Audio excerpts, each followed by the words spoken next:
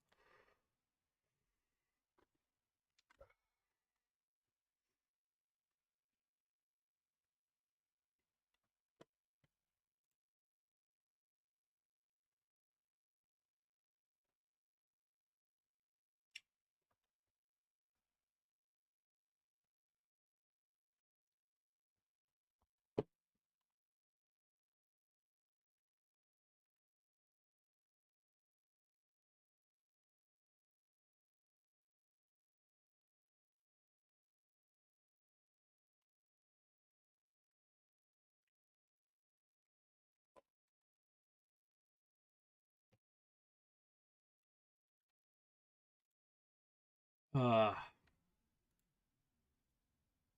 uh, mm-hmm. We're Gucci.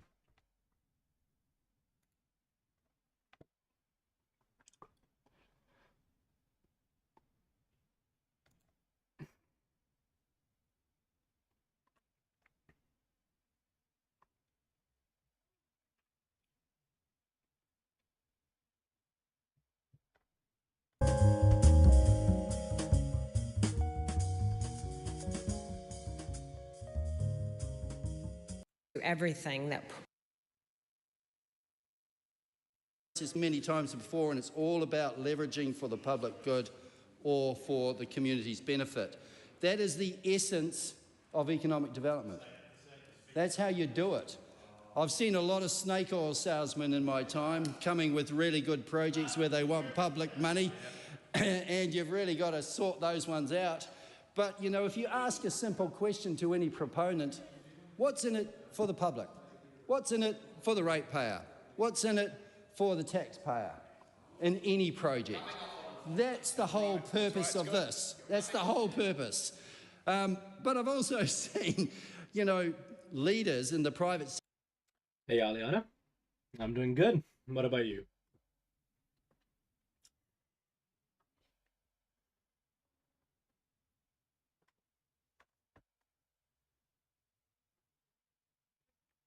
I decided not to get the shotgun because I can't physically hide it, so it's pretty sad.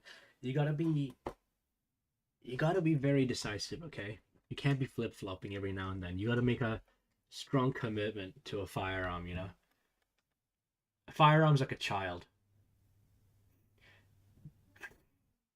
You can use them to assault other people on your behalf. Listen, measure 7 times, cut once. True.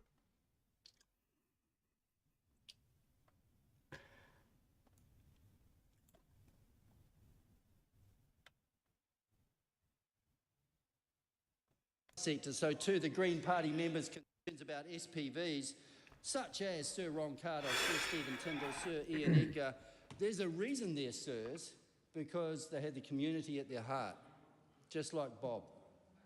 Bob did a good job. So whatever that is, and however you make those arrangements, and what I like about the infrastructure funding and finance Hey, what have bill you, is there instead of the shotgun, what have you decided? Are you back to the revolver? Yeah, are you falling back? are some guardrails there to ensure that the public gets the benefit out of these things, and we implement in the proper way. So, yes, back to the bill, Mr. Speaker. Sometimes councils are under the real pressure to provide infrastructure where rates are. Snub cow, cowboy gun. Okay.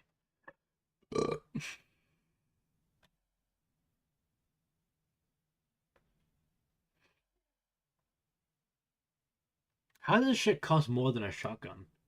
It's like a vintage or something. Because everybody telling me the shotgun was like 1600 or something. Yes, you can get this in Canada without a licensed serious armament. Okay, the shotgun is vintage too. But what's the justification making this little thing 1,000 times, like $1,000 more expensive? Also, this show was posted very recently. God damn, it's been like a week since it's up, and I haven't been up at the shop.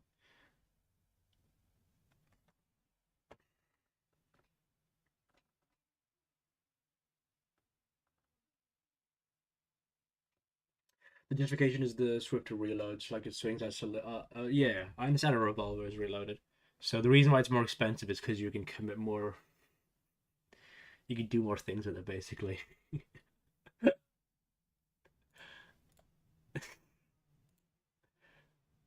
Yeah. What is this thing? I'm guessing this is just to stop the trigger, right? This thing here. So like, just so you can display it without having it get shot by accident. It's more efficient mode device. You got it. But I will use it as a bear gun. True. That's just to hold it up. Oh, okay, got you. All right. That's pretty sick.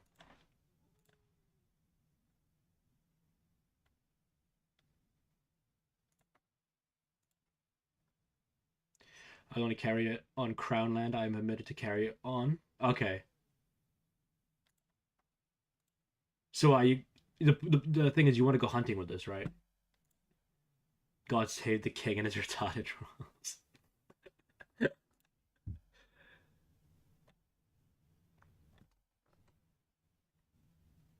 I can't legally hunt with a handgun. Okay. What do you mean by Crown Land then?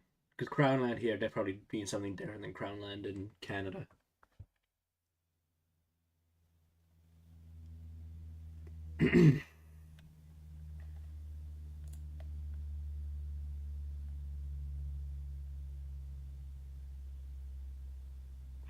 Crown Land owned by the British Crown, who they let use for recreation. Okay. So like actual recreation, like parks and stuff, or hunting ground stuff. Most of Canada's forest is owned by England. Yeah. Okay. So is it a conservation thing or hunting, shooting, camping? Okay. All right. Okay. Oh, so it's not a conservation thing, but it's more just like a. Okay, I got you. Yeah, it's kind of the same as New Zealand. Then New Zealand, we kind of have a crown land thing, but it's mostly most of our land is owned by us. So get fucked.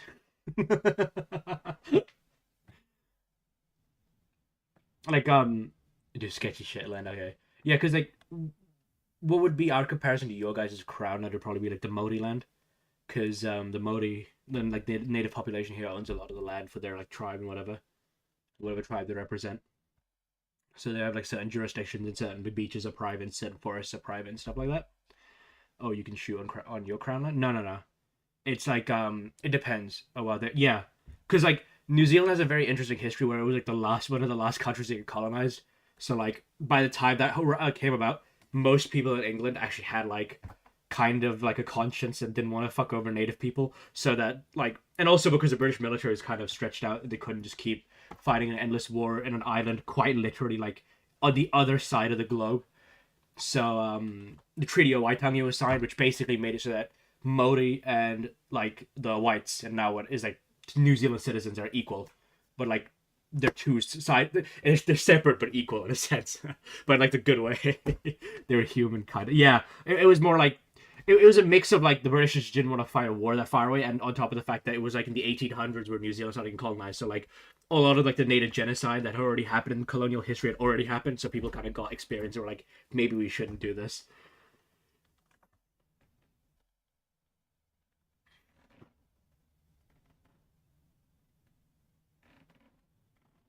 Yeah, but like over here, like you how your crown land would act is the same how our Maori and land will act, except like Maori can hunt in that land, they can do stuff in that land. It's just not like if you're just like an average New Zealand citizen, but you're not Maori, you can't really do anything on that land because it's like iwi land. Iwi meaning like family. Yeah, over here for centuries we murdered them, only stopping in the land. Yeah, yeah. Bro, I'll be real with you. The Americans have their problems. Man, your guys' history is fucked when it comes to natives. People do not give Canada the reputation it deserves. Like you guys did some fucked shit. Like at least the Americans all they did was like racially discriminate against them. You guys like culturally genocided their shit.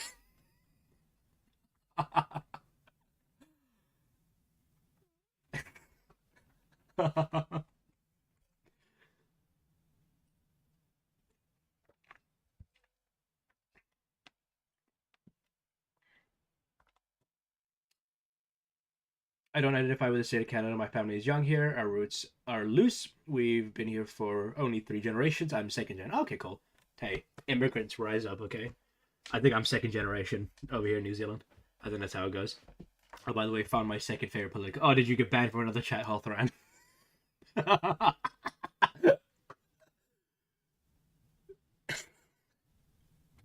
I'm a scary Antifa candidate. True. You're a refugee who's here to destroy Western democracy. You've got the inner jihadi in you. You can find it, Aliana. Now, I was one of those moving goalpost people. They're worst, by the way. Those guys are worst because at least like the first type of person is just retarded. These people are worse by this whole thread because like they actively know they've lost on a point. That's why they keep moving it. Like they're like the equivalent of like sore losers in politics.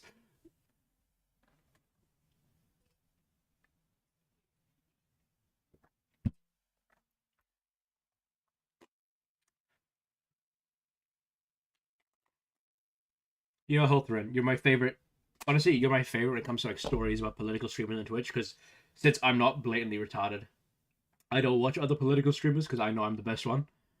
So let me know about the story. What was the context? Like, what was this guy's political belief? What were you guys talking about? When did he ban you?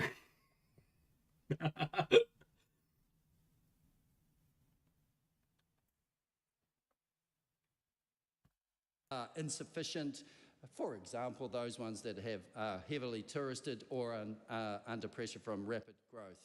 So it's about unlocking New Zealand's infrastructure potential, infrastructure funding and financing. So the model is good, and may I remind the House that things like the Provincial Growth Fund and the Regional Infrastructure Fund do this all the time. So it's not new. We need this balancing act and we need the guardrails, and we as New Zealand First commend this bill to the House. Mike Davidson. Thank you, and what a good morning to everyone. Such a lovely morning. I will exclusively buy arms with bloody histories, surplus from militaries or police forces. Oh shit! Okay, you're gonna manifest the internal strife of the gun and what it had done to achieve liberation. Like that gun I showed you was a model used by the American Navy, yeah, against my people in the Philippines. You're a Filipino, Queen, my Asian Latina baddie. No, I just like the history. Okay, all right. Actually, I should ask that question. Yes, I'm a Filipino. I should actually ask the question. Oh, so you are a Filipino.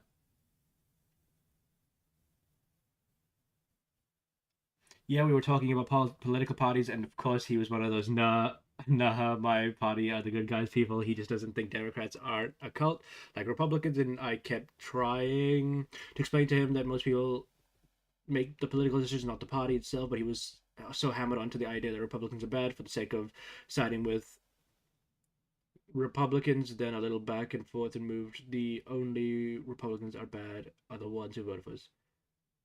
What's the question? Sorry, no, I just asked you. Are you a Filipina, Liana?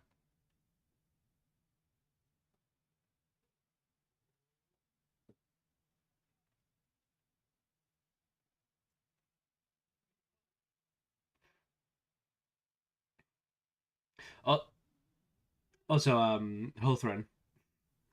Like that's like basically true. Like both parties aren't a cult. The problem is in the thought inside. Like again, it comes back to my whole thing of politically engaged people and politically conscious people. Like most, like 60 to 70% of people don't actually understand where the politics come from. It's just amazing. It's just mostly a vibes thing. They just feel like they feel strongly about a certain position, so they'll argue to death about it. And like it's a reason why if you start to disprove someone's point on what they believe, they'll get very defensive because they're personally attached like themselves to that idea instead of like just having that idea because of what they believe. If that makes sense.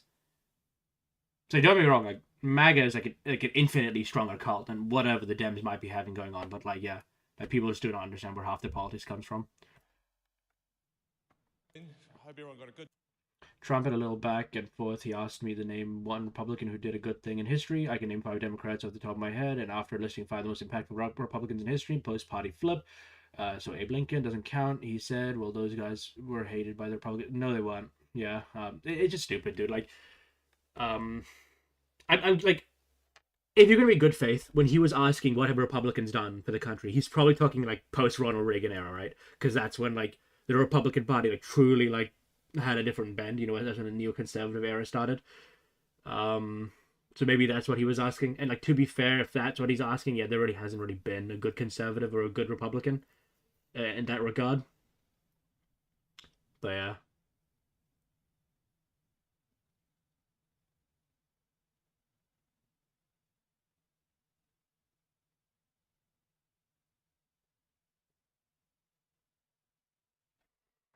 Sleep last night. I'm a bit of ashamed to hear New Zealand First. All they want to do is have a go at the Green Party when, like, all we do is just care. We care.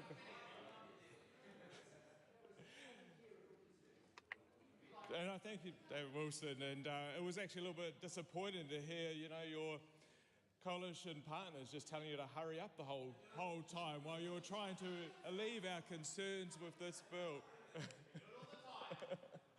Feels like there's a few cracks I'm guessing they're talking about the conservation bill. happening over there. Forget though. Oh, for me. Oh no, he went from all Republicans are bad to only Trump people are bad to the only true Republicans are the bad. What? Like, what? What is an argument? Like, don't get me wrong. Like, I hate even the neoconservatives because I think their ideas are dog shit. But like the as I said, for me, where my political respect lies is people who can work within the liberal framework. If you can work within that, I respect your ideas. They may be dog shit and retarded, but like I can respect them and have like a meaningful discussion about them. So like your Ronald Reagans, your George Bushes, your Dick Cheneys, your what's another one? Fucking your yeah, whatever. I think you see what I'm saying. Like those people, I'm fine with. Yeah, Trump is like a whole. It's a whole different ball game. The populism. I have no respect for that political ideology or its dispositions. But yeah, like as I said, like people who in politics who do goalpost shifting do are the biggest losers. They're the biggest sore losers in politics. It's like own up to a point, and if you fucking can't defend it, eat shit and die. Like, like, like, if you're streaming or you're taking like a strong political stance, you should be able to back that up. Otherwise, just shit post it on Instagram and Twitter. Like, don't come here and pretend like you're some sort of authority.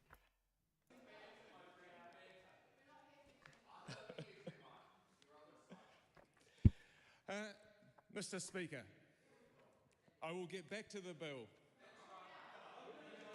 And it is Man, let the man speak. Jesus. it's a privilege to stand up on behalf of the Green Party to speak to this bill. And we know when this was first enacted back in 2020, we supported the Mike Davidson.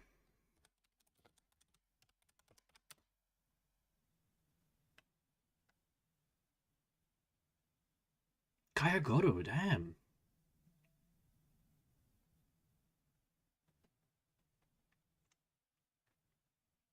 No, he wasn't talking about post Reagan. He was referring to because I mentioned George W. Bush signing the American Disability Act, or I forgot his name already. That basically created universal health care in Massachusetts. But now suddenly they weren't Republicans in his guy because this guy yeah, that shit's just retarded. Yeah.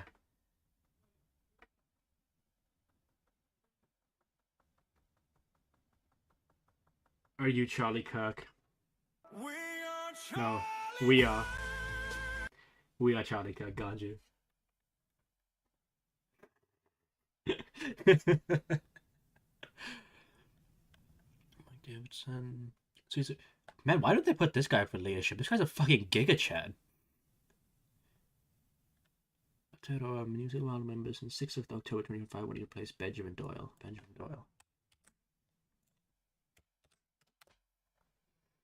Oh, ugh, get him fucking away from me, Jesus. This guy's a giga chad. What the guy you replaced? Yeah, I'm so happy you replaced that guy. Jesus Christ.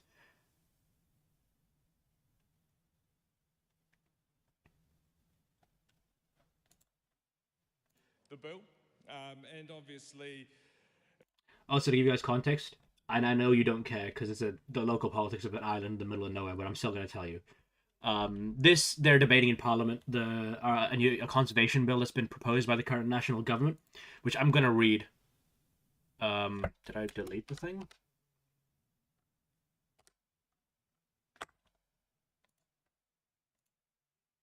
Okay, I think I might have deleted it. I'll bring it up again. But yeah, it's just like a stupid ass bill that's gonna try to be passed.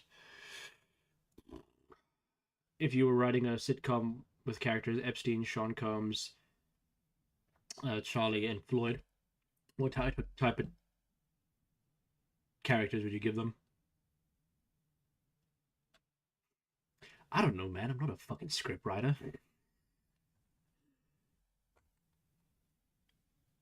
You, what I would do is I would just make a sitcom where like every one of those characters would basically be Quagmire, but like just a different version of Quagmire.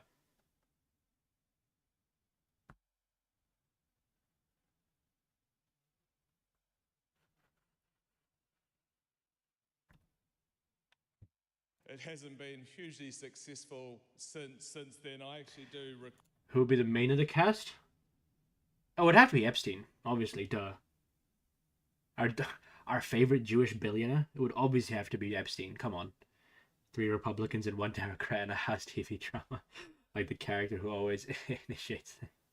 Yeah, it would have to be Epstein. Come on, Epstein would be the Peter Griffin of my little show. Call as a city councillor the ability, actually, if we had a special purpose vehicle, what some of the things that we could have actually achieved. And we know that there are concerns when you do some of these significant infrastructure projects, the impacts they do have on councils and therefore ratepayers. So they're having actually a mechanism to ensure that doesn't happen and move that issue away from ratepayers is actually a sensible thing, and ensuring that we do have. We also can add an up ability Trump. That actually.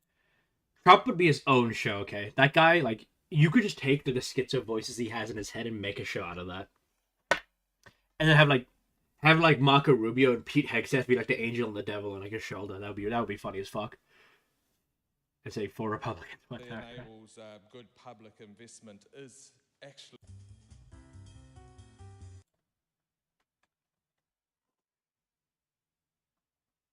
Let me actually search this up.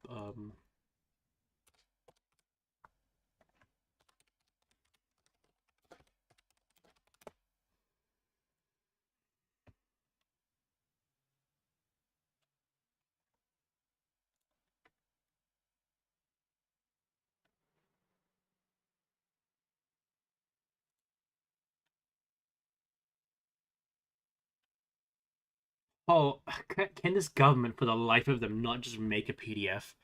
Holy AIDS. Okay, the Parliament of New Zealand enacts as follows. Title: The Act is Conservation. Commencement: The Act comes into force on the day after royal assent.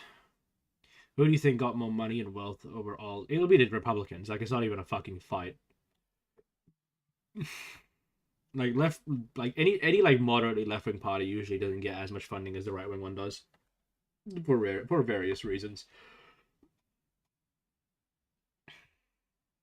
I think, like, if I remember correctly, doesn't Trump have more wealth than every single president that the United States has had combined, or something like that? Some crazy shit.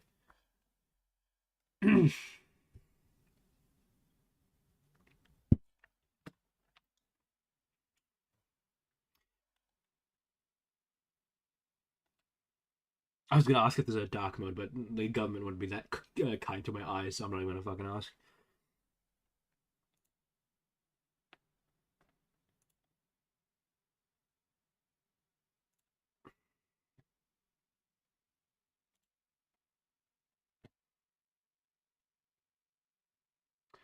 Invitation to access levy means to enter use the area means includes using a path or track in an area and using a road or land held in management. Means a rent fee or royalty payable in accordance with Section 14 ZP area plans. An area plan made under Section 13H and by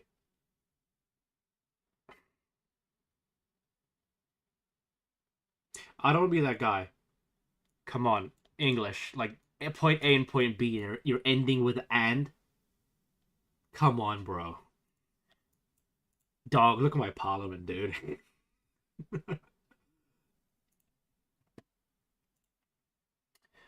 um, any visitor amenities area chapter deemed to be part of the plan by Operation Section 16F. The power website means by internet site maintained by or on behalf of the department. Disability assist dog has been meaning dog control active. What the fuck are we talking about here? Means activities and classified NCPs. Accordance with Section 13E, incoming land and retaliation land exchange means that land that once exchanged will be vested in the Crown. International visitor means person who is not a New Zealand citizen or ordinary resident of New Zealand. Iwi authority means authority there. Oh, they're just basically. Okay. This is the interpretation page. I'm not going to read this. If I feel like I'm being retarded or feel like I'm missing something, I'll come back to this. But from what I understand, this is just like them saying these are what words mean. New section for actually is one of my mates online to help me. No, he's not. Just fucking blow my brains off, dude.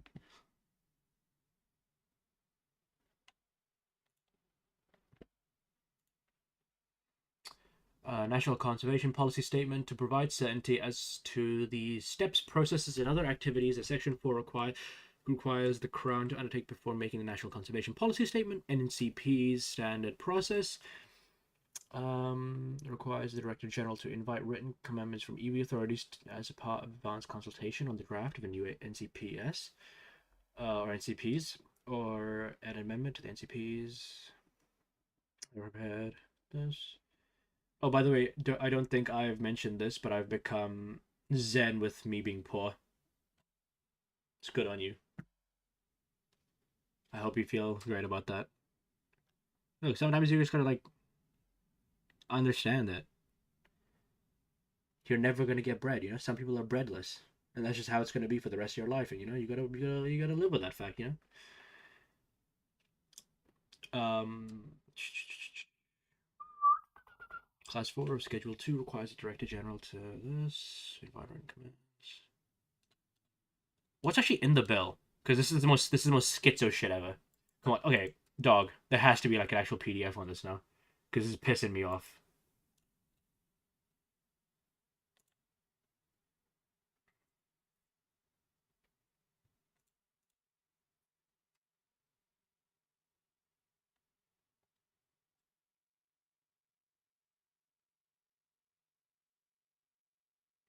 You know you're currently number 2 on the biggest stream platform in the world in the politics category? I know, I'm popping off, Ganji, okay?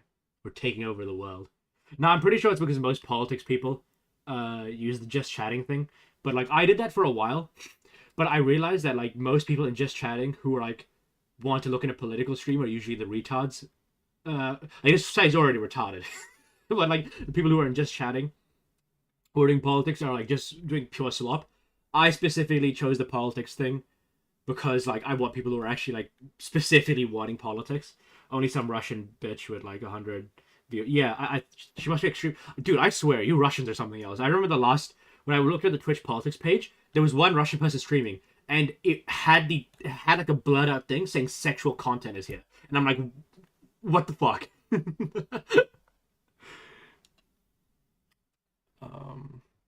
What? I am not reading all that. There has to be like okay. I can't be tweaking. There has to be like a.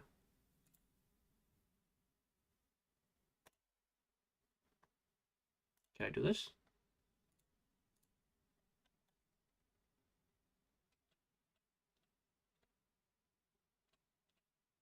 No, I can't. Okay, wait. Give me a second. Section B.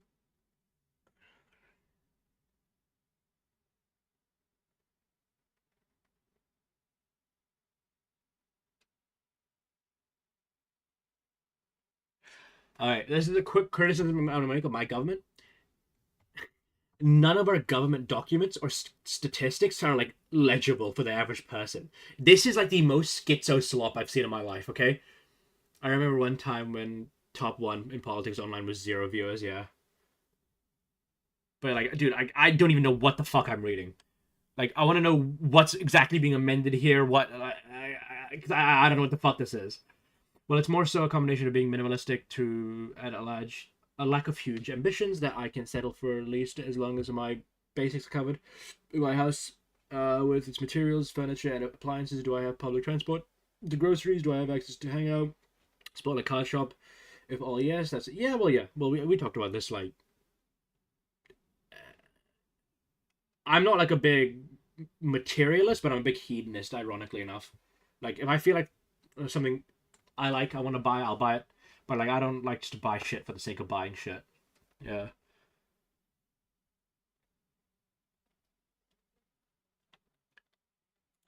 Dude, I'm gonna blow my brains out, brother.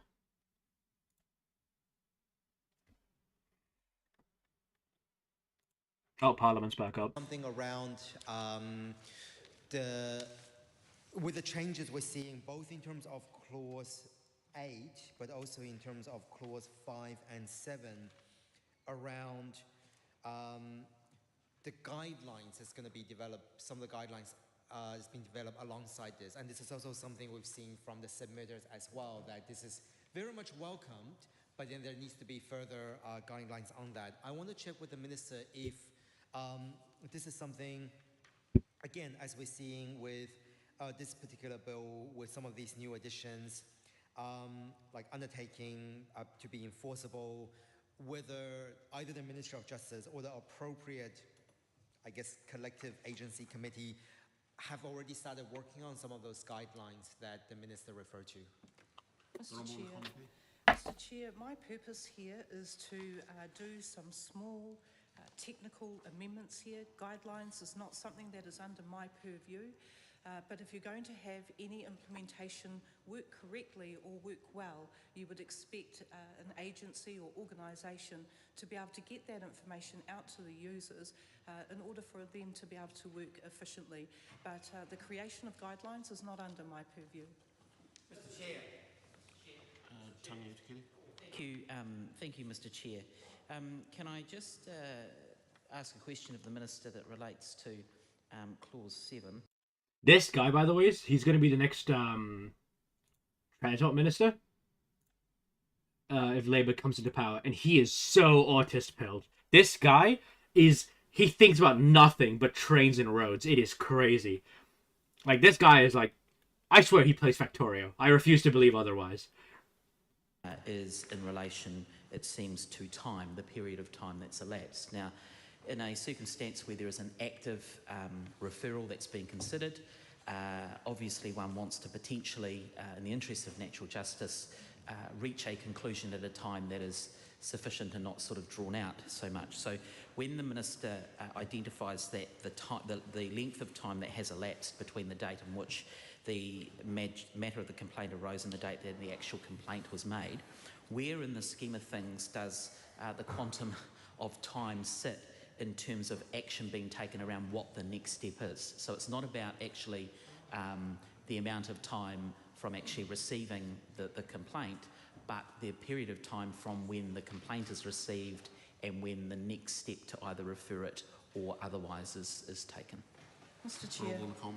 Thank you, Mr. Chair. I am advised that the length of time that has elapsed between the date when the subject matter of the complaint arose and the date of when the complaint was made is such that an investigation of the complaint is no longer practicable or desirable. Mr. Chair. Todd Stevenson. I move that debate on this question now close. Thank you, Mr. Chair. I thank the Minister for her answer. In terms of being practicable, what sort of factors would lend itself to that consideration? Because it is quite a significant thing as to whether a complaint is heading down that path of referral or not. When she says practicability, practicableness, what sort of things is she envisaging there? I know that you know, in terms of providing some guidance around what that might mean, it would be important. Mr. Honourable Chair, McCormick. as I mentioned before, it is not for me to issue what that guidance is. What is practicable or desirable will come down to those that need to make those decisions based on the cases that are before them.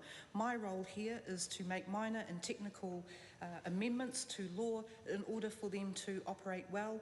The questions that I am now being asked is almost a type of operational question that has, for which I have no control over. Tom Rutherford. I move that debate on this question now close. The question is that debate on this question now close. All those in favour say aye. Aye. To the contrary, no. No. The ayes have it. Party vote has been called for. The clerk will conduct the party vote. New Zealand National. 48 in favour. New Zealand Labour. 30 votes opposed. Could you repeat that? 30 votes opposed. Green Party at Aotearoa, New Zealand. Te kou ngā poti whakahe.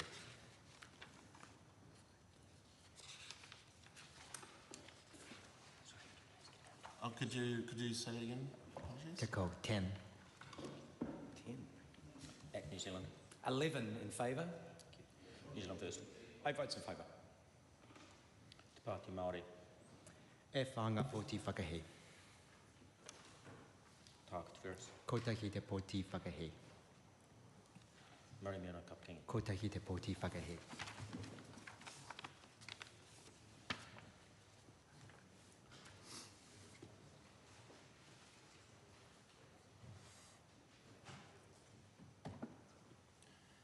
The ayes are 67, the noes are 46. The question is agreed to. The question is that part 1 stand part. All those in favour say aye. Aye. To the contrary, no. The ayes have it. Members, we now come to part 2. Part 2, this is the debate on clauses 12 and 13, amendments to the Prostitution Reform Act 2003. The question is that part 2 stand part. Dr. Lawrence, you know. Thank you, Mr. Chair. I just have a short question for the Minister for Part 2, Clause 13, Section 36 amended.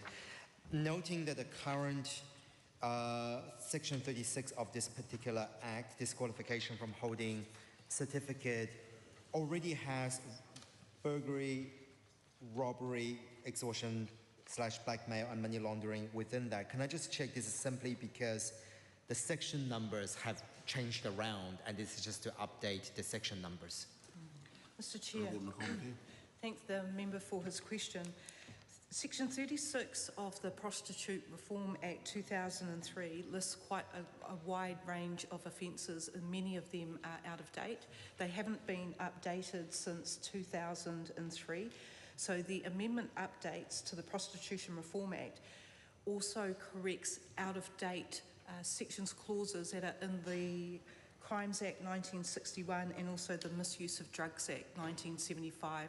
So we're basically just updating, adding to those and updating those references to those particular two bills. Tony Itakiri. Thank you. Thank the Minister for that. In light of that response, you know, these sort of regulatory bills don't come around that often, but when they do, they kind of span quite widely. Is she confident that this process has captured all of the relevant updates in relation to the Prostitution Reform Act? It is a piece of legislation that's been around for more than 20 years. And is she comfortable that there are no further other options that might need to be addressed? Mr. Chair, at this stage the answer to that is yes. This change is about ensuring that the Act is not only up to date but it still sticks with its original policy intent as well. So correctly referencing the relevant offence provisions that are in the Crimes Act 1961 and the Misuse of Drugs Act 1975 will ensure that the correct disqualifying factors are applied in that licensing process. So at this stage I do believe that we have caught up, so to speak. The question is, you putting the question, are you asking the question? Or? No, okay. The question is that part 2 stand part. All those in favour say aye. Aye. To the contrary, no. The ayes have it. Members, we now come to part 3. Part 3, this is a debate on clauses 14 to 36, amendments to Real Estate Agents 2008. The Okay, question this is that part 3 cringe. stand part. I need to figure out. I'm so confused on this bill thing, man. Because usually most bills I read are pretty. To be fair, it's probably because they actually went through Parliament, so it's actually easy to understand. All right, let's try this again.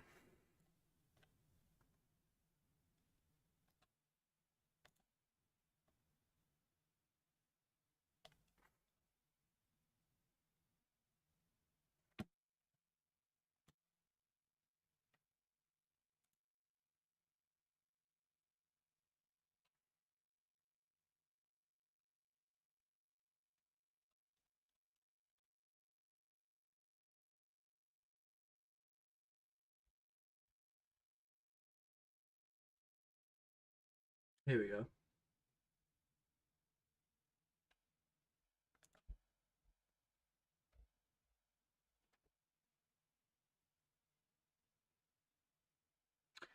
Site reserves created after the commencement of the Act must be classified in accordance with this action as land is currently reserved, or Section 8(6) of the Conservation Act 1987, if this land is currently a conservation area within the meaning of Section 2 of 1 of the Act.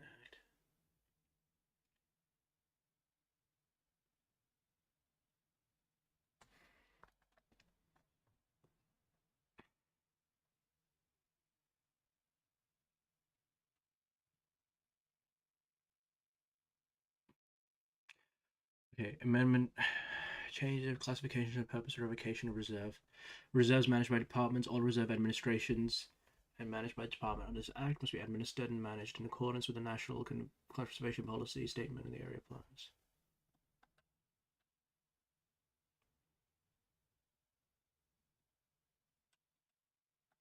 This shit is too autistic, dude. I can't do this.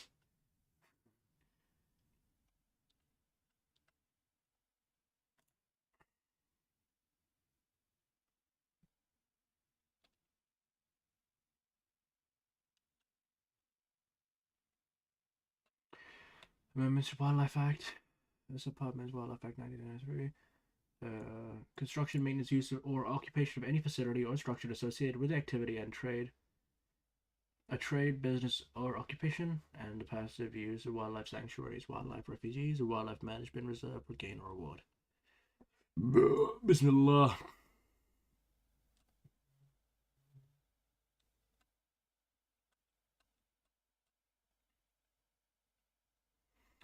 Exchanging reserve under the Conservation Act 1987, the Reserve Act 1999. I'm just curious, what happens if I go all the way down? Notice what's up here.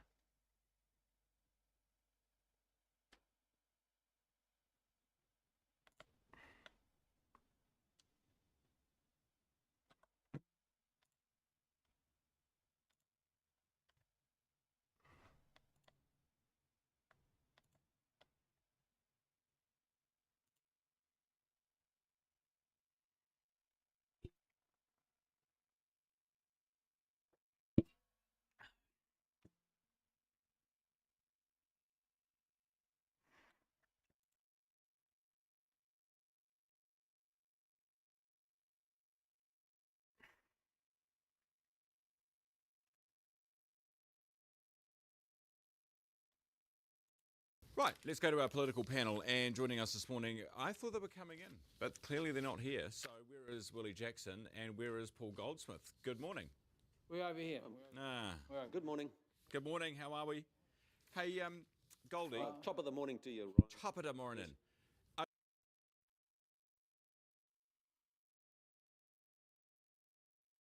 Brother. I've just been reading on stuff about this ex-Lotto presenter who was on a suspended on full taxpayer-funded salary for 5 years after it was involved in an FBI sting arrest or something. But until it went through the employment situation, he was still being paid Ministry of Justice salary for 5 years while he wasn't working. Now, you're the Minister of Justice. Did you know about this? When did you find out? I found out about a week or two ago, and I was shocked. Obviously, it's a matter for the chief executive, and I've asked for an explanation as to how that could possibly happen. It seems insane, right? I mean, 5 years on a full salary, and because do you have to pay that back, or would it I suppose once it's paid, it's paid. You paid it. We've paid it. Yeah, well, I mean, it's an employment relations matter for the chief executive, but like I say, like most any New Zealander hearing that story, I was shocked. Yeah. Willie, you sorted your earpiece out? I'm all good, mate. I'm all good. What a terrible week for the government. You know, here we are trying to fix New Zealand up. Corruption everywhere. All right. That was a great interview you did with Brian Tamaki. I really enjoyed that. Well done. Oh, you like that one? A chance. Finally. I thought it was great. Finally. Yeah, no. Good job. Good job. He deserves everything he He's gets. about to join the Labor Party. Oh, shut it out. Fuck off. He hates the ACT Party. He's been stitched up by Seymour and you and Winston. And he does. That was really good. I think, you know. All right. He hates everybody. Willie, this is unusual. You did a good job. Why don't we let Brian decide what the topics are? No, but there's a novel idea, Paul. You know, there's a novel idea. Do you know what? It's very unusual, uncomfortable for me to be in the position of Willie Jackson praising me. So let's move on swiftly. Kāinga Order Chairman Willie, the Kāinga Order Chairman getting a $54,000 pay hike, even though the agency that he's overseeing is going to get smaller. How does that make sense? Yeah, mate. Well.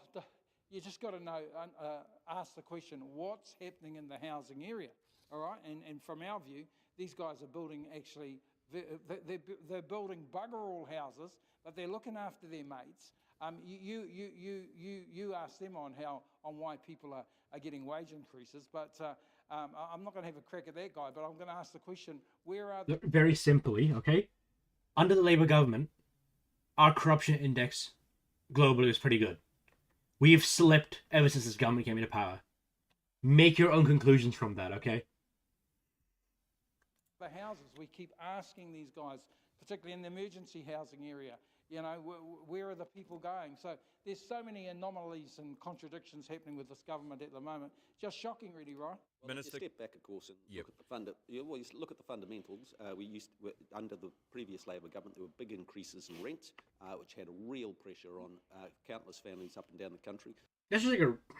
I don't even care. To turn that around and take the pressure off rent with sensible policies. And also, over the last couple of years, there's been the highest percentage of new home buyers because house prices have moderated. Now, that's been tough for some home owners, but this is a real time for people to get into the housing market. So when you look at the big house... Dude, you can tell he really wants to. It's like, fuck this guy, shut up. So story. It's actually been a very successful couple of years in terms of affordability, and that is what our focus has been on. Been a total disaster. They've been giving their landlords breaks.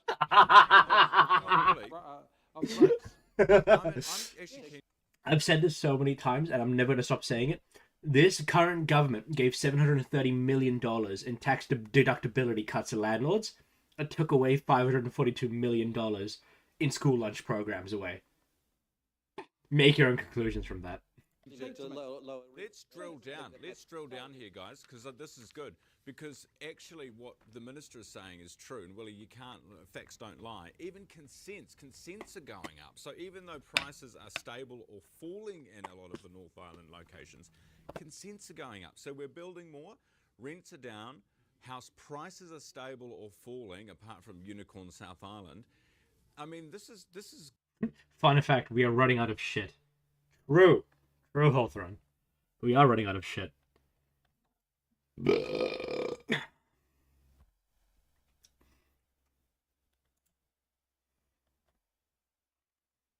Oh yeah, phosphorus, yeah.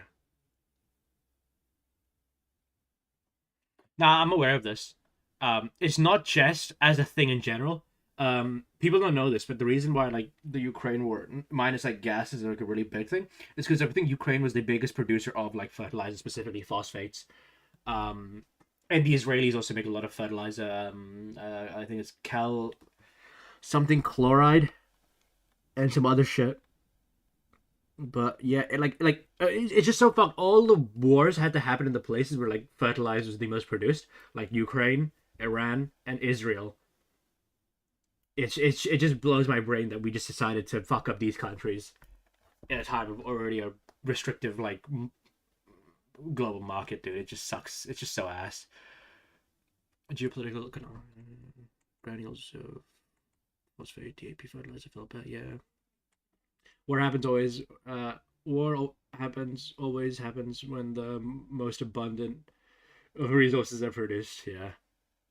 Well, to be fair, like I don't think it's like the Russian government and the American government decided to declare war on these nations because like they felt like it, because the resources. I truly think it's just like a correlation causation thing, where it's like there were reasons to for these things to all be at war, but like this is just the worst byproduct of it all. It's like most of our helium reserves are destroyed because we bombed. Yeah. Yeah, fertilizer has been like a big concern ever since the start of like the war in Gaza. Yeah, no, I've been aware of this for a while, but thank you for bringing it up. Good news, isn't it? And you look at Australia, where house prices haven't stopped since COVID.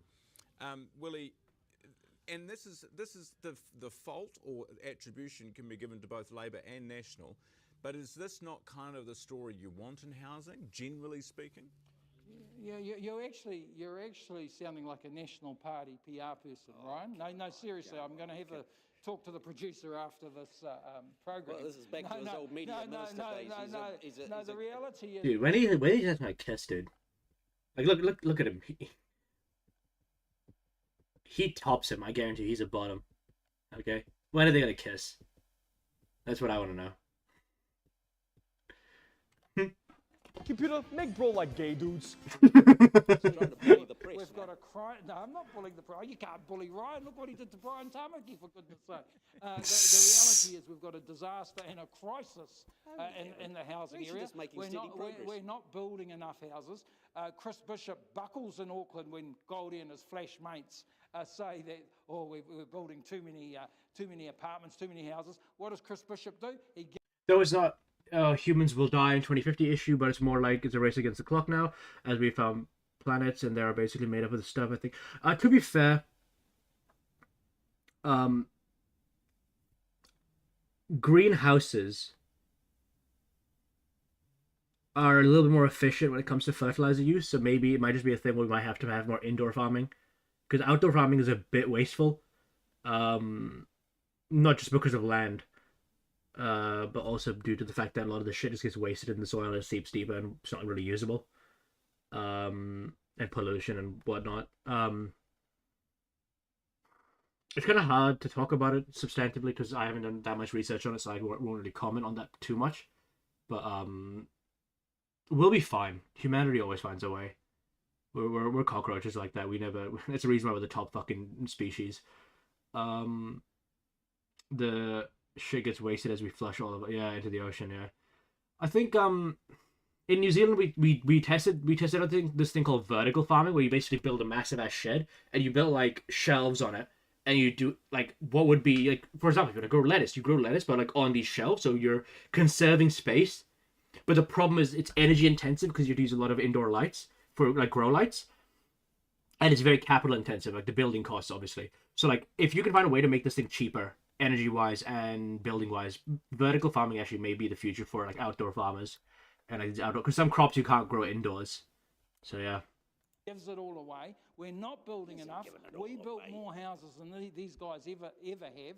All they've been doing has been investing in their mates. So, Mr. PR person, you and I both know that they've been giving tax breaks.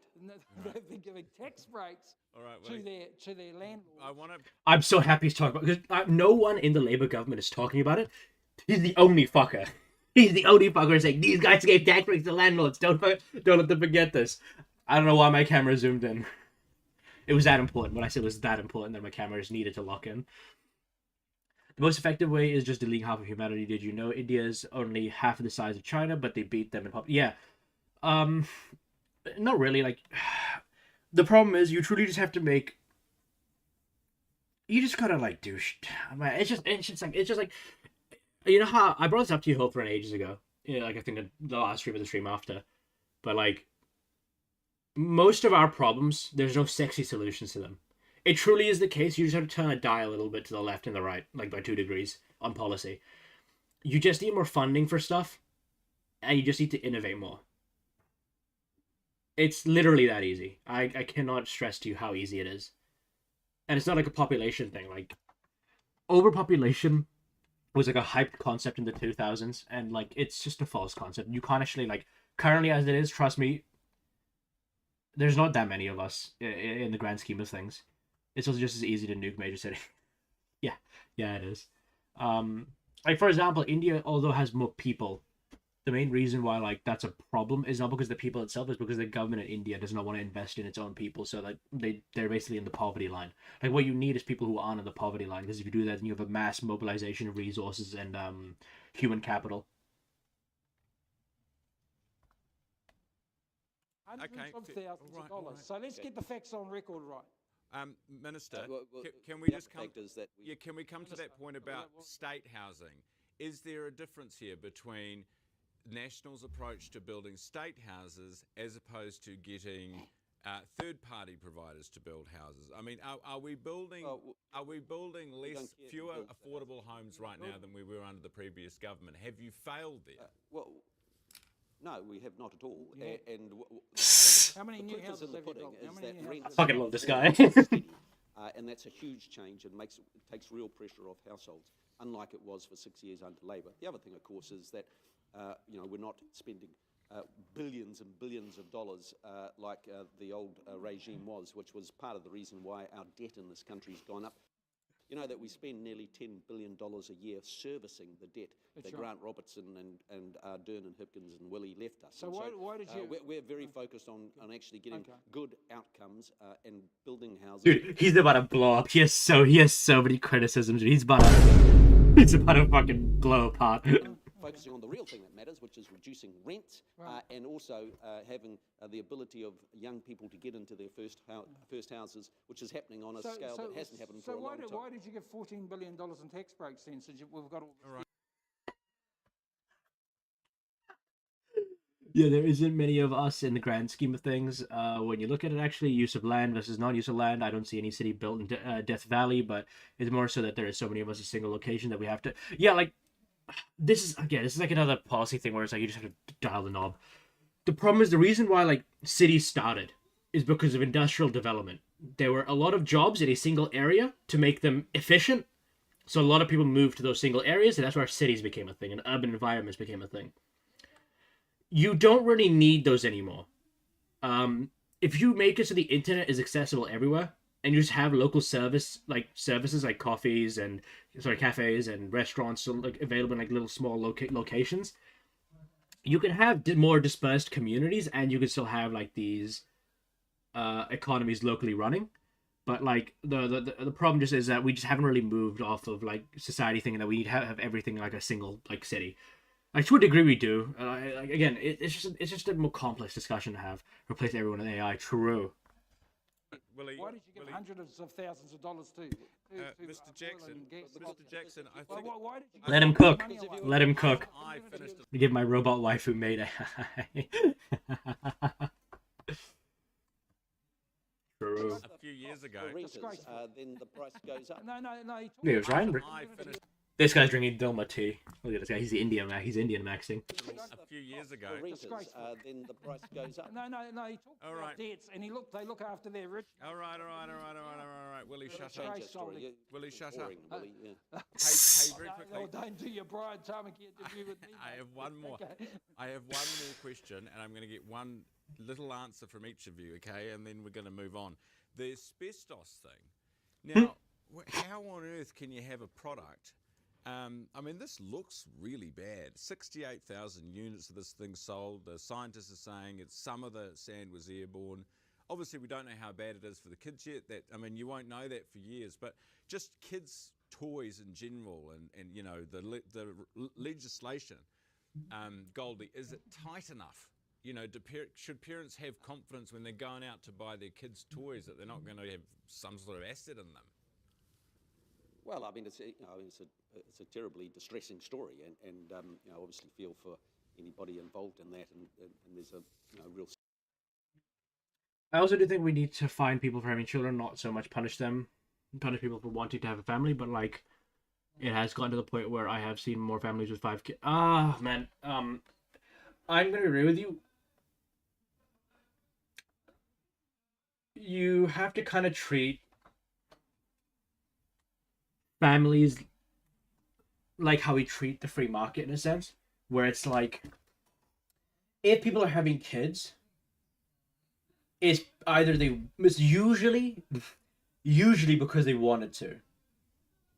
Now, the problem is in history, period, people in the lower classes always have more kids than the people in the upper classes. Because for the people in the upper classes, it's like a societal duty plus, like, they want to pass their shit on. Whereas for like lower class people, it's like they want to help with the family, they want workers to help with the family farm, or because you're poor, you don't have that much entertainment. Sex was kind of like the only thing you do to keep yourself entertained. Finding people for having kids, I think, would just make a problem worse. Because as I said, people who have a lot of kids usually are poorer, so you're just gonna create more political instability that way. I actually think that you should just leave this thing alone. Like, one thing we should have learned from the one child policy thing. The government should never get into demographic conversations. Leave it alone.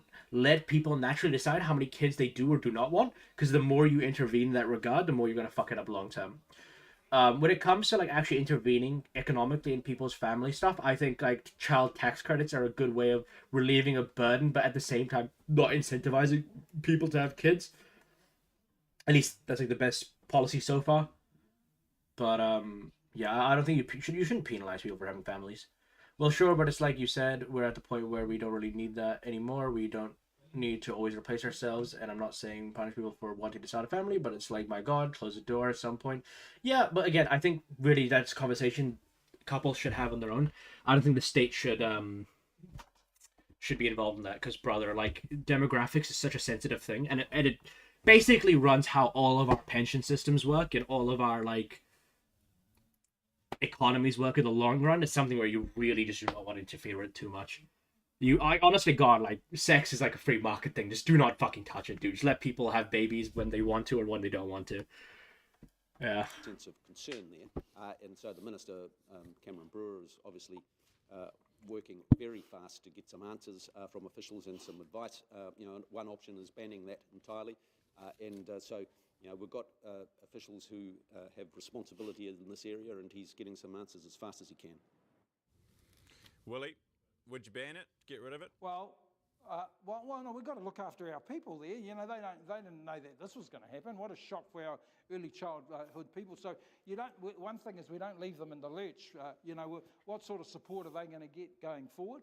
And in terms of the government, do something. Help our people out, support them. We don't want to poison our kids, but you wouldn't trust... Oh no, me saying fine people for having kids was more so like a backhand comment. I don't think you could have even passed that as a law if that was a majority, since there is a law required to pay a fee for every pet you own in SPCA, yet you say people not paying for even their one dog.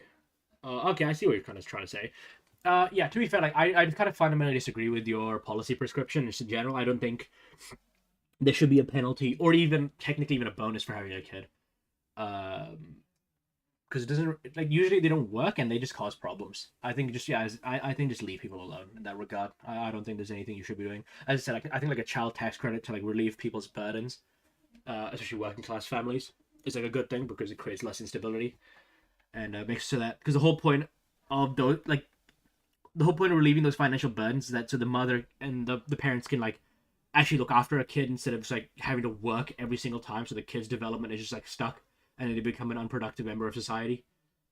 But yeah, I'm not in favor of like, because there's a conversation we had about people who can't afford kids having kids, but like, it's like the welfare thing. Like, some people abuse it, but I'd rather just not touch the system. Just leave it as it is. This is one of those things where truly, like, even if it is fucking us, like, just fucking with it will make it worse. This government, particularly after their health and safety legislation has gone through, which is a terrible piece of legislation. Oh, it wasn't like an ideology of mine by any means. Just like I said at the end, just close it out. Yeah, but yeah, I guess it's a personal decision people should have. It should not be a government policy thing. He's off topic. You're way off. No, I'm not off topic at all. Let me give you some PR advice now, Willie. Shush. No, by the way, this guy, don't give him PR advice. He's a king. This guy, the messaging for the Labour Party on this guy is very good. It's the kind of messaging I want to see. I want to see our guys always in the attack, because it's so cringe that these fuckers will like just keep going in the attack, and then they get covered for it, and then these guys can't do it because it's cringe and gay apparently. Pretty much. Full goals. What's next? Good. That's it. We're done. See you later. Have a good day. Happy Friday. Come on. We only just got started. They're so gay for each other, dude. They're so gay for each other.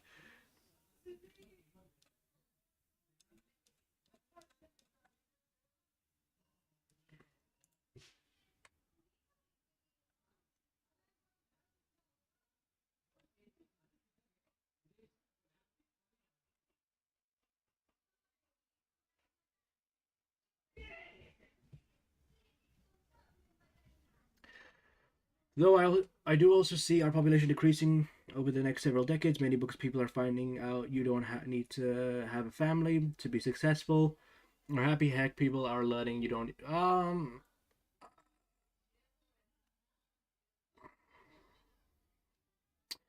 I don't think it's about that. I think it's more the fact that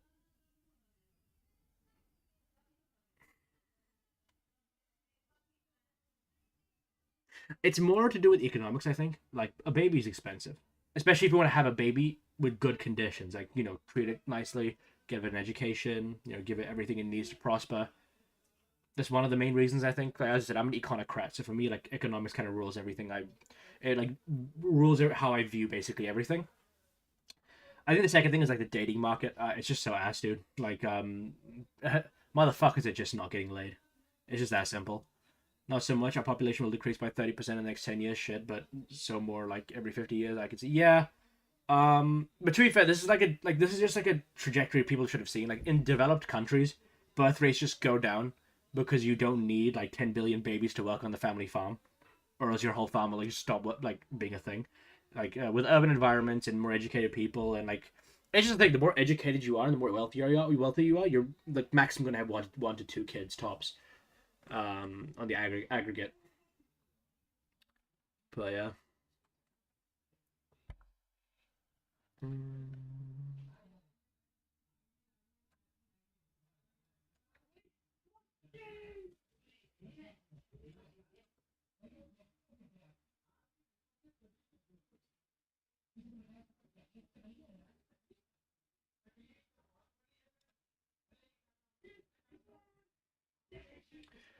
Well, it was also 1900s where every news outlet told you needed to get a job, move out, and have it. No, I think it was honestly just like societal norms. Um, Women being pushed into being mothers, men, saying, work, have a family. That's kind of your responsibility in life. There were kind of social pressures on that. Like now we don't really have them.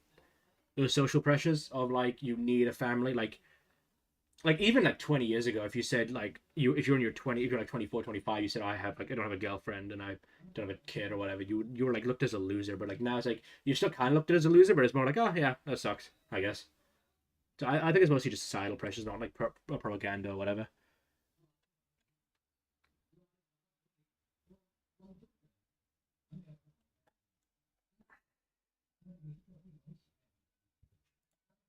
So overnight, Russia carried out a massive drone and missile attack against Ukraine with a heavy focus on Kyiv.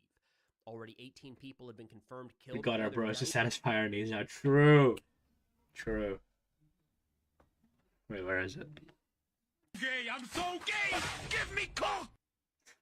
Wounded, and as the search continues, both numbers are expected to rise. Now, according to Russia, the strike was in response to recent attacks on oil refineries that actually continued today. In fact, it looks like Russia is trying to match the Ukrainian campaign of creating fuel shortages that could affect both civilians and military, but that raises some questions. Namely, Russia has had the capability to hit gas stations and refineries across the country from day one, and plenty have already been taken out. So why this sudden shift back to this target set? Personal opinion? It's a show for the Russian public more than any sort of strategic shift. No, it definitely is. Now, starting because with if the Russians could truly do this on like a strategic level, they would have been doing this like a year back. This is mostly like a propaganda victory kind of thing. Night strikes in Kyiv. The Kyiv Independent is saying that at least 18 people have so far been killed, and Kyiv Mayor Klitschko said the number of wounded is more than 86. However, we expect both of those numbers to continue to rise as the search continues throughout some of that rubble. The Ukrainian Air Force said that Russia launched 570 munitions into the country last night. That includes 74 missiles and 496 drones. 74 missiles in one volley or in one night is one of the largest missile attacks of the war. 496 drones is not. The numbers are just staggering at this point. So we should expect those drone numbers to increase in these raids carried out by Russia. The Ukrainian Air Force said they were able to suppress 524 targets, shoot them down, or bring them down via electronic warfare. That includes 48 of 74 missiles and 476 of 496 drones. So you can see the clear issue there is a lot of missiles getting through, at least compared with drones. They say as of 9 o'clock this morning, Kyiv time, strikes were recorded from 25 ballistic missiles and 12 drones at 33 different locations, adding that the fall of debris, so missiles and drones that were intercepted but still fell to earth and caused significant damage, happened at 18 different locations. So you're talking about 51 different locations across Ukraine hit by Russian munitions overnight. And of course, the key issue there is something we've known for a long time. It's not new. It's that Russia has an advantage in getting their missiles through Ukrainian air defense. Ukraine needs more ballistic missile defense. Ukrainian President Zelensky talked about this morning, saying, quote, "The supply of air defense systems for Ukraine is an absolute top priority and critical issue. Every bilateral agreement we have with partners on air defense systems truly helps. And it is particularly important that we move forward with our agreements on the production of anti-ballistic systems. We are very much counting on the United States' decision regarding licenses for Patriot systems and other joint efforts. This could stop the war and similar attacks."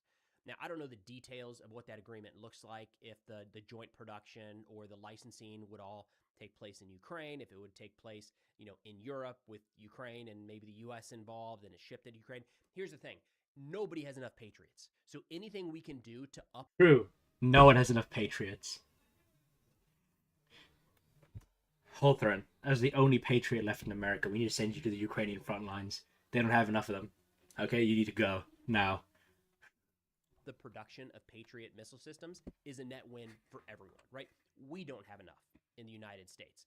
There's no country around the world that uses the Patriot right now that says, actually, too many. We're just not going to buy as many next year. The demand is through the roof, and production cannot keep up. So it's also a move from finding a partner for the sake of having a family to having a family because you found a partner. Yeah. It's like the baby is more of like a commitment of like, I really love this person, I want to build a life with them, instead of like a responsibility to society kind of thing. I agree with you. If there is any way possible at all to ramp up production, let's do it. That benefits the United States. In this case, it benefits Ukraine. Now, turning to the Russian information on this strike, they did put out why they carried out the attack and what they targeted, which is distinct from what they hit. More on that here in a second. The Russian Ministry of Defense said, quote, "In response to terrorist attacks launched by the Kyiv regime against civilian infrastructure in Russia, the Russian military carried out a massive strike which hit enterprises of the defense industry and fuel and power facilities." Those last two are somewhat new. We have seen My brother and his girlfriend have been a thing for over 15 years. They lived together for 10. Of those, just had 3 kids. Just had a kid 3 years ago. Yeah, that makes sense. Like I said, a kid is a commitment, not just like for a couple, but like economically too. So like that's not something you just have to rush into. Yeah. Go after power but it makes sense. In the fall and winter months, trying to freeze out the residents of Ukraine. Fuel, gas stations, that's kind of, we're seeing an uptick there recently. Now, Russia put out what they went after, what they targeted. They did not and do not ever put out what they hit, or at least showing objective, verified footage of this was clearly destroyed in the strike. And that's a difference that we've seen emerge more and more between Ukraine and Russia. A good example would be last week, there was a flamingo strike carried out by Ukraine against a munitions facility in Russia. We now have satellite imagery showing the effect of that strike. All right, yes, the U.S. government has a lot of satellite imagery that we no doubt continue to share with Ukraine, but there are also a lot of private companies. He's a lead mechanic at Granite, and she's a nurse at a major hospital. Money was never an issue. It was not like, it's not about the money itself. It's like, it's just a big commitment economically from your family budget. It's like a big pressure. I'm not saying it's like they're going to become broke if they have a kid. It's more like you got to factor that in a lot. Something like that. Hey, Sugar, how's it going, brother? I'm doing fucking amazing, bro.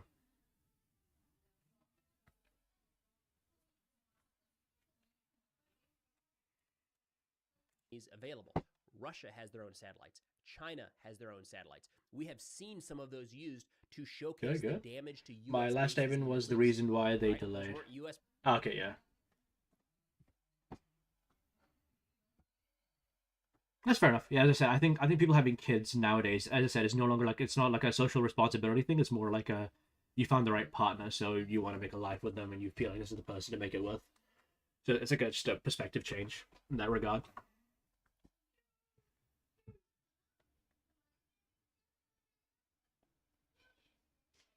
Providers put it out, it was China. And it was pretty accurate, all things considered. Like, pretty good resolution. For whatever reason, Russia does not show the results of these strikes against Ukrainian targets. Now, we would not expect Ukraine to put up a picture or a video to say, hey, look, Russia hit this ammunition facility, or look, Russia missed by 1 block. The actual... Though my god, is my nephew a goddamn gorilla? He's 3 years old, has a full cap on his back. Damn. Do you know what every Russian leftist liberal watches? Ganju, show me. I need to know now. Russian libs are already a rare commodity. Alright, I want to see where they congregate.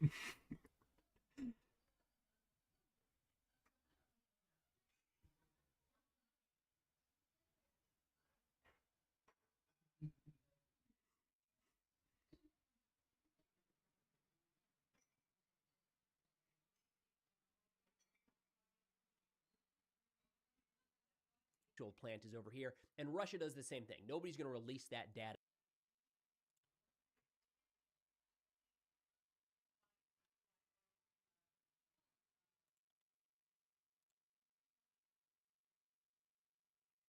Let's translate this because I want to see what this actually says. I can from this, out of my limited understanding of Russian, I understand the @ symbol, the 10, and the smiley face. Oh, and 2021 and 2013. It's a Russian political creator who lives in Israel. That's already a bit of a yikes. Russian to English. This channel features videos in politics, urban planning, and public administration. I aim to keep the content calm and grounded in scientific data. For advertising inquiries, please email this. I'm Maxim Katz. I've been involved in opposition politics for 10 years. I've served as a deputy and managed numerous opposition elections campaigns, from Navalny's 2013 headquarters to Bryukhanov's 2021 campaign. I want to make Russia a better place and eventually get elected mayor of Moscow. This guy is going to be dead in the next 2 years. I'm so sorry about this, Ganju. Like, this guy's gone. He dares to sit in daddy's throne, Moscow. Everybody knows a Moscow, okay, is Putin's little playground, okay? This guy is so dead. Though I know my nephew is a good hands, my brother is that type of hands-on person where he thinks you're not going to know how to do something unless you do it, so he will let his son go to place. Okay. Raised right now. That's cool. I like that, actually. He's actually not so much of a politician in his early years. He was a crooked poker player. No, he was with the Navalny to make him mayor. Okay. I'm guessing all of this is like actually in Russian, so I'm not going to be able to watch any of this stuff.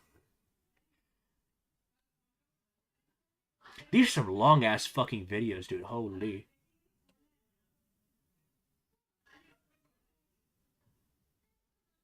He has subtitles. She has English subtitles?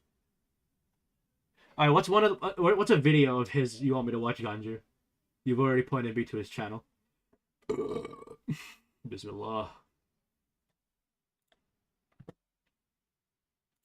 All of them. My brother in Christ, Hulthrin. One of these videos is like an hour and a half long. Any new one? Let's see videos. What's this? Oh, English subtitles. Here we go. Holy, we're out the gate. Okay, cool. Here we go. All right, Chuds, you ready to hear the most beautiful language, otherwise known as Russian? Is he handsome?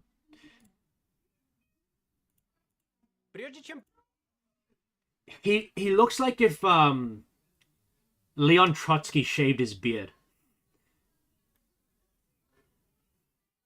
Hey, for all you know, one of these videos that you chose to skip could have the most vital information. I'm a fucking scholar, okay? There's nothing in the world I don't know. Okay? I couldn't have missed anything. Leon Trotsky was a Jewish man as well. True, he was. That's why the Soviet Union had to put an ice pick in his head because he was a Jew. You didn't know my birth month. Alright, give me 12 chances, and I can guess your birth month. I guarantee it.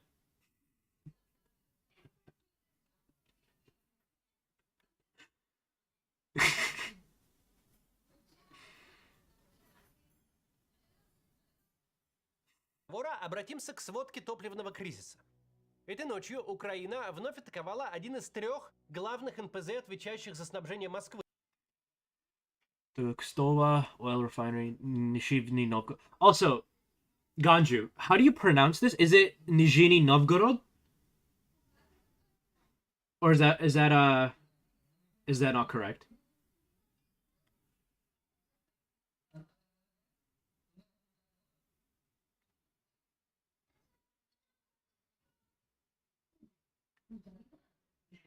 Nizhny Novgorod. Like that?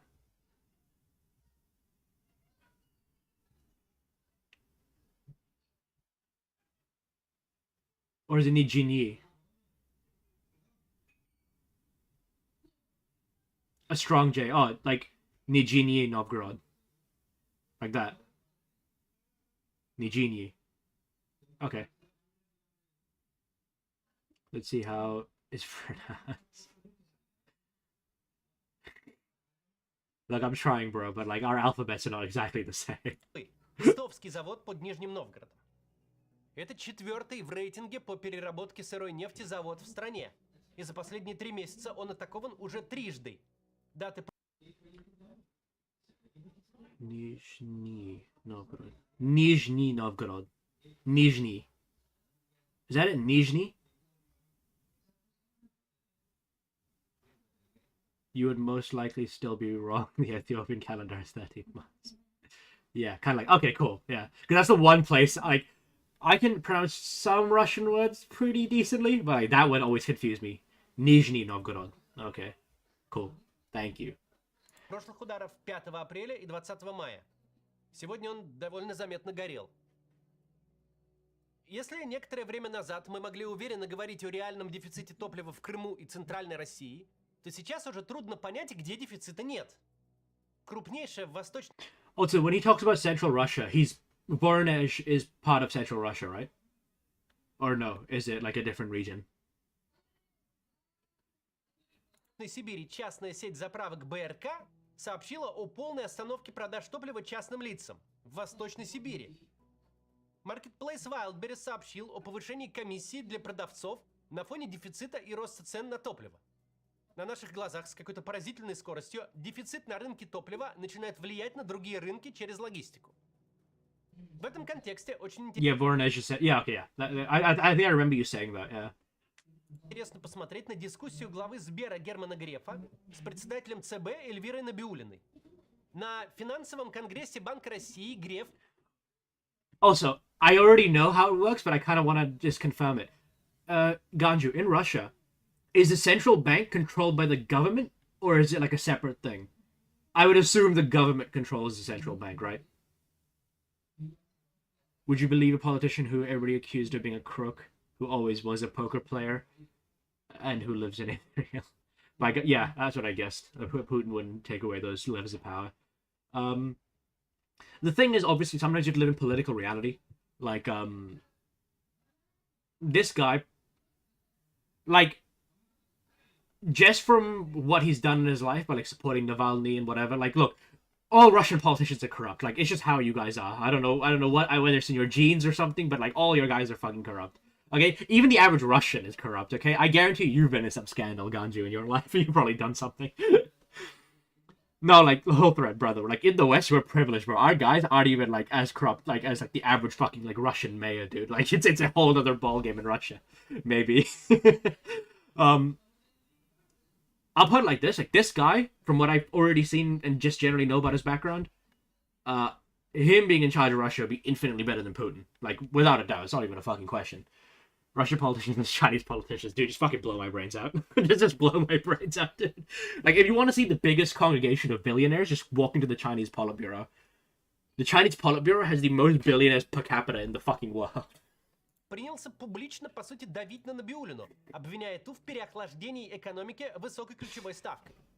И что совсем нетипично для главы банка, пожаловался, мол, кредитный комитет Сбера уже превратился в комитет по проблемным активам. Греф фактически анонсировал банковский кризис. Ведь если кредитный комитет Сбера – это комитет проблем, значит на дворе вполне себе кризис неплатежей. Заемщики просто не тянут свои обязательства по таким ставкам. Глава ЦБ же вполне резонно заявила, что альтернативой высокой ставке может быть только резкий рост и без того высокой инфляции. By the way, that's true. by lowering interest rates, you do spur on inflation. Like, that's just like an economic fact. California has the 7th most capita in the world, more than the entire country. Yeah, that's because your state is awesome, okay? Never let a Texas chud, alright, tell you that his state's better. Your state is better. Okay, there are problems, but the average Californian does not, like, live with his, like, inbred cousin family in, like, the middle of buttfuck nowhere in the sand, okay? Поговорим сегодня о том, как связана настолько откровенная дискуссия двух банкиров с ударами по НПЗ. Inflation's not that bad, Ganju, it's gonna get worse. The problem with inflation is that, like, it can be very high right now, but you won't feel the effects until, like, 5 years. It's a very slow, it's like a slow poison. Sounds like you're talking from personal experience. I've been, dude, your state is so beautiful. Like, honest to God, climate-wise, and, like, just kind of geography-wise, like, California is, like, resembles New Zealand a lot. You know, good mountains, rolling forests, nice, ocean breeze, good temperature. Like, it relatively, like, resembles New Zealand quite a bit. So I enjoyed it for that reason. And, like, yeah, as I said, like, I went to the States in, like, 2024. I had a pretty good time in California.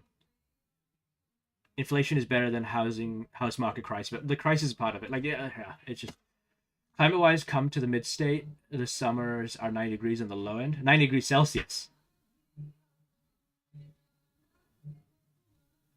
Mid-state, as in the mid-state of California, like in the middle of it. If Fahrenheit, do yeah. 9 degrees Fahrenheit would be middle California. You know, because I remember we went because we did like a whole West Coast road trip, and we ended up going from California to Reno, Nevada. And it was pretty fucking hot there. But, like, it was pretty chill, though. Like, it wasn't that hot.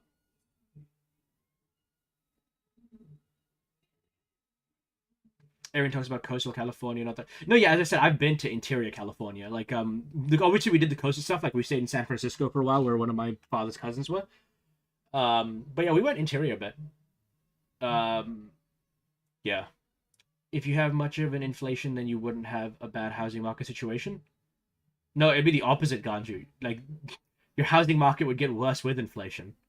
Inflation just increases prices. Inflation is too much money chasing too few goods. So if you increase inflation, everything becomes expensive. Также обсудим заявление Грефа, сделанное чуть ранее, на годовом... No, it does affect the rich, Hotharan. But the problem is that the rich are on the top of the supply chain, so it doesn't affect them materially. But it does affect them because they lose customers, people can't buy their shit. But, like, at the end of the day, they don't actually suffer it because you have the money that from the people who are on the demand side of the economy who are buying shit, and their purchasing power becomes worse. And the asset class owners, people who own assets and businesses, although they lose customers and money, like, they relatively don't really feel the effects of it. That's what I meant to say, yeah. Собрание акционеров Сбера.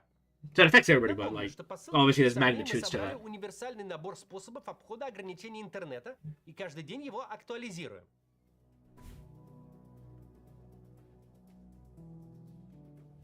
Напомним, давеча Путин всем объявил, что война идет просто замечательно, и нет никаких поводов мечтать даже о ее приостановке, даже о воздушном перемирии.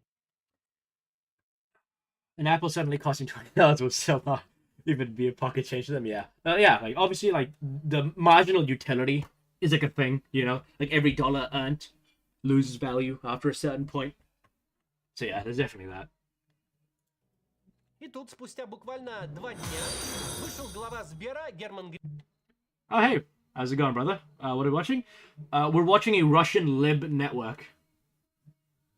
And this guy was gracious enough to put English subtitles so we can actually comprehend this goblin-ass language.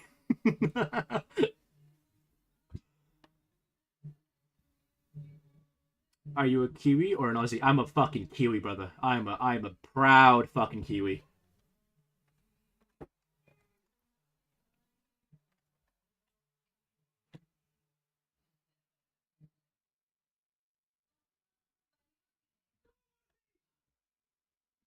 Straight out of Auckland. The best city in the world. I'm an Englishman. Oh shit! Damn. Where in England are you from?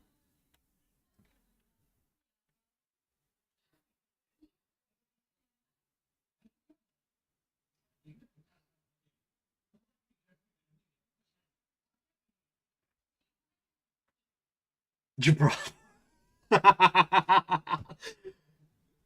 Based. Technically not English. Wait, are you dead ass in Gibraltar?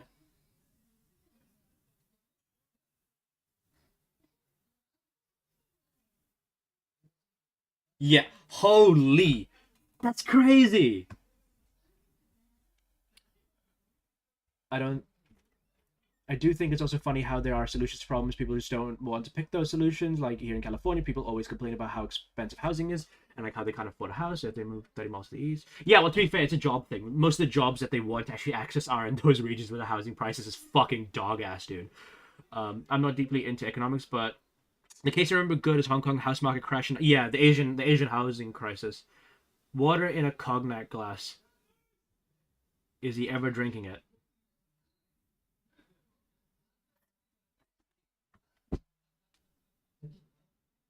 Probably is. You know, you wouldn't really pour water if you're not going to drink it. It's not about jobs. I see. Okay, yeah, if it's retired people, it's a different story. But just to probably branch out on that. Remember, when you have these like high density places like San Francisco, Sacramento, Los Angeles, you don't just have the jobs there; it's also the services. Like I remember when I went to like Washington, like Washington State, we stayed in a B&B, and I went to go to Uber Eats to go buy something. Domino's was like the only thing available. There was literally nothing else. So like it's probably also the services you want to access and stuff like that. But like don't get me wrong, I completely agree with you. People who bitch about like housing prices and whatever, like moving it technically is like the best thing, but also like it kind of sounds evil when you say if you can't afford it, just get the fuck away from me. It also just sounds evil saying that. But yeah, working people, I understand. Yeah. Yeah. Лев и сказал вот прям следующее. Думаю, нас всех... I remember talking to someone and they said the UK is like 1984. You can't even feel your own taxes. Only Domino's is there. Ever heard of home cooking? Brother, I was a tourist in a B&B and I was drunk. I am not cooking. Yes, they said field instead of file. They sound retarded, Billy. They sound retarded. I don't know who the fuck you were talking to, but they sound brain dead. волнует одно и то же. Я не думаю, что есть в стране человек, у которого есть какие-то иные волнения, кроме скорейшего завершения военных действий. Очень сложно воспринять это иначе, чем как заочный ответ Путину, который вот только что запустил избирательную кампанию с целью доказать, что весь народ един со своим лидером... Actually, Billy, since you're in Gibraltar, how do your taxes work? Do you have to file them with the English government, or is like there a separate tax authority in Gibraltar? Они воевать до последнего. Что человек наш может жить без бензина, а вот без малой такмачки не может. Глава крупнейшей в стране корпорации, включающей банк, который равен почти всей банковской системе, работодатель для 300 тысяч человек. I don't know. All I know is PAYE happens. Okay, so your PAYE still happen. Okay, got you. What about your income taxes and shit? Do you not like have to file that, or like what's up with all that? Billy, are you a tax evader?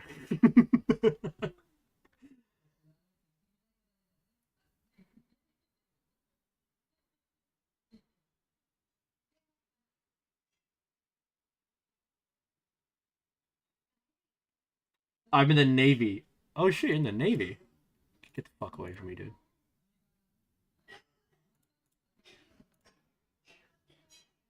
Oh wait, are you...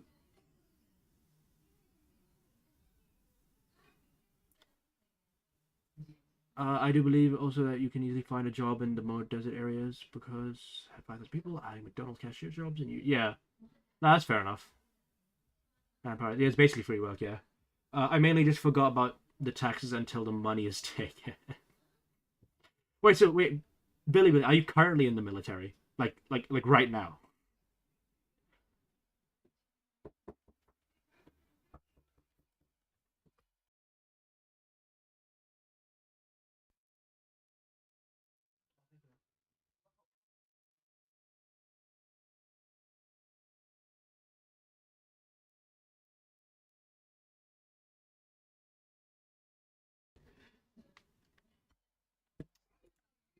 Shit. Yes, I've been in the Navy since 16. God damn!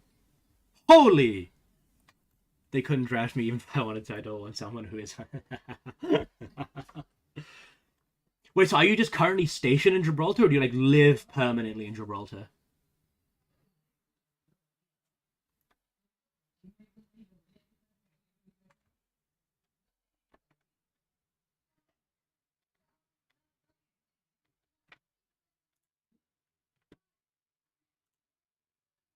My home is Gibraltar, and I'm also stationed. Oh, that's sick.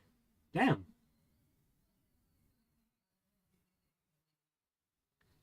Did your like parents move there and then had you there, or is it like your family has been in Gibraltar for a while? Because that's actually interesting. I kind of want to know that. Говорит, нет, Владимир Путин, эта война нужна.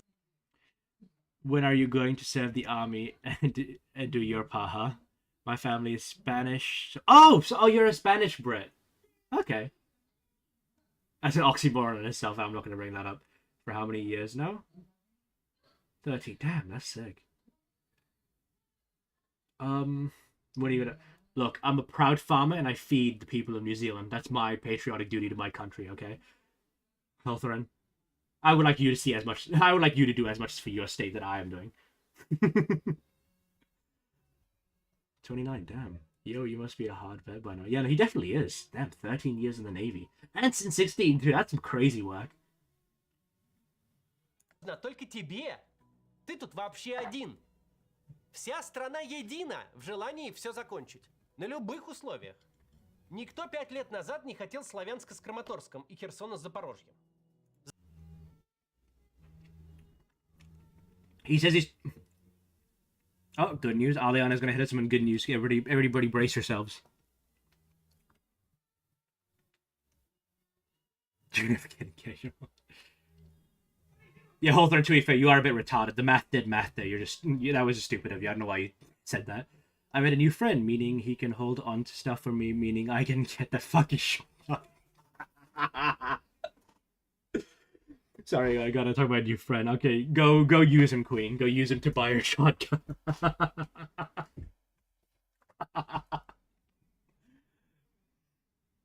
За все 1500 дней войны. Oh, I thought he said... okay, yeah. Queens manipulate men. True. Alright, pop off, Queen. Go get your shotgun. Не было такого, когда кто-то смог бы внятно сформулировать, что вообще происходит, зачем и почему. Теперь чуть дроны людям Makes sense. Understandable confusion, yeah. на башку сыплются.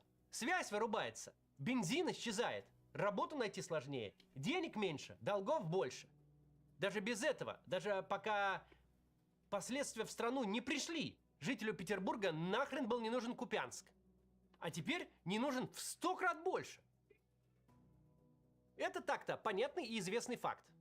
Но одно дело, когда я его на канале произношу тут, и совсем другое, когда факт этот... What was it like to be in the Navy when you were 16? Yeah, we all want to know, actually, Billy. произносит такой человек, как Греф, да еще и в таких обстоятельствах. Факт этот приобретает новое качество. Человек, который дает волю эмоциям, имеет там какие-то взгляды, как-то особо глубоко рефлексирует, в кресле Германа Грефа не оказался бы. Если такое прорывается, это может значить только одно. Система до предела устала. Система служит... Alright, Ganju, I love you. I can't do this. Alright? It's just too much to read the subtitles while the Russian's happening and trying to read chat. This is too overstimulating for me. It looks like a good channel though. It's pretty popular, it seems.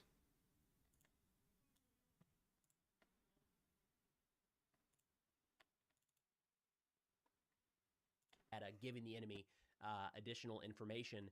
But the verification Had to maintain that those. has been That's real destroyed sad. is That kind is of really left sad. up for Damn. grabs in Russia. Feel This bad has for you, long been brother. a complaint of Russian mill bloggers, for what it's worth, because they'll say, "Why don't we release the footage? Why don't we put a drone overhead or someone to capture that we actually hit? In this case, the LLC Radionics manufacturing plant." Russia says this is a key scientific and production base that manufactures Flamingo At least nobody's cruise, Firepoint 7 and 9 missiles, as well as the Neptune and Klon missiles. So this would be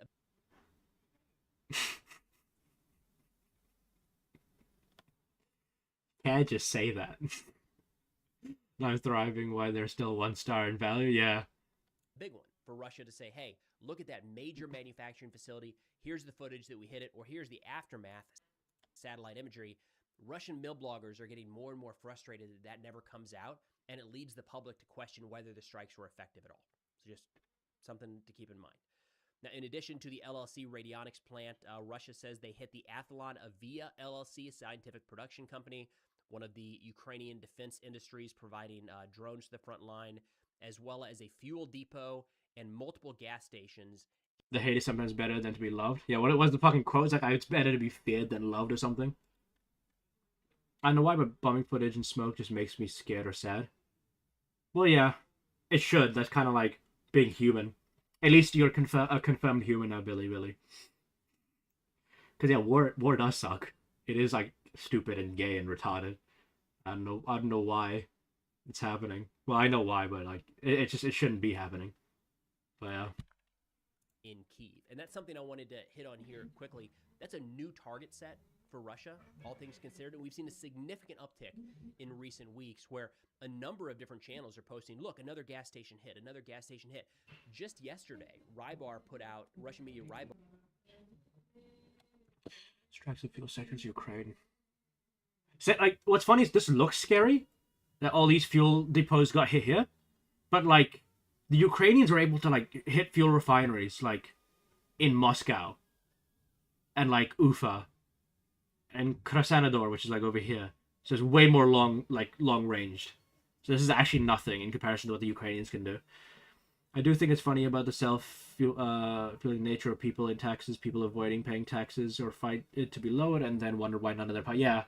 How many guys in the Navy has conscious CT? Yeah.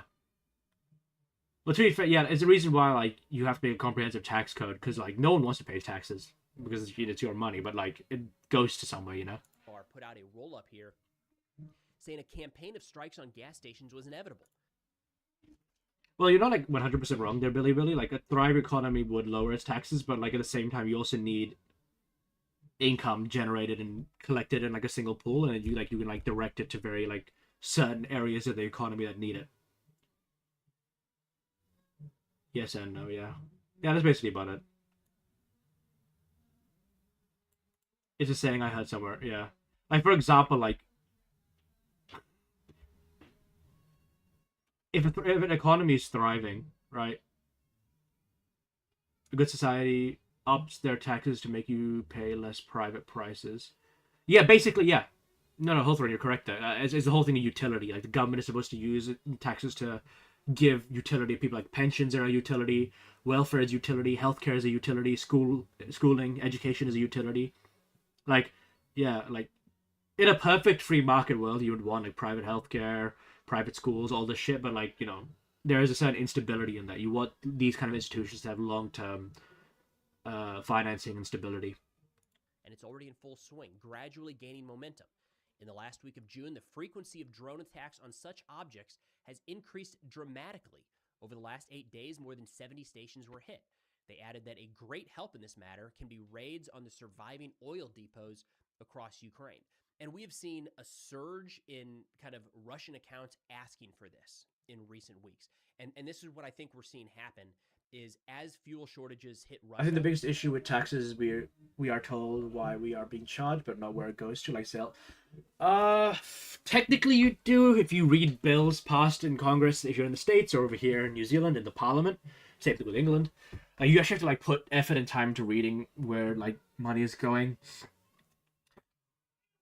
And it's also, like, extra bureaucracy to label where every single fucking dollar is going to.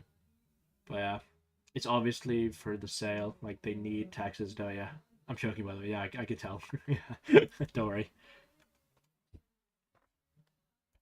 There's this question inside of Russia of why can't we do the same thing for Ukraine? Why are Ukrainians not lining up at the pump? Why are there not questions about Billy, since you're in Gibraltar, do you get a vote for UK elections? Or are you guys not like allowed to or whatever as like a separate territory?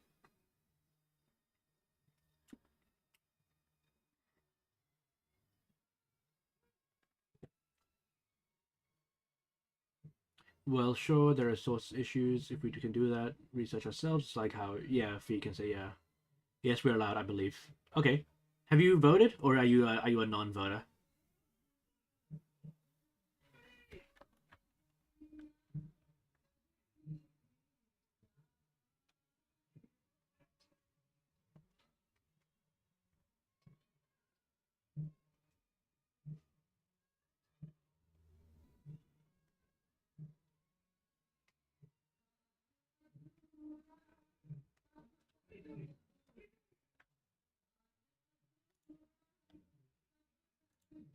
Oh, yeah, Billy, did you vote? Or have you voted before, or are you a non-voter? Ukrainian military logistics running out of fuel?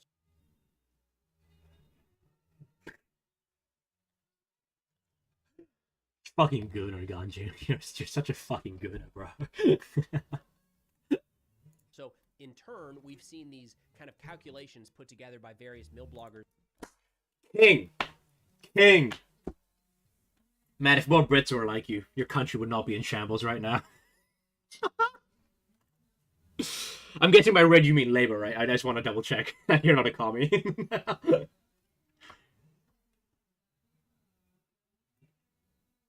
I don't have a girlfriend. That's king shit right there. Yeah, I voted Labour. Fuck yes! My guy. Yeah, I'm a Labour voter over here too in New Zealand. We have the same names for our centre-left parties. Will you live the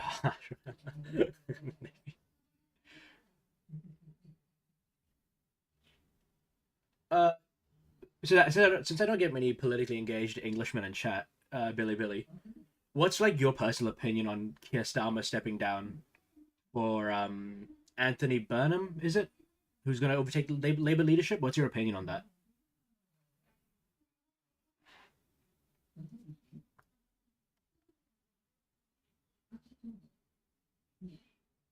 I had a boyfriend. I'm gay based. King. Where is it? Where is it? I can see why we're railing dudes.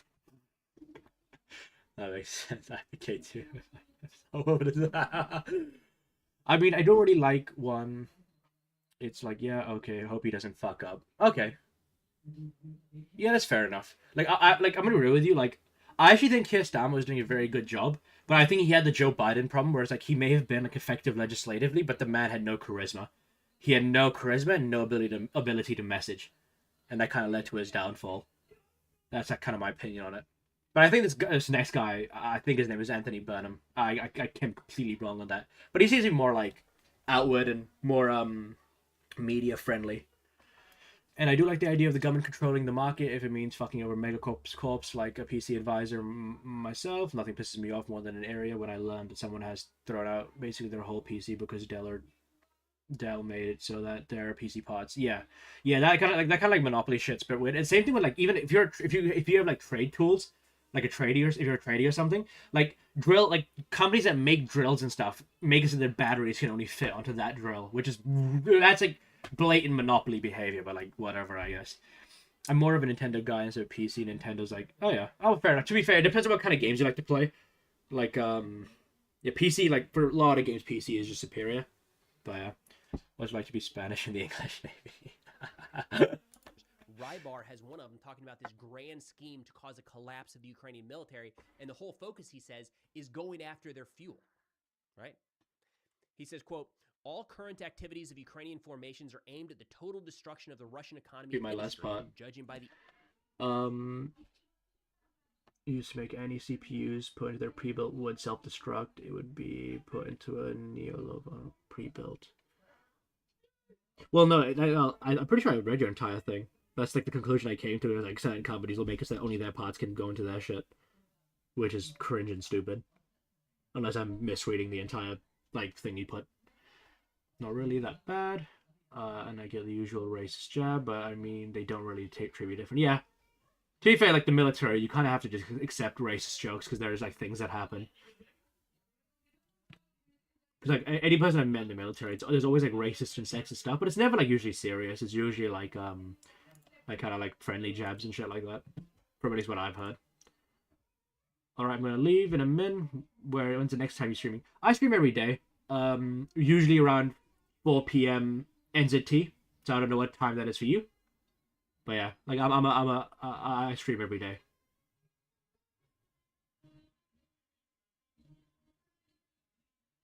Taco Munch.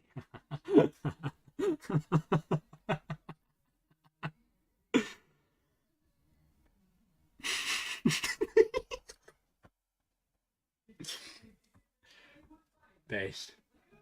Oh no, it's much worse.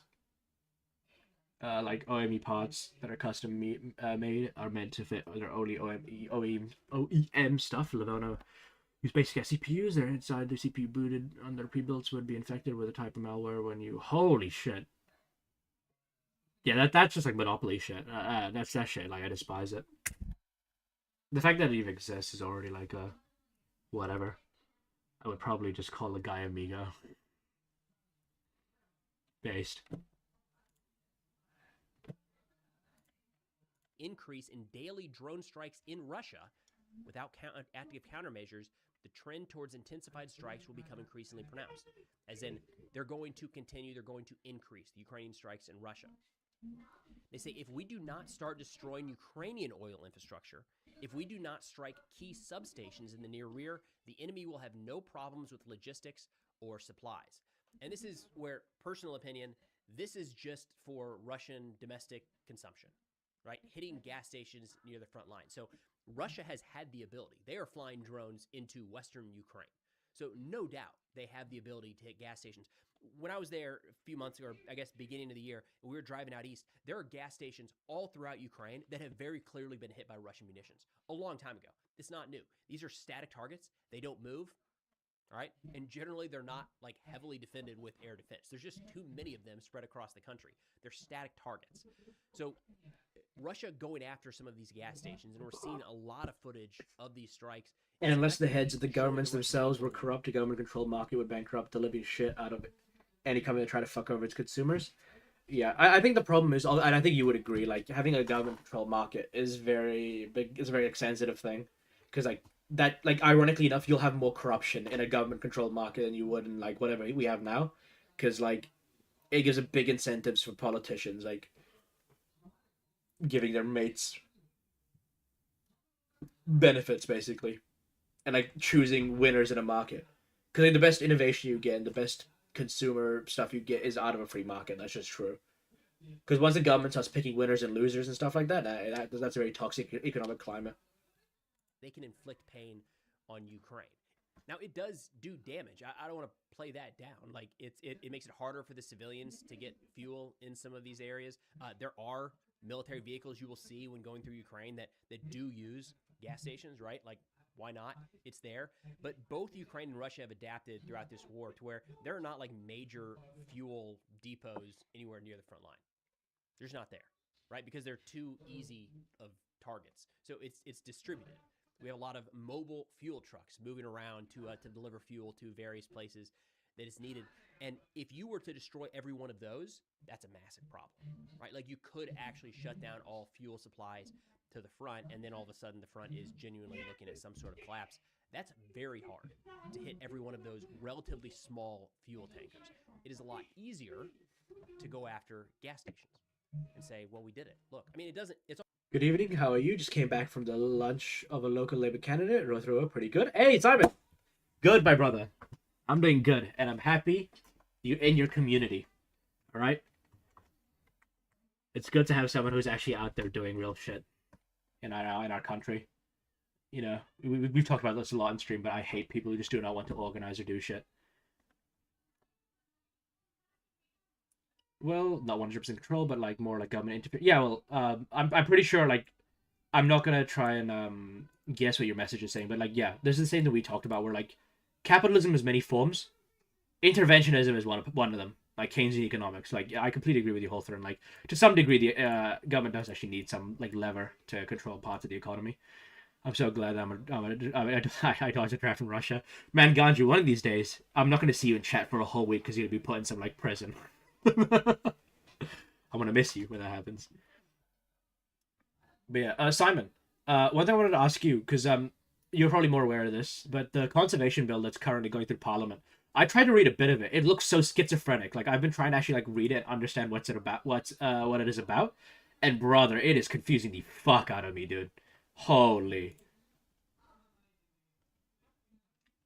Finish my paragraph. Dance games. Nah, I'm dodged the draft for okay. For good, yeah.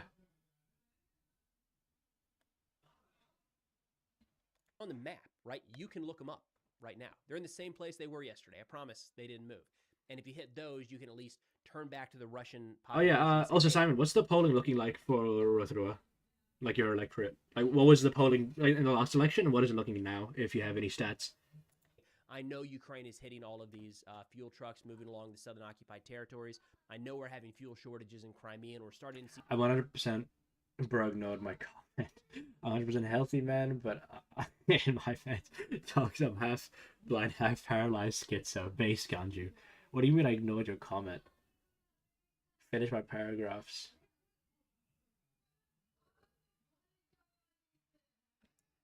I don't know what you want me to finish, Holper. Like, I basically agree with your entire statement. Like, is there something specifically you want me to read out there?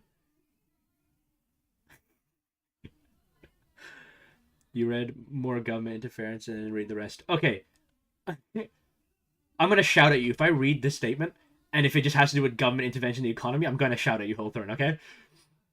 Well, not 100% controlled, but like more government interference, like when eggs were costing 4 times the price due to the bird flu, it was found out that many companies increasing their prices to match it, even though they weren't affected by the flu due to match demand, and the government bailed them out, making them pay a fine that was less than what those egg companies made a year. God, Holthorn, I fucking despise you. That entire comment was basically what I just said. Like, yes, the government needs to intervene in the... Fuck you. I haven't looked at the legislation myself, just what I've heard from the media. My understanding is that there has to be balance of... Yeah, I think what they're trying to do is the national government and NZ First are trying to open up more about conservation land to economic exploration, which I think is very cringe. But I need to read the bill myself, but it is the most schizophrenic, like... schizophrenically written shit ever. I cannot get like a comprehensive like understanding of it because it's like, oh, section 6A refers to B and it's just like the most political slop I've seen. Being a draft dodger in Russia was an amazing story to tell. It was a long many months of army commission. Okay, here's what context matters. You're such a chud, Holthorn. You're such a fucking chud. As draft dodging mid-war 2024 based Ganju. I salute you. You know, I'm gonna get a drink. I'll be back in a minute.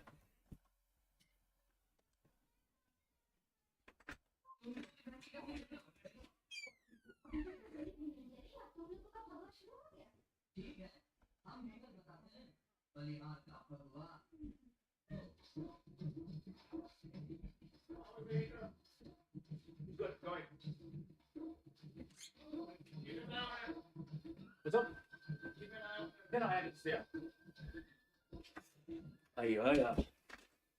Alright, I'm back, chooms.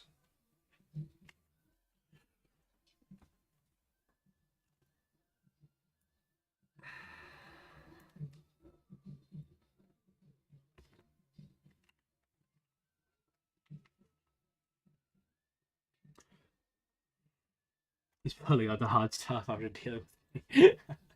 They could have just said pretend to be transgender. They would get me true. I'm a girl cock. I can't be part of the Russian army. Now one of them would go to prove it. But I was not looked like one, so it was hard for me.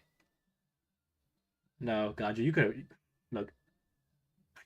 I'm in your walls. I know exactly what you look like, okay? You look exactly like a female.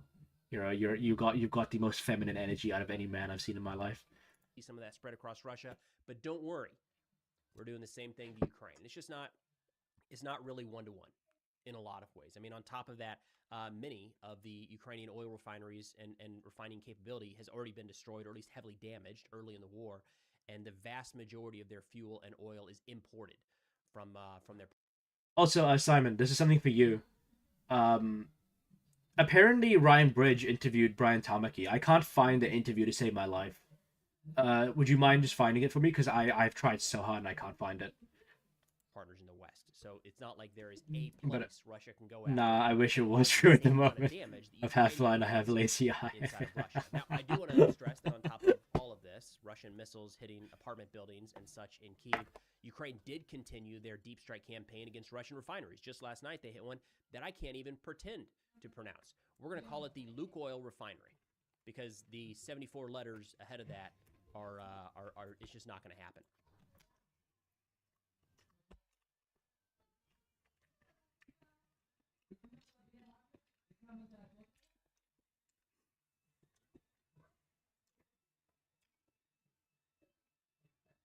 Lukoil, Nizhny Novgorod Neft Ergoshinets Refinery.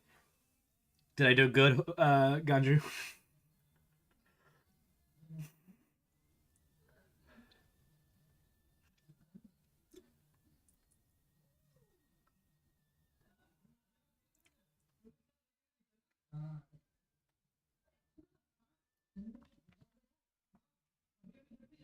Holy shit. Based. Imagine this political person not knowing multiple languages. Just fucking rope. Just kill yourself. I am bilingual, but Russian is not the fucking language I'm bilingual in. And even then, the bilingual language the other language I know, I'm like kind of good at it. It's like at an operational level. So anyways, we got some footage of that strike. They say the unmanned systems forces say that this plant processed up to 17 million tons of oil per year and plays an important role in. They would think of you as a your autistic Russian army would trick you to sign a contract. True. Actually, yeah, you being autistic actually is a problem, Hawthorne, because they would like just get you to sign like your life away to the Russian army. Okay, thank you, Simon. I'm gonna quickly bring that up.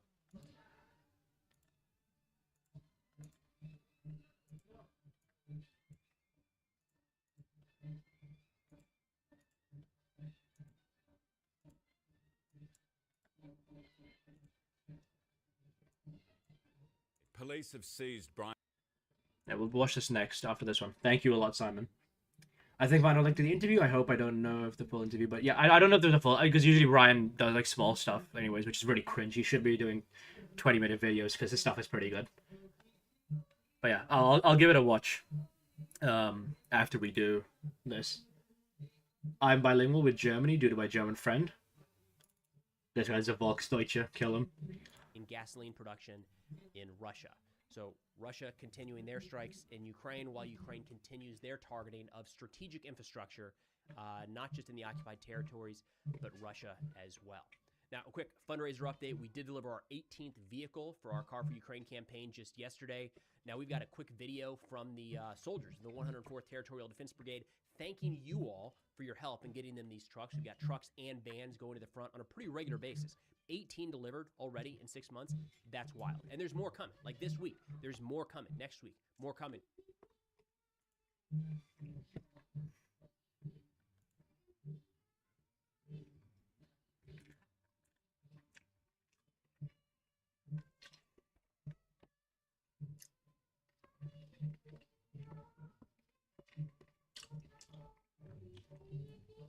You definitely are autistic. There is no distinction. Hawthorne, you are fucking autistic. You look like Destiny, kinda. My brother in Christ. I know I'm not the most melanated person, but like, how? I don't even have a beard, brother.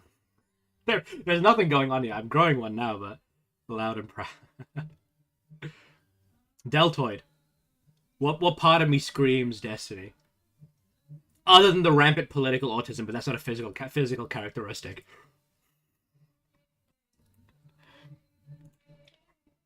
if you grew a beard, that would kind of grow.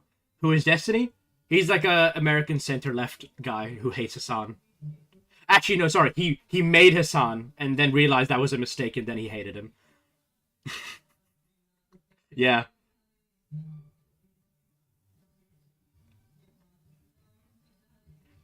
That's hilarious. Yeah, like he does some pretty good content. Like his stuff is pretty good. His political takes are pretty good. He's a very edgy guy. So if you don't really like that, well, to be fair, you're watching my stream, so you should love edgy stuff, Aliana. But yeah, no, he's a pretty edgy guy. Do you hate Hassan? Well, Hawthorne, you were in stream for this. Yes, I despise the motherfucker. If I'm autistic, then how am I not in the army as any autistic guy has in my... Look, Ganju, we get it. You're flexing the fact that you can read and you're not mentally retarded. Okay, we get it. We get it, okay? Oh, I'm more so here to pick at people's brains. Yeah, to be fair, yeah. So you are Destiny. I don't think I am him. Considering first, I'm not an American. Second, I've got swag. And third, I'm not embroiled in a legal sex case right now. I'm flexing hard. I am him. True. Wait.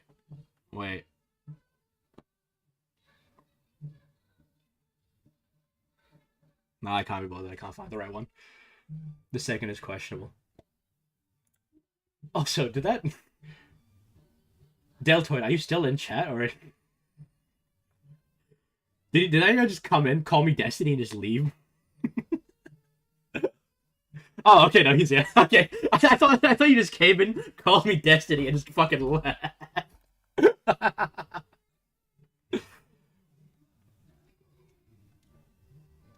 I'm guessing since you know about Destiny, because he's not exactly an international figure. Are you an American?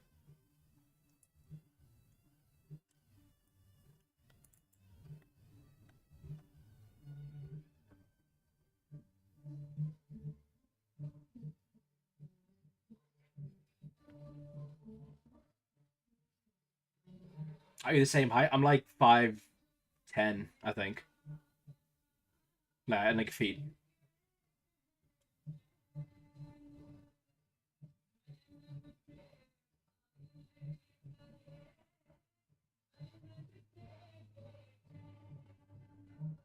Short man. Brother, 5'10" is like... I am average height! I am average height for the human population! A short king, some would say. Haldren. Nah, never mind. You're not even worth engaging with.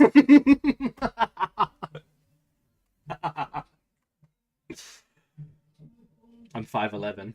Uh-huh. When I was through the army draft, they said that these days, even half-blind would be good to serve the military, so I needed to be only half-blind to figure out something on top of, like, diagnosis to be free. Oh my god.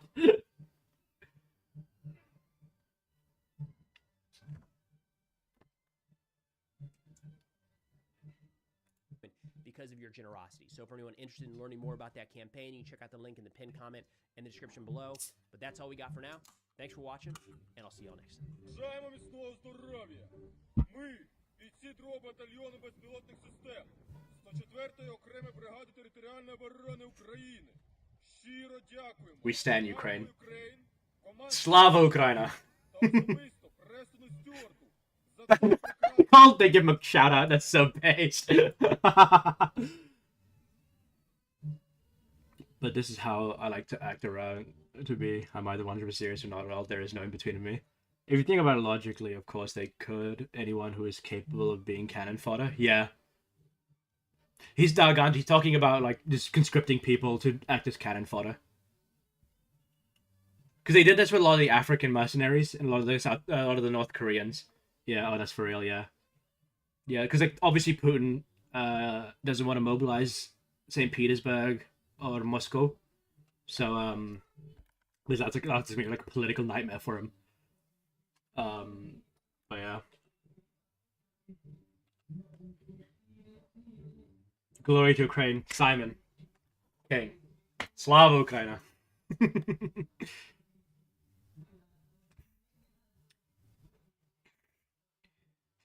What's the fucking meme? It was like, Joe Biden, I need $10,000 billion to bomb Donetsk and Luhansk children. Slava Ukraina. I hate rude people. I hate rude people too, Queen.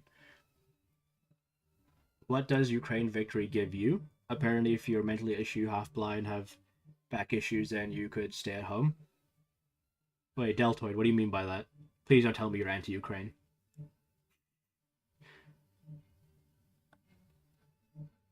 Joe Biden, $81 million a bomb. Yeah. There you go. The Queen knows the meme.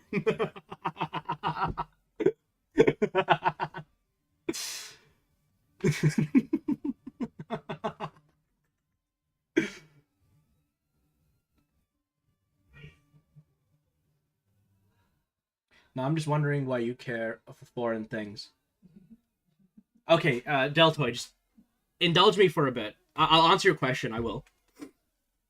The first thing I want to know: are you an American? If so, what state are you in? And after that, just let me know where you voted. Did you vote Republican or Democrat? Once you do that, I'll give you my answer. 1 million shit. One cruise missile cost way more than that. He probably views it as morally just side to be on. Oh. Aliana said she can't buy herself a cruise missile.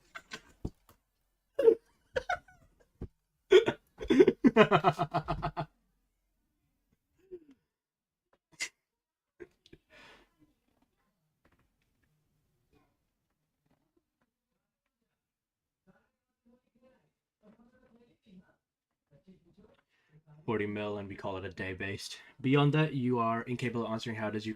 I will answer it. I'm willing to answer it. I just want to know what your position is, generally speaking, and then I'll go off that. If you want, I can just answer it directly. I'm completely capable of answering the question. It's just wanted to establish, bit of a, take me out to dinner first kind of thing, like. Now, are they gonna tell us what you would do to get our vote for your local government? $10,000 billion to Israel. Boom. There. That's my policy position.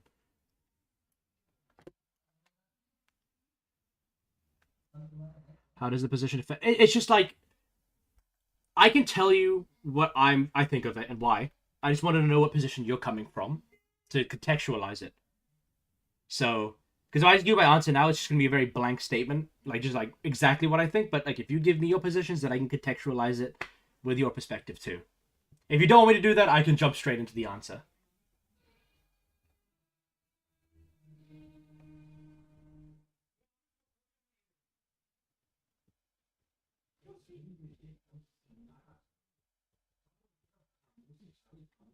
Okay, basically, as someone who comes from a more liberal position, especially center-left lib, I have a strong feeling on globalism. I have a strong feeling in the international order of the world. The main reason I support Ukraine, and not just that, but care about foreign things like the war in Sudan, the current ongoing fucking decades-long civil war in the Congo, the war in Israel-Palestine, the things happening in Iran, the conflicts happening, the civil conflicts happening in Indonesia. The reason why I care about these things is because they disturb the global economy. They create political instability. It creates worse conditions for people in these local regions. And on top of that, generally speaking, if you are a humanitarian, it just makes people's lives worse. And also, these kind of things affect my country, even though we're in the middle of buttfuck nowhere. Our fuel prices went up, not because of the Iran war. First it was the Russia war, and then the Iran shit hit us too, so it made it worse. So, generally speaking, if you come from the disposition I come from politically, you should be caring about international affairs. Liberal. Yeah, I am a liberal, okay? Aliana, and I'm a proud one.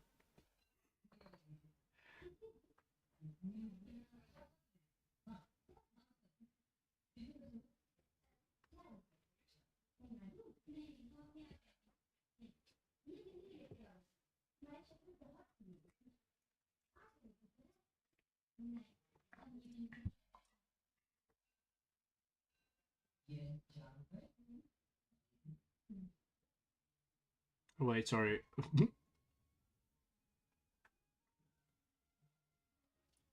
guys typed in so much shit, I'm losing track of shit now.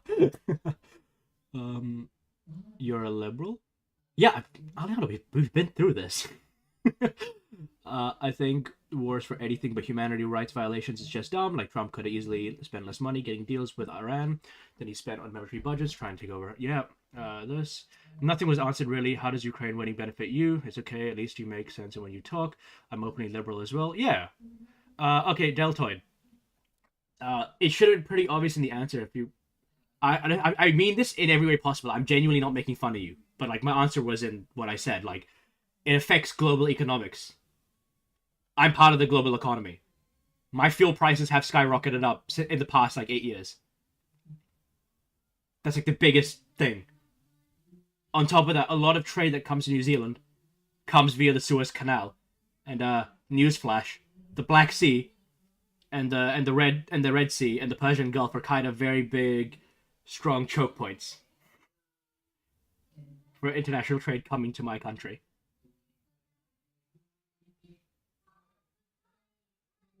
So if you're just talking about like the material benefits, yeah, trade is definitely the biggest one, period. Especially when it comes to like fertilizers and fuel.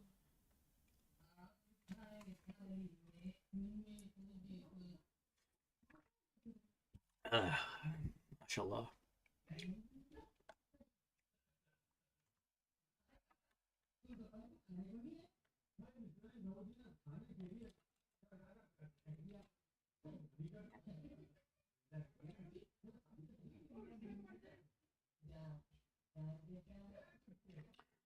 So why are you relying on external source?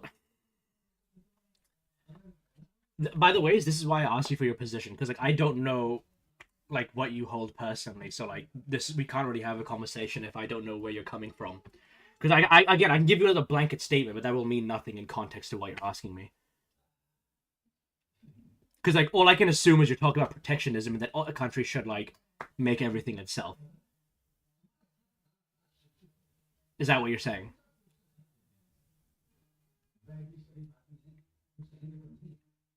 Yeah, why not? Brother. Well, yeah, basically, look, if you believe in capitalism and globalism, the basic core tenets of that economic model mean that specialization has to happen. Each country has a more productive mode of operation in a certain like industry. So, like for example, in New Zealand, we're one of the few developed countries that has a larger share of agriculture and farming as a GDP percentage to the rest of our economy. That's mostly because our farmers are very productive, so we specialize in that. But to do that, we get lower cost input goods. So like we import fuel, which is at a lower cost. We import fertilizers made by Israel or Iran or Ukraine, which all three of those countries are being put into the shitter right now. Things like that, like, you know, competitive advantage. Why would I grow olive trees living in Siberia? Exactly, like Ganju gets it. Because that's how global economy... Yeah, like Aliyah is an anarchist and she even understands this. What does Siberia have to do with it? Siberia is perfectly fine without olive trees. Oh! You can kill me.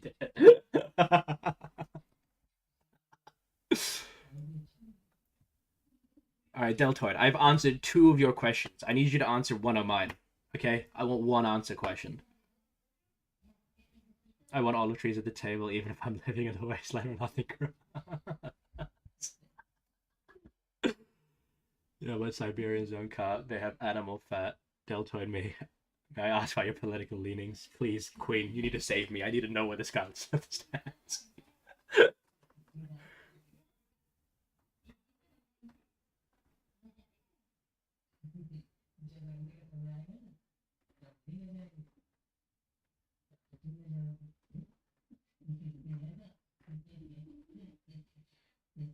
Thank you, Queen.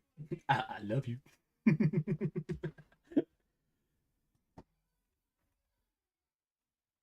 You literally picked the worst example by choosing Siberia.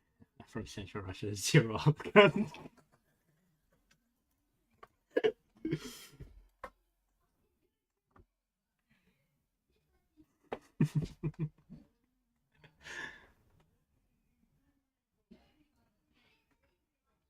You know, it does make me proud as someone who's trying to build a community that this one guy's come in and he's like doing his thing and you guys have you're all like one.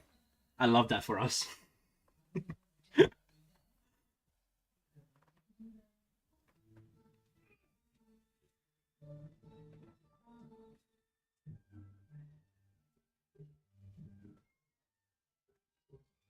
Deltoid, why you're fighting the yeah, collectively being wrong. But the problem is, like, all we can give you is statements. Like, you're not telling us where you're coming from. So, like, this is not a conversation. I'm talking to, like, a one-way mirror right now.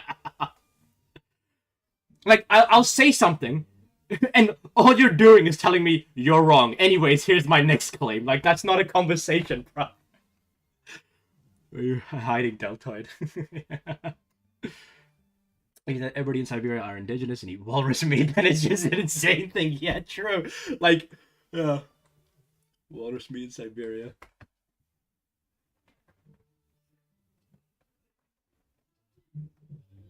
I should have kept my chicken soundboard button. It would have been really good to press right now, but I got rid of it for the Charlie Kirk thing. This guy's living in a Looney Tunes episode. Yeah. Look, Deltoid, we literally just want to know where you're coming from. That's not even that big of an ask.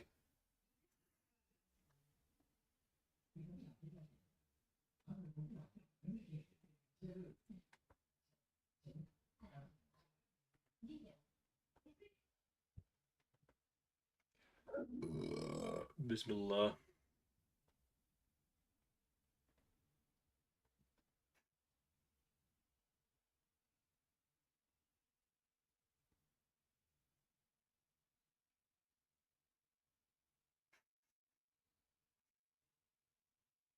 I don't want to eat walrus, even if I was living there. Majority of oils, fats. You have nothing productive to say. Just yeah, like Deltoid. I'm willing to have a conversation, brother, but I need to know where you're coming from, or else like this is not like we're just stating like the statements are being said, nothing else. This is not a conversation. Like I'm willing to have a productive dialogue with you, but like that cannot happen unless we both have like an understanding of where we're coming from.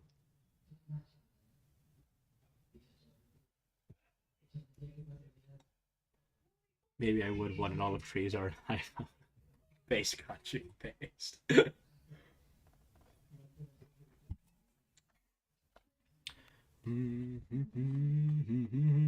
love olive and iPhone. Yeah, because you want people to be slave. What the fuck are you? The problem is, I want you to understand that statement I could take in like 5 different directions. Like again, like I don't know how to engage with that. Like I'm willing to engage with you, but you have to like, allow me to. Who do you think produces those things? Your mother. That's who produces them. I actually met her last night. She was making iPhones while I was clapping her cheeks.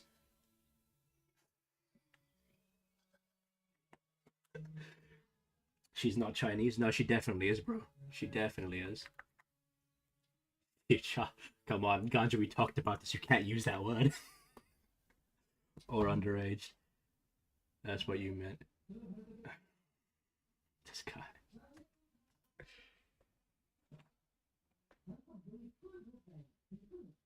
Like, Deltoid, I'm really trying it, brother. Really want to have, like, a dialogue, but, like... You're, like, this is just, like... Like, what are we doing? Okay, so we have an idea of Deltoid. He's vaguely anti... Yeah, like, I'm guessing he's either a tanky type or a mega type. It's one of the two. That's what I've gotten. Because he talked about, like, who produces those things, and people talk about, like, the production of certain goods and stuff like that. Usually they're, like, tanky types. But he also talked about protectionism, which MAGA loves to talk about a lot. So I vaguely kind of understood where he's standing, but obviously I can't confirm that.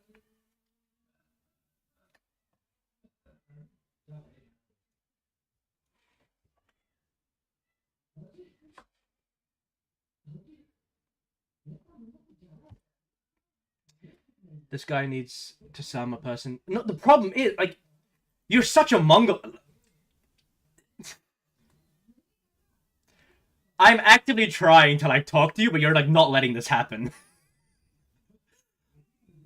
I'm Mega Jason, but being pro-Russia, so... Shut the fuck up, Scrab. Shut the fuck up, you fucking shut. Boozy can't face a reality head-on. His son zapped his dog. Mega Jason is an 8-8, yeah. No, chat, like, don't... Whatever Scrab says, just, like, throw it into the gutter, okay? This guy's one of us, okay? He's just fucking with you guys. Like, Delta, I'm trying... Like, this is reality. This is a real conversation. I've told you my positions. You've asked me things. I've given you my answer. You're just refusing to, like, state your position. You just keep talking to yourself like a schizoid. That's what's happening right now.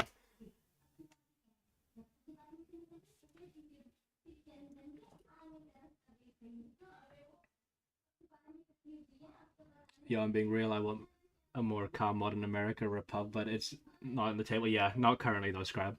Oh, I thought Scrap. No. Yeah, don't worry about Scrap. He's just being himself. You're not trying anything. You're trying to brother. If you just tell me your positions, I don't need to assume what you are. I don't like lumping people in groups. You're just like, there's no other way for me to like argue with you. If you give me your positions, I can then I can then like talk about those things. I can't talk about them if you haven't explained them to me. This guy is this, there for.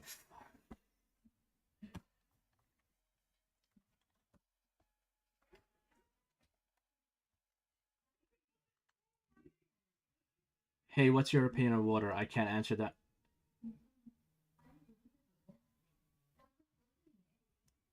We're trying to.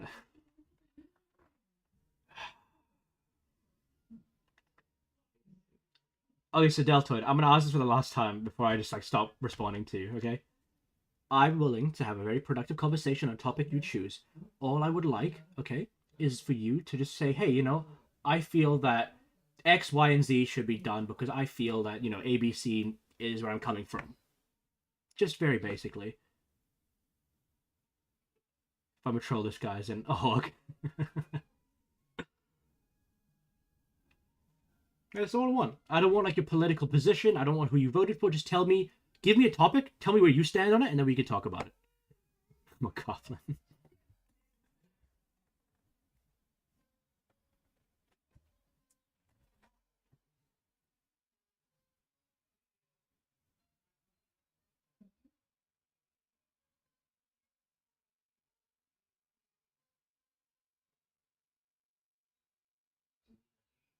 If you don't want any of those things, then why do you keep...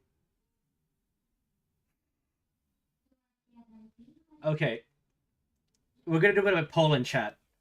Does anybody know what he's even referencing here? Because I don't know what the fuck I said for him to say those things.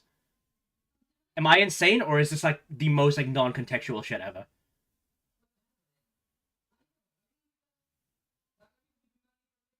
You know what we should do? Nuke everything.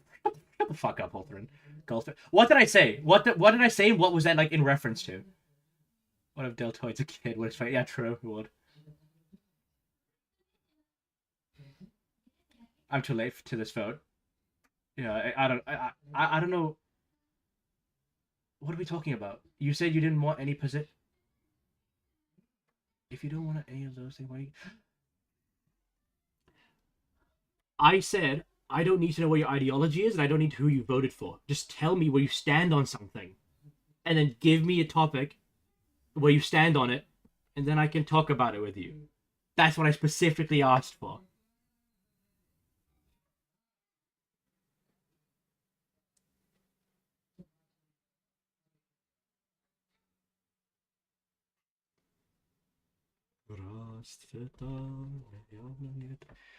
Hey, Lou. How's it go?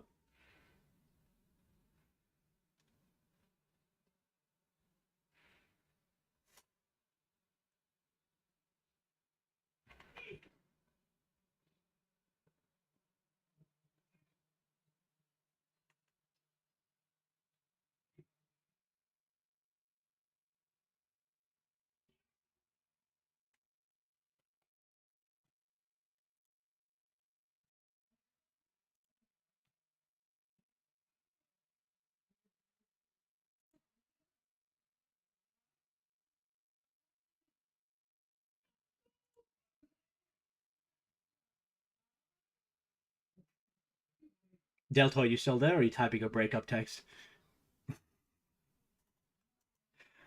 Legit, I just got here. What? Basically, like,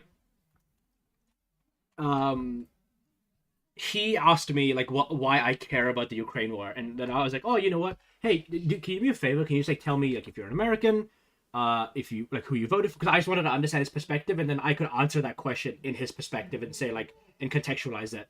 Then he started saying that, oh, that's stupid. Why do you need to know someone else's position to answer something? I was like, okay, fine. Then I answered his thing, And now I'm just asking him basically if he has a stance on anything, and then so whatever. If I'm gonna make an argument, it'll be in context to what he's saying.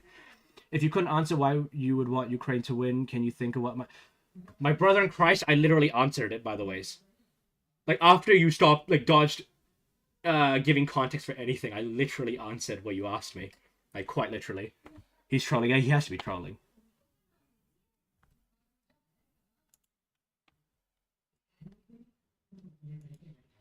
Because like, I refuse to believe in the human race being this retarded.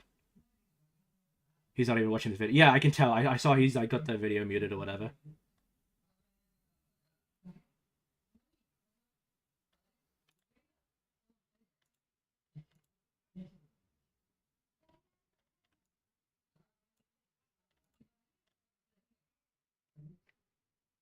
I never figured out how to do that, yeah.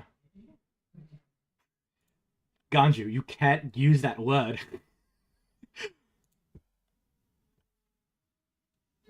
Oh, that's an easy genocide. How was your country situation prior to the war? It was doing pretty good. Our fuel prices were low, and now they're dog shit. Absolute dog shit.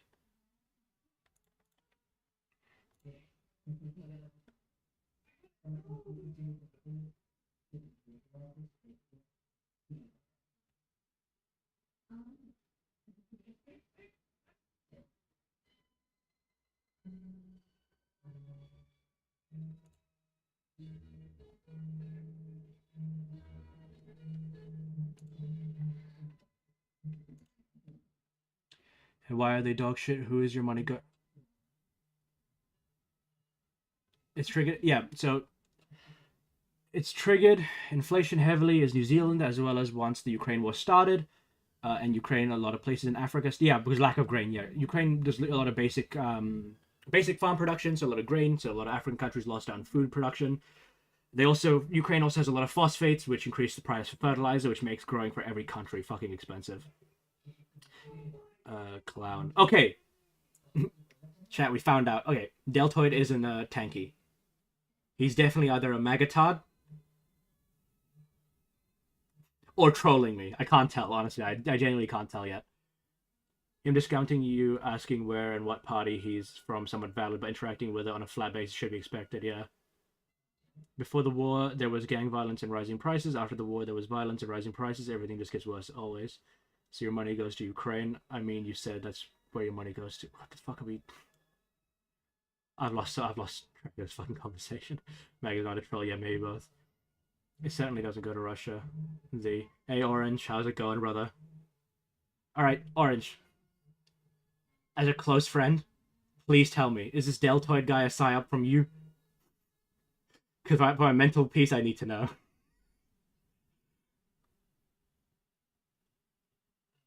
Just calling to work for the first time, based.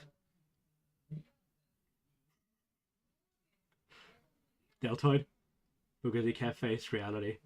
Yeah, so I've had this Deltoid guy in chat, and he's been like schizo arguing with me.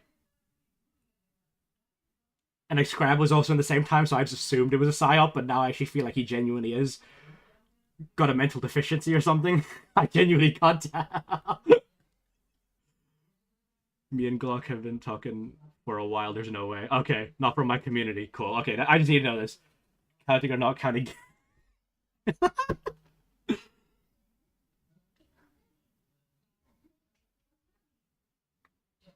I legit come here as a fan. Just Crab is here. Log off, hit to the AM, make out of bed. What? Lou, are you a Russian? Or did you translate that shit? We should all talk in our native tongue in chat. Bro. Ethnically Russian. Oh yeah, what part of Russia are you from? No, me and Scrap Def get along, yeah. Yeah, you were trying to be friends with him, Orange. I remember last time in chat. When he was a Brazilian. I don't speak Ukrainian, sorry, mate. Based. My boy, but we are separate, okay.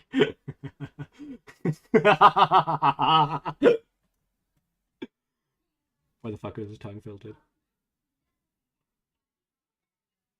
I was born in France, but my parents are from Kiev and Sochi. Soki, and all my grandparents from St. Petersburg. Oh shit! So are you currently living in France, or also we've got Ganju here, who's a Russian from Voronezh, if you want to make mates with him. Just fuck.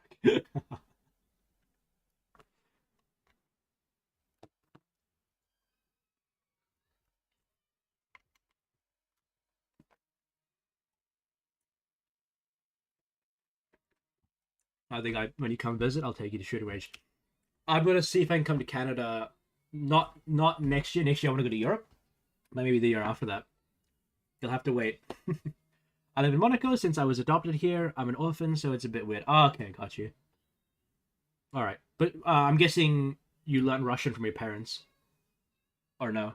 I feel like the past week, me turning in and getting updated on NZ politics proves that. Yeah, true, actually. No Russian, of course. Yeah, no problem. No problem. But yeah, I'll try to actually come. Hopefully your country doesn't blow by that time, or becomes the 51st state. But I'll try to come in, what is it, 2028? I think that'll be the time.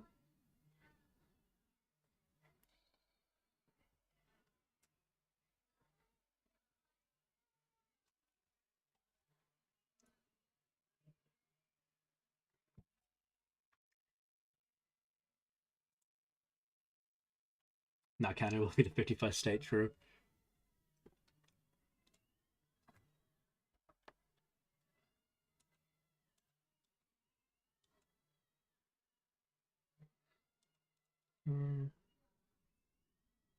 Cheers, Automod.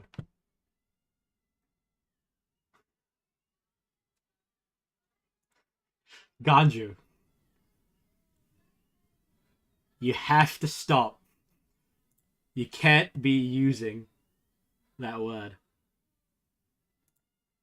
There you go. I allowed the message. The message you sent was not as bad as what Ganju was trying to do. My Russian is very shit because I grew up speaking English and French. Oh, okay, got you. Alright. Me and my friends are gonna build a town on that land. Based and anarchist build. My queen. Actually taking her words into action.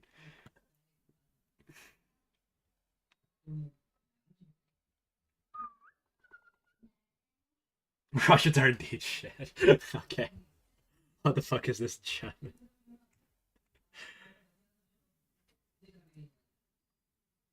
Yeah, don't worry about Orange. Orange is he's a very special kid. Fuck you with valid take. Yeah, the problem is Orange is he's got a 10 years bachelor degree in special studies as a subject of special needs, you know? He did it mostly to like internally like understand more about himself, which is respectable, you know.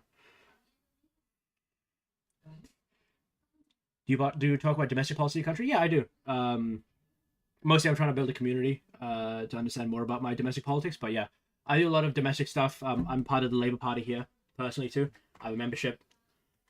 I'm a strong centre-left supporter. Yeah, that's a big thing. I do a lot of my local politics. Actually, I've got like a interview on like a pretty extreme guy in our political situation. Okay, easy. I told you that in private. You ever talk about the money being spent in foreign countries? Well, yeah, but like that doesn't really like. Okay, what specifically do you mean by that? Like, what kind of money and like where? Are you talking about lobbying? Are you talking about supporting certain wars? Level. Hey, Aliana, I don't make fun of your ideology. I would like it if you back the fuck off.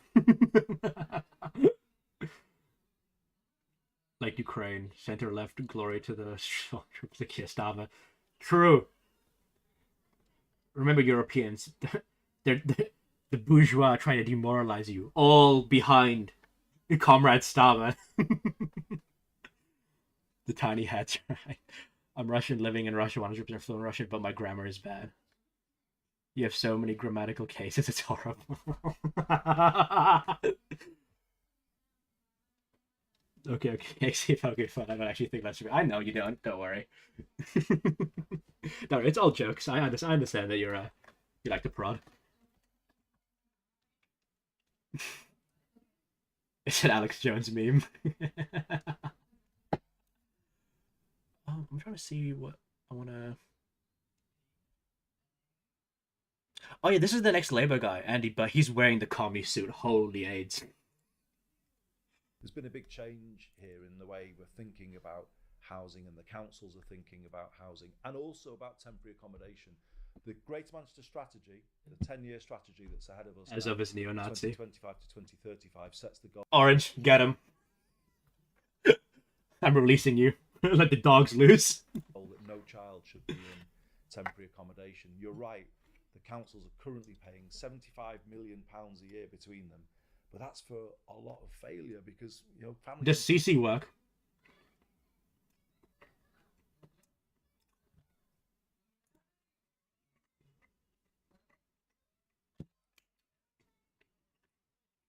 Oh, I know what meme you're talking about. It's a bait regiment for them. Currently listening to Andy Burnham's audiobook about his plans for the north of England. He also is co-author with the current mayor. Yeah, from what I understand, Andy Burnham actually has a very good industrial policy for the north, because the north of England for a long time has kind of been like left to the side ever since like the deindustrialization of places like Birmingham, Liverpool, Newcastle, all that kind of stuff. So like, good call out, Simon. Yeah, because volume low. Oh, sorry, my bad. I'll turn it up.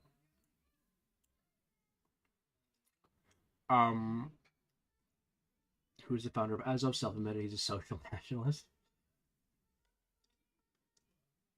You're also a Zash. I'll see you finally get it. Yeah, sorry, because obviously, like in chat, I can't tell how you're saying it, but I know the meme. I know the meme you're talking about. I win. Okay, you didn't win. He wants to divert some of the powers to the north of England and had a regional area of the UK make a potential economic growth. Yeah, I think like it's the same in New Zealand. Like, brother, we like our local constituencies just get no funding. They need to like beg the central government for it. It's so fucking ass, dude. But yeah, like I like the policies floating because yeah, local regions do need more funding when it comes to these kind of things. Top 10 things to do in Russia. 1, look into. I'm not even gonna bother. I whatever. Sarah, like not my problem. Shouldn't be in those places. So we've got a new plan, again linked to the Good Growth Fund, to take over empty properties across the city region, get those. Anna Chapman anglicized. Okay. Base, especially during times of war.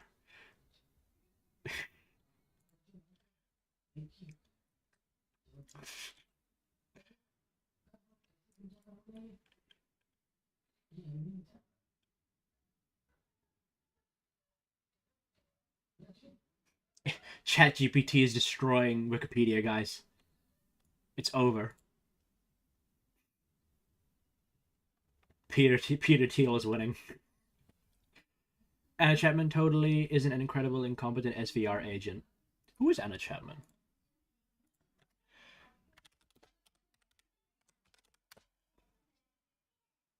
Damn! Anna Vassiliana Chapman is a Russian former intelligence agent, media personality, and model who was arrested in the United States.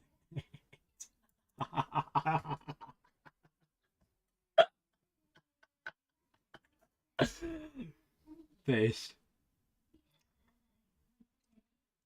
The control of the government. I'm not watching this. Those kids and families out of temporary accommodation and into a more settled situation.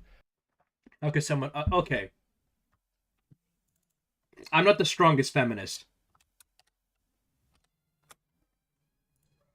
That's not ugly. Come on. Like, let's be real. Half of you motherfuckers would tap this if you had the chance. He was a Nazi, still is a Nazi.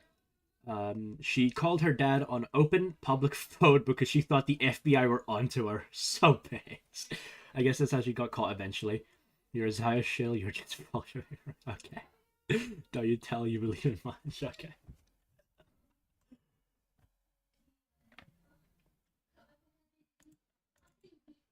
And then, of course, take that £75 million bill off the backs of our councils. So this is the type of thing that we're now doing in Greater. She looks okay, but I just don't know anything about her personality. Yeah, like she could be just the most like bland person ever, but like I mean physically, like she's not like the what? Like she's definitely like a 7, like a 6 or a... She's 6 and then the number that comes after 7. I'm not a communist, but I don't want to be on the same side with the guy who called himself a social nationalist. If you're a Russian and have the balls to go protest saying Anna Chapman makes the SVR looks like shit. True. For the best deltoid, that is so cap.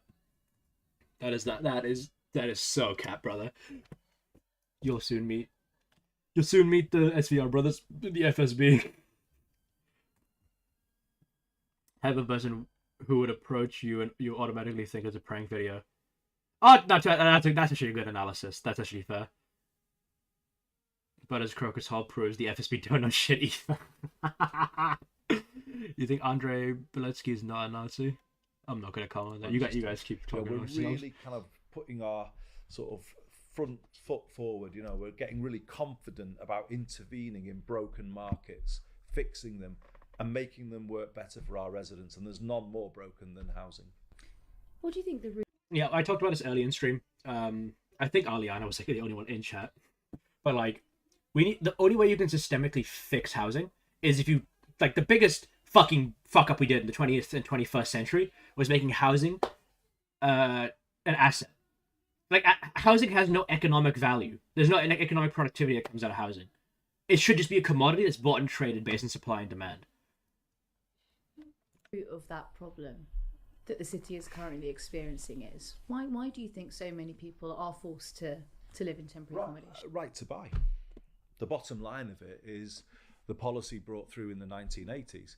I mean, right to buy, you could have justified it if there was a like-for-like replacement. So you sell one and then you have to replace another with the proceeds from the sales. And obviously Margaret Thatcher prevented councils from... The woke take on the Russian invasion of Ukraine is that as Kazakhstan was the last member of the Union, we need to rebuild the USSR headquarters in Astana and rejoin both Russia and Ukraine into the Kazakh governance. Based meme. That's a base meme, Lou. That's like elite ball knowledge almost. If you know, you know. Kazakhstan, the true inheritor of the mantle of the Soviet Union. Doing that. So what we saw from the 1980s onwards was the loss of, I think, around 1.4 million social homes in this country. It's a very good point that people should be allowed to have the right to buy the council housing, but they should build more afterwards. Once of the more disgraceful things Margaret Thatcher... Margaret Thatcher truly was like the biggest like fuck up in like UK politics, dude. Like, holy AIDS. That woman, like, you know how people will always talk about like some like women put women back a generation or whatever? Like, she put like female politicians a generation back, like, pragmatically. Because it's like, bro, she fucked up the economy so fucking hard, dude. And in this city region, that would be at least 100,000 net, probably more. And even now, because of right to buy, in glory to Comrade Tokayev. 8 out of the 10 are still losing more homes, social homes, than they're building. So the grip of the housing crisis continues to tighten, and that isn't acceptable. And in the strategy that I mentioned, we've set out reaching a new tipping point by 2028, and that is to be building more social homes in Greater Manchester than we are losing. It's critical that we get to that point. I gotta be honest, if they shoot the enemy, I don't think you need to worry about the politics until the fighting ends. Yeah. Like, I don't know what you're talking about specifically there, Lou, but are you talking about like the wartime election stuff in Ukraine? Because if that's what you're talking about, then I can comment on that. I'm curious about the perspective, and I'm probably wrong, but a lot of land in this battle between corporate and private ownership, and that's the fight. In my state, a lot of houses are being destroyed for data points. Yeah, it's not just that. It's also probably just like stuff to do with local funding. Because like England, I think specifically, a lot of the counties, their local constituencies don't get that much local funding. Same over here in New Zealand. Corp have been winning here, fire. But yeah, I think it has to do with a lot of local funding stuff. And the fact that especially the north of England has kind of been like left to dogs, basically. By South England. In fact, I'd argue feeding Nazis into Katusha meme human meat grinder tactics is base. Deep battle. Soviet deep battle, Lou. The best way to sacrifice human life. And get to that point within the time frame that I just mentioned. Because, you know, how can we be sort of like spending so many kind of hours and sort of, speeches in Parliament bemoaning the housing crisis when it's just getting worse? We've got to start building more nationally at a national level. There needs to be a new tipping point of building more social homes than we're losing. Do you worry about the number of social homes that are in the hands of private landlords at this time? I mean, particularly if you look at the local authority, a lot of the time private landlords will be renting social or council housing, I should say, back to the local authority when it was once theirs. I worry about all of those. Things, and that's why I say the market needs more intervention. Also, Lou, I'm gonna give you forewarning. This deltoid guy is a big jacking off guy. Okay, he's a just asking questions kind of guy, so be careful. Okay. I'd particularly worry about housing standards in the private rented sector. And while I really welcome the Renters' Rights Bill, I would like it to go further in time. I don't think it's right anymore for a property to be able to be let out for profit that damages people's health. You know, it's so poorly maintained, damp and mold. Deltoid, are you? Because I can never understand what the fuck you're coming from. Because I don't know if you were trolling me or not before. Are you pro-Ukraine, Deltoid?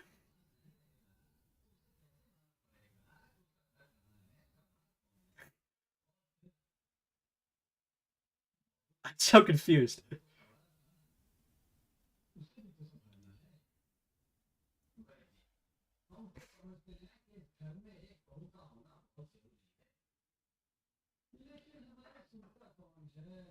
Yeah, that's not it.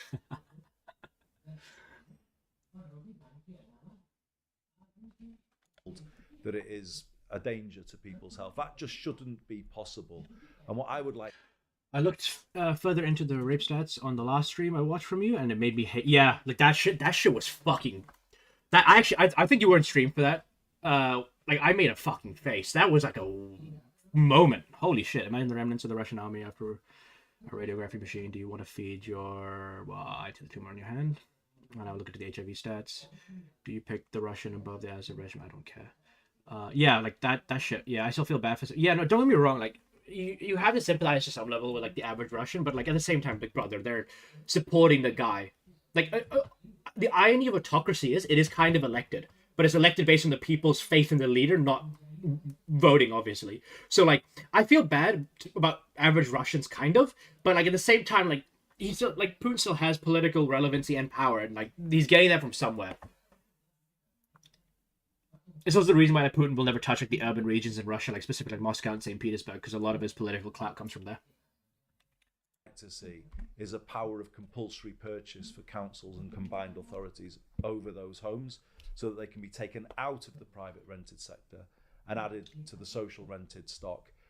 For me, that is something we should go after with a real urgency, because why should we be paying millions, billions even, through the benefit system to subsidise homes in the private rented sector when those homes are harmful to the health of the people who live within them? It's something we should just end and say it's not happening, it shouldn't happen anymore.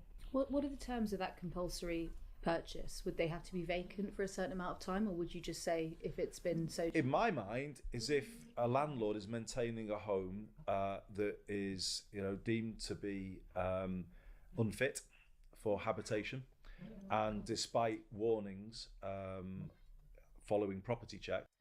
I don't know what's worse, politics channels that just stream a video with zero actual input from the streamer, or an actual streamer who is just reading articles one-to-one without reading chat. Yeah, like you have to have a mix. Obviously, if you're streaming, you have to be entertainer too, you know? Like, you guys are having like a civil war in chat right now, so there's not really much I can input. But yeah. Has not taken steps to fix that, then I don't see why you get the right to carry on operating from that property. I mean, what is the justification for letting out a property that damages the health of the people who live in it? Well, you want to make it criminal in some cases with the Good Landlord Charter. Well, I think it should be. I don't see why people get the right to make money by damaging people's health, and that shouldn't be possible. And it's kind of a reflection of the, as I say, the deregulation. To be fair, remember, like, the Azov Battalion is a fucking battalion, which only some of those people who are members of the Azov Battalion, like, have Nazi sympathies. That should not, like, that little part of the army, which in itself a little part of that army is a certain political disposition, doesn't make the entire country a Nazi state. Like, there are some white supremacists here in New Zealand. That doesn't make my country a white supremacist state. regulatory approach that we've Zelensky's seen Jewish, he is. for too long, that kind of situation is permissible. That can't, we just almost say, well, that's how it is. The grand Führer of the synagogue.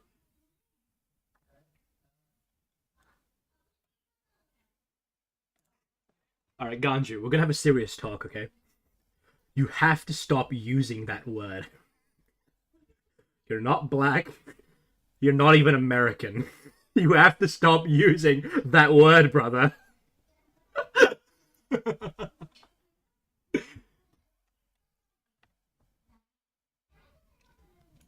We just let people carry on doing that. I can remember in my former constituency, streets of lots of properties. Like, to be fair, Orange, you have to give Ganju some props, okay? This guy's one of the base Russians. He draft dodged, okay? You got to give him some props. Were bought up in the late 80s or 90s for very small amounts of money, kind of let out by absent landlords who never visited and probably never even seen the property, but just were. Yeah, shit gets auto held whenever he uses a certain word, which I'm not going to say on stream. Continuing to rake the money in, and it was such a frustrating situation, and definitely. I won't take that hate on Orange, okay? Any Russian that draft dodges is a good Russian in my books. That's the only good Russian is a draft dodger. You get stuck in those You're situations. progressive, You you can don't say allow it, them no to carry on balls. operating like that. Do you think that state intervention in the way that you're talking about here, do you think that aids social mobility? Massively, because if I think of my, my life really, somebody born in the very, very start of the 1970s in the Northwest, and if I kind of think about how life was. I'm wondering what actions New Zealand is doing right now. They were a big thing a while ago, but all the neo-Nazis usually live in Christchurch. Yeah, like, brother, like, all our racists are literally in another island. Like, the South Island have a bunch of white supremacists. It's some crazy shit, dog. But, yeah, like, I think ever since the Christchurch shooting, it's kind of, like, left a bad taste in a lot of Kiwis' mouths. But, like, obviously there's the Be a Man movement and Brian Tamaki's whole thing, and that's like a whole separate, like, cancerous shit of, like, right-wing extremism in our country. Then, growing up, for me, in terms of my friends, everybody, I knew in my circles, the platform of a council home was actually the foundation for social mobility. Outside of the obvious places like North Korea, where do you think is the worst place to live? The Congo, period. Ebola outbreaks, civil war, child prostitution, and militancy. I don't think I could find a worse place. Jokes aside, I knew a guy. He was 18. He was conscripted in Tuyman, and within a year, he lost his leg on the front line. He was put to work in an oil refinery. It's not fit to fight. Don't sign up. South Korea. Why is North Korea bad if you're a communist?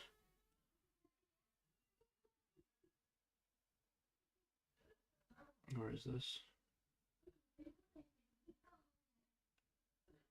South Korea. Beige. It should be moved to there. Yeah. For Means the Congo like huge this. amount of That whole place is people fucked, dude. in the Northwest. If you speak to the mayor of the Liverpool City region, my good friend Steve Rotherham, he said in the book we co-wrote, he says that council home that he shared with his mum and his brothers and sisters was absolutely the foundation of what he's gone on to achieve in life. I think it was the combination of the secure base of those homes combined with a good technical education system through night school that were the engines of social mobility, and they've faltered in recent. If capitalism is so good, why does it have to embargo Cuba? If communism is so good, why didn't the Cuban economy take off? Why does it need capitalist inputs? There's a good question for you. Times, the lack of that secure base, I think, has base. held some You know what? Base. people back from working class backgrounds from achieving what they could do. People's housing situation now, I think. I mean, North Korea isn't good even if you're a communist. Yeah, to be fair, North Korea is more totalitarian than it is communist. It's just like pure, like, it's authoritarian for the sake of being authoritarian.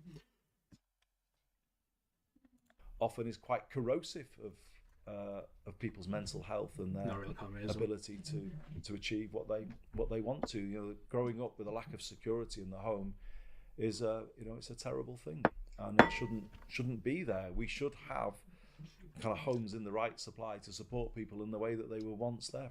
What do you think about secure work? Is that something that... Oh yeah, I would agree with you, Lou. As flawed as their systems were, at least they had like. Well, I actually, if you talk about China in like pre Deng Xiaoping, you'd be right. China now is like not even a communist state. It's just a totalitarian state that has capitalist systems in its cities. And when the country of the kitchen radio is closer than you, not great, yeah. But yeah, like China now is just like it's just a totalitarian regime that has capitalism in its cities. Like, if you want to find the most billionaires per capita, just go to the Chinese Politburo. That's where you'll find the most billionaires per capita. Straight up, there is a law in North Korea where during any reason why you have to leave your house, one you should prioritize is the picture of King. Yeah. I read that law. He went to the not real argument. The Good Growth Fund is looking to tackle? Are you looking to encourage business? Is there investment there? It certainly is. So here we've brought through the Greater Manchester Good Employment Charter, and it's been in place now for over 5 years. It's a well understood set of... No, the USSR was. That's why it economically broke. Like, the reason why Deng Xiaoping did his reforms is because he actively saw what was happening in the Soviet Union, so he decided to reform the system before the economy broke under its heels. Also, fun fact, Lou, you probably want to do some research on Cuba, like recently liberalized parts of their economy. So, big L. Do you ever hear a commie talk about what real communism is or isn't? Well, because it's, yeah, wasn't the USSR the very belief of communism? Not quite. The USSR is the best case example of how communism actually be put into practice. Because the problem is, like, it had a command control economy, it had production quotas, it had like state mandated like healthcare, state mandated leave, state mandated holidays, state mandated, like, it was like literally the definition of like textbook communism trying to be applied practically. And again, it's why the whole thing collapsed within itself, because of that very reason. And the reason why Deng Xiaoping in China moved to a more liberal economic system is because they saw what was happening in the Soviet Union actively. China's currently more broke than the US was. But yeah, no, to be fair, Ganju, China's got more provincial debt, not national debt. It's the reason why you can't really see their debt statistics. Again, fuck China, to be fair. Best example of a failing is a failing state. Europe has all these things without failing. This USSR under Lenin was basically the ideal Stalinism. And no, the problem is, like, all Stalin did was make the USSR more totalitarian. Like, minus the autonomous SSRs that Lenin wanted to implement, there's nothing that Stalin did that Lenin would not have wanted. Like, I don't think there's a single policy that, like, Lenin would have been like, whoa, dude, too far. Because, like, Lenin was pro-collectivization, Lenin was pro-heavy industry, Lenin was pro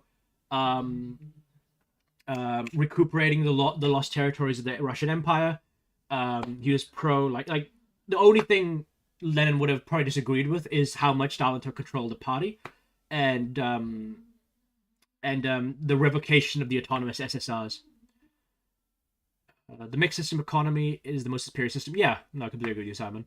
Not the US-based Jewish autonomous oblast. Yeah, true. I think Trotsky would have done the same. No, the problem with Trotsky was he was a...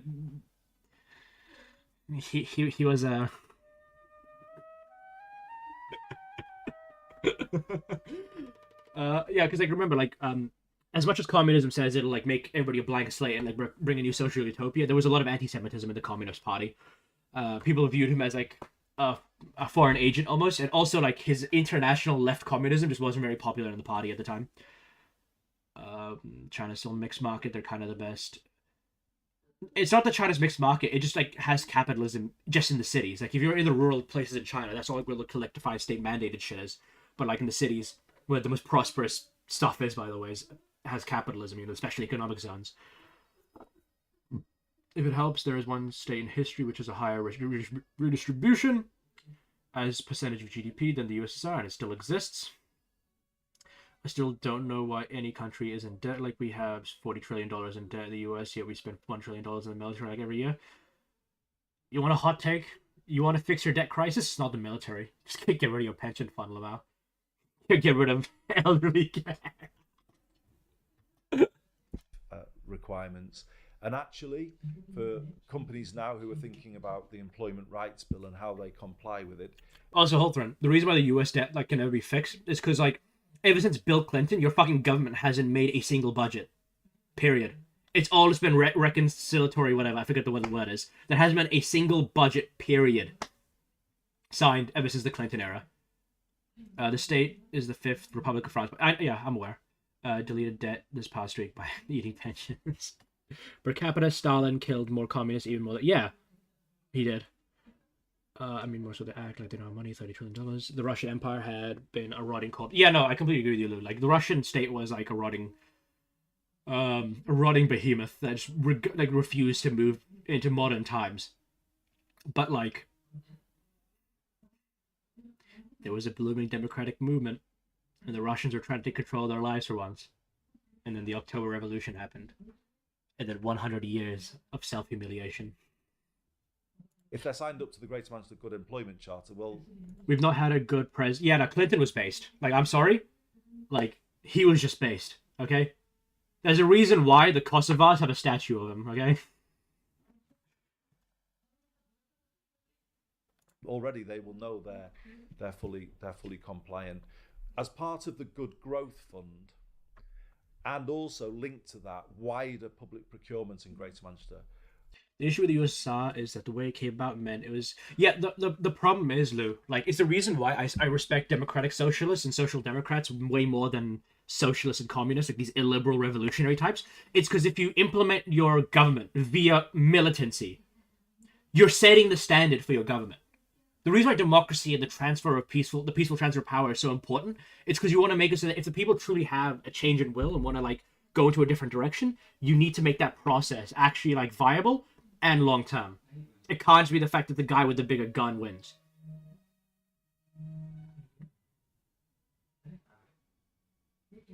I miss Bill. Yeah, Bill Clinton was my goat. Imagine a world where the most controversial thing an American president do is get some head.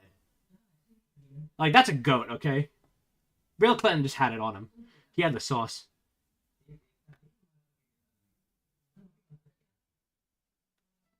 Russia had more just closest to me.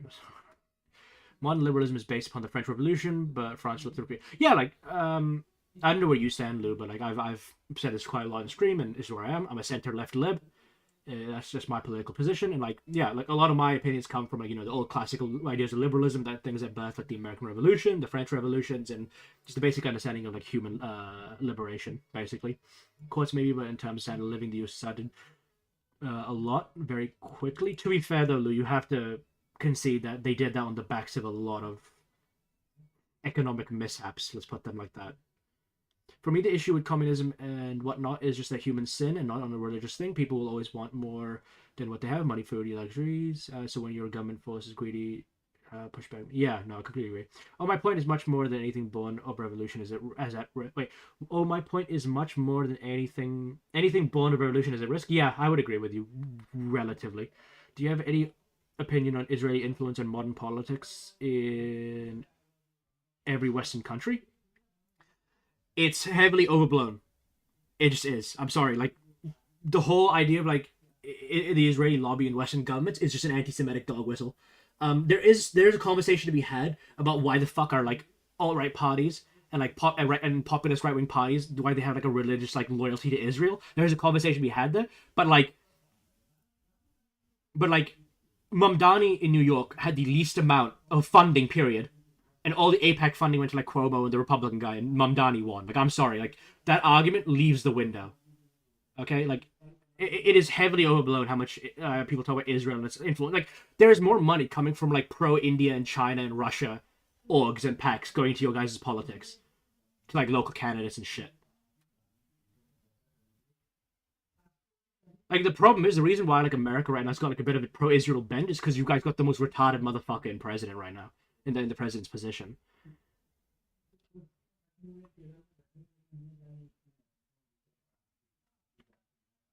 To be fair, though, Lou, also the Stalinist regime and the regime of Khrushchev used a lot of gulag labor too to mine a lot of the gold and silver of the Soviet Union to fund a lot of their imports from the West. like their machinery, their farming tools, all this kind of stuff. So there was slave labor also happening in the Soviet Union. It was just done in Siberia. We will increasingly link to it the Greater Manchester Good Employment Charter and the Greater Manchester Good Landlord Charter. And that's what it means to have a good growth fund, that we secure extra benefits for our residents from the public money that we have. If I take the example of the buses, we linked the re-regulation of buses in Greater Manchester to the Greater Manchester Good Employment Charter. So what was the net effect of that? In the deregulated system, there were people out there driving buses with no... Okay, so I'll try to say properly. The USSR didn't do a lot of good forever, but in terms of HDR, you can look at this when there's all the USSR. To be fair, Lou, I'm assuming this, so please correct me if I'm wrong. I'm guessing you're a bit of a socialist type. If so, would you then not agree that capitalism is a better system because every country that has had a capitalist system, when it went away from a feudal autocracy, their standards of living not only skyrocketed, those systems are not only still in place and are still keeping hold. I hope Andy Burnham smashes the Reform UK and the great... Simon, I agree with you, dude. The fact that Nigel Farage, that fucking rat, convinced the UK to leave Brexit, which has caused the most economic damage in the UK, and he's just like Winston Peters, still a relevant politician. It pisses me off every fucking day. Like, I'm sorry, like, if Nigel Farage ends up winning some sort of seat or something, I'm going to fundamentally lose trust in the British IQ statistics, because they're just fucking fake. I refuse to believe them. Sick pay cover. Now, because we took the decision to link it to the Good Employment Charter, every single driver on the B network has got sick pay cover from day one. It's very impressive. At a time when we are looking at the Employment Rights Bill potentially being watered down, because that's now not going to be on offer in that bill. There isn't going to be protections from day one. Why do you choose to offer it locally, but it's not happening nationally? I'll be honest, I'm vaguely leftist, but I much more believe that we need to move slowly. Okay, you know what, Lou? You're a queen. Or a king. I'm not going to misgender you. I have... As a liberal, I very much have a fundamental respect for people who work within the liberal system. So my social democrats, my democratic socialists, I have a fundamental respect for them, and I can actually argue with that. Revolutionaries, I don't even bother talking to. Well, like, respectfully talking to those people. That's an ideology I don't want to poison my democracy with. Not trying to be too crazy, and if I come off bad, tell me. But growing up in the U.S., the conservatives were anti-Jew. I even experienced it as Southeastern, but as things progressed, both sides just started agreeing. Then I get to see them getting into power with very little understanding of their governance. In Ireland, like last month, they hired someone of the national leaders. They never lived anywhere but Israel. To be fair to your point, Scrab, remember, political parties can shift their narratives depending on where their voters are. It's just that, like, the boomers and the generation before them have just a decent opinion of Israel, because the story of Israel at the time was Arabs were always attacking them and they were the ones defending.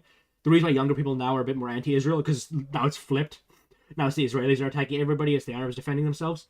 So it's more of like a perspective thing.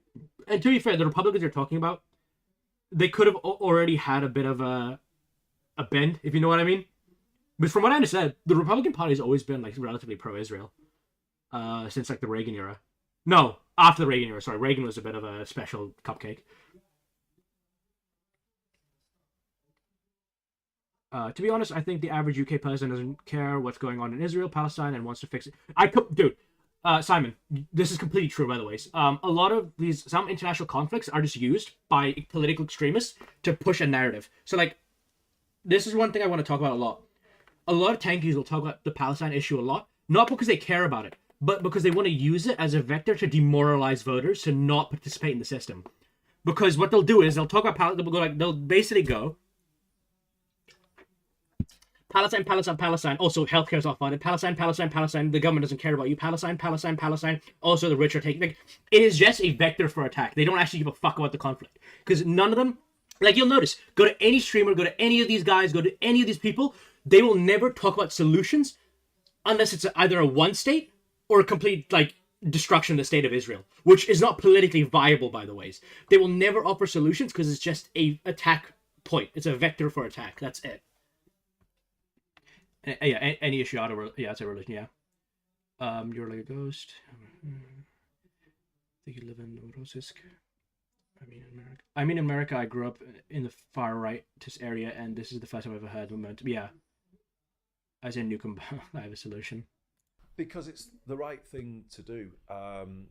Because if you take that whole question of sick pay, and I'm generally sympathetic to the average Palestinian, but by people in the West of the world can't do anything about it. Like, yeah, like, I will never actually use this, but like, in my disposition in that conflict, I am relatively more pro-Palestinian, just for the sense of that I want them to have their own state and whatever.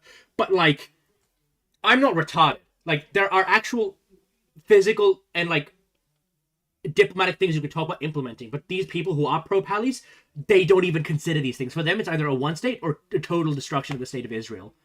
Like, that's not politically viable, and that's just pushing for more war and more instability in the region.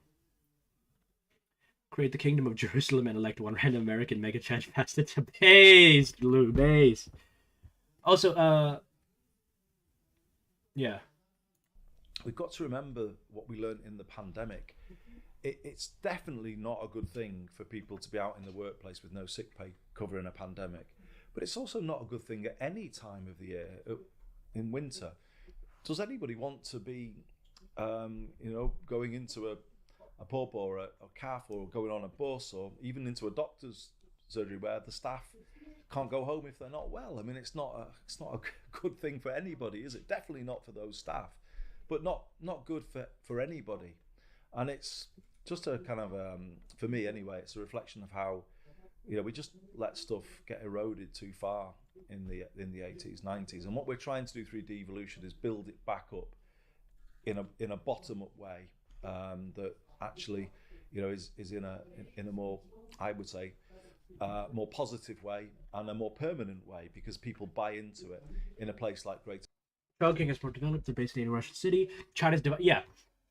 But to be fair, Lou, this is because of the special economic zones, otherwise known as capitalism for the cities and communism for the farms, which was Bukharin's point of view, but he never got to take the leadership because Stalin, Manchester. This place has never stopped believing in social progress going hand in hand with economic progress. That is still the Greater Manchester mentality, the Greater Manchester philosophy.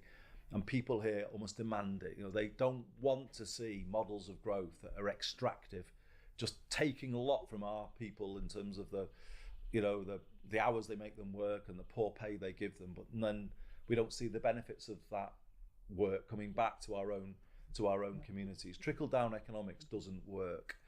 And what we want to see is a less extractive economy, where more of what we are doing here in Greater Manchester circulates back into our own communities, or indeed to the terms and conditions of the people out there providing services. Because it's interesting, really, isn't it? Because if you look at what happened during those 14 years of conservative austerity, through devolution and the powers that you've had here, you've actually managed to buck the national trend in a number of ways. You've actually managed to use local levers. Also, Simon, I'm pretty sure the northern regions of England, don't their counties and their local constituencies vote Conservative? Or am I wrong on that? I find it funny that Deng Xiaoping ended up in the re-education camp making by it's funny, isn't it? In a way that is contradictory to central government. Well, this is what I'm really proud of, Ava. We've had North of England most Labour. Okay, it makes sense. But I for some reason, what am I thinking about? Is it the Midlands? Because I know that like a block of England that was like left behind economically that kept voting Conservatives in, but I'm not too sure on that. The decade of growth. So when I'm telling you these things, people will say, "Oh, this is all sort of kind of left-wing stuff." Well, partly what I've been talking about is, but we don't just go like that here. We also are pro-entrepreneurial approaches in Greater Manchester, pro-business, and that's always been part of our culture. So we've had average growth over the decade of 3.1%, and we're very, very proud of that. And we think we can accelerate on that in the next decade. But it's got to be good growth, is what I'm saying to you. Growth. The counties do, but like the cities like Manchester and Liverpool will be heavily strongly Labour or Liberal Democrat. Okay, cool. Yeah, that's what I was thinking about, because I was like, I swear the counties in the north voted Conservative, yeah. But the Conservative to or Reform UK would be strong in rural areas. Yeah, definitely. It's same like here in New Zealand, Simon, where we have all our rural chuds voting in National. The north of England is generally quite racist, but also quite leftist, yeah. The real leftists are racist. The Soviet Union never taught us anything.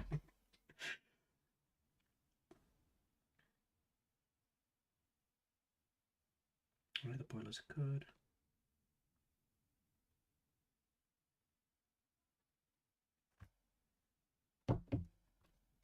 There are some working class areas that voted heavily for Boris Johnson because of the promise of leveling up policy, yeah. I feel bad, man, sometimes for these like left behind regions, whether it's in America and Appalachia or the Rust Belt, or whether it's the north of England, or whether over here, obviously in New Zealand, we have our all industrial towns. Like, man, people get duped by these retards so easily, and I don't even fucking blame them, because they're not that politically literate, so they just like feel like whoever says that they'll actually do something about their local region, they'll give their vote to. That brings the benefits back for the residents of Greater Manchester, that lifts all places, doesn't leave some places neglected alongside a modern city centre. That's what we're about, and we're really in the business now of making it happen through devolution, and it's a really exciting thing. The energy in British politics, I would say, is in devolution. This is where the new stuff is being done, where new thinking is coming through. And the more we back it, the better it will get. It's interesting you say that, because Sadiq Khan would probably say something similar. I mean, he's managed to sort of buck the trend as well in London, particularly around free school meals, which now which now is national. Yeah. Well, breakfast clubs are at least. Well, we could all point to lots of policies that where we've pioneered them here, they've become national. Can I say something about homelessness in this regard? Because I go back to the pandemic. Pre-pandemic, I brought a huge focus on rough sleeping, and we developed an approach here called a bed every night. And the idea of a bed every night was, in effect, everyone gets support. And if you look at the figures for rough sleeping, we'd got them right down in the late 2019, going into the pandemic, through a bed every night. And then the government adopted it at the time. It was the Johnson government, but they did the right thing. They saw what we were doing, and they called it everyone in. And I think it's so sad that was a national policy in the pandemic. Like with sick pay, some things are the right thing to do in a pandemic, but they're also the right thing to do outside of one. But they dropped it, but we never did. So we still have a bed every night here. 600 people tonight in Greater Manchester will be in a bed every night, and it'll be operational all the way through the Christmas period at that level, supporting people. And the question I ask is, why can't that be a national policy? And it's a call I'd like to make on the government. Please consider making everyone in a national policy, a permanent policy. I think it's what we should be about in this country. Not just at this time of year we all start to worry about homelessness. We should worry about it every day, because one day out there is catastrophic for people in terms of their kind of physical health, but crucially their mental health as well. And for us, we still run a bed every night, and I donate a bit of my salary, but we raise funds through the Greater Manchester Mayor's charity, and we put public funds into it. We get support from the NHS for it. We do it because we believe there's a case for it on every level. There's a moral case, clearly. It's the right thing to do. But also there's a financial case, because one night out or 2 nights out on the street can mean 20 nights in a hospital bed. So it actually doesn't make sense for the public sector just to leave people out there with nothing. And then thirdly, there's a fairness case, isn't there? People newly arrived in the country, I'd be the first to say they should get accommodation and should be supported. But people then do ask the question, well, why don't we support everybody else who needs support? And I think, if everyone in was... All right, I want to chip in. Lou, to be fair to Gaja's point, the reason why China took off was because of capitalism. Like, they liberalized the economics of the special economic zones, their cities, which you rightly pointed out, like, there is a big disparity between the rural areas and the cities. And that's because the rural areas are state mandated, like, that's where state mandated industry and collective farms are. Meanwhile, in the cities, you have your special economic zones and your capitalist structures, your foreign financing, capitalist industries coming. Like, that's just true. The national policy, there would be a greater sense of fairness about things and how things are done. So I really believe this is a kind of devolved policy from here that really should go national in 2026. And I would encourage my colleagues in government to... Liberals aren't capitalists. The liberalism is like a broad ideological framework that can like incorporate things into its worldview. It's more of like a social politics and like a social and like a governance politics than it is like an economic one. Capitalism is just something that gels well with liberalism because it's the whole thing of like private choice, and like it kind of gels well with it. It's not that like you could technically be like a liberal socialist, like a social democrat or a democratic socialist. Like, yeah, liberalism doesn't like it's not married to any one economic policy, but like capitalism just gels well with it pretty much. Can you name anywhere in Africa that is developed? Botswana. A free market enterprise, foreign capital. One of the only, like, if you look at Africa, the capitalism they did was all cronyism. It was all oligarchs coming together, warlords, chiefs, and they never actually had any sort of like competition. They had protectionism. They had a lot of tariffs between different African countries. Like, I think Ghana at some points, because of their tariffs, it was more expensive to export something from Ghana to Nigeria than it was from Ghana to Hong Kong. It's some crazy fucking shit, dude. But yeah, like Botswana, like is one of the few places where I can definitely say, yeah, capitalism has done a lot for Africa. You think wouldn't you say capitalism is more free in its opinion? Yeah, it is relatively capitalism because it allows more private control of the economy. To think about that, you know, it is about kind of restoring a sense of doing things in the right way and actually acting more preventatively as well. But in my view, you know, it's devolution that is kind of showing back to Westminster how some things just... Also, in a capitalist system, you can also do communism. Like in New Zealand, you can like fuck off to the middle of nowhere, take a loan from the bank with your mates, and then set up a commune.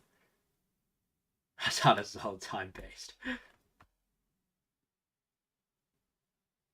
Yeah, but like Lou, you do recognize that China has an infinitely larger tax pool and human capital base, and that HDI is like not like less than a point off, right? You do recognize that. Like, if Botswana's HDI was like 0.5, I would agree with you. Oh, my example was incorrect, but come on.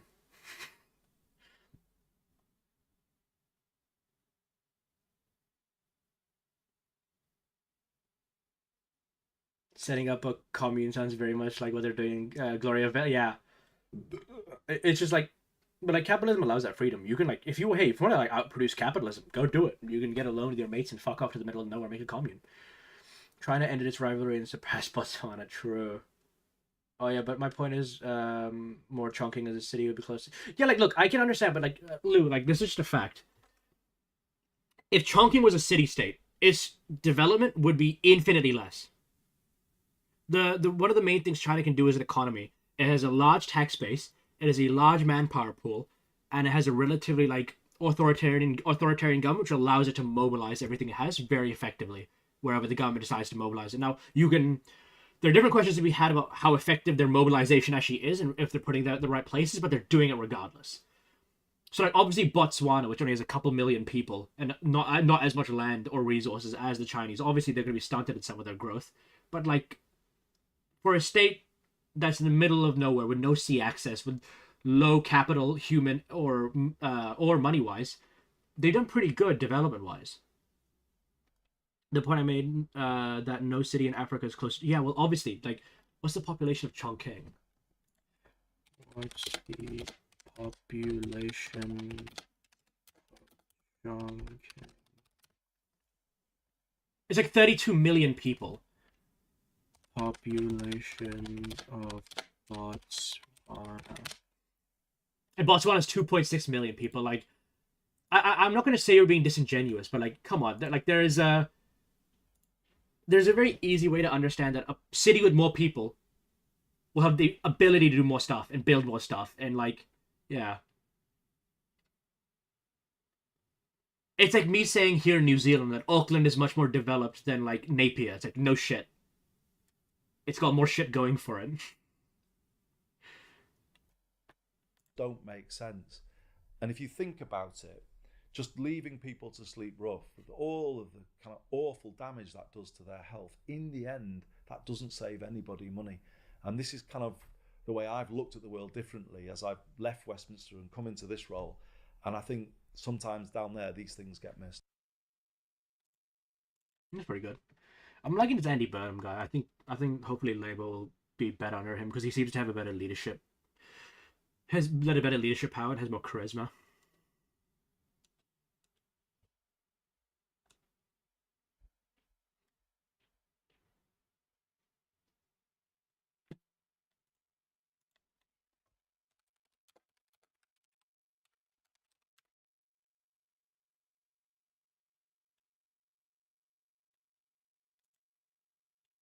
All right, Lou. The HDI of New York is above that of Chongqing. Does that defeat the argument for the Chinese system?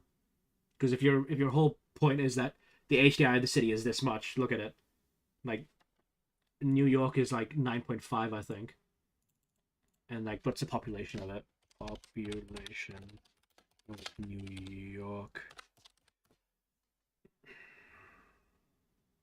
Yeah, New York City only has 8.5 million people, so I would say that like that population is being used more effectively because the HDI is not only bigger, has infinitely less people in comparison to Chongqing.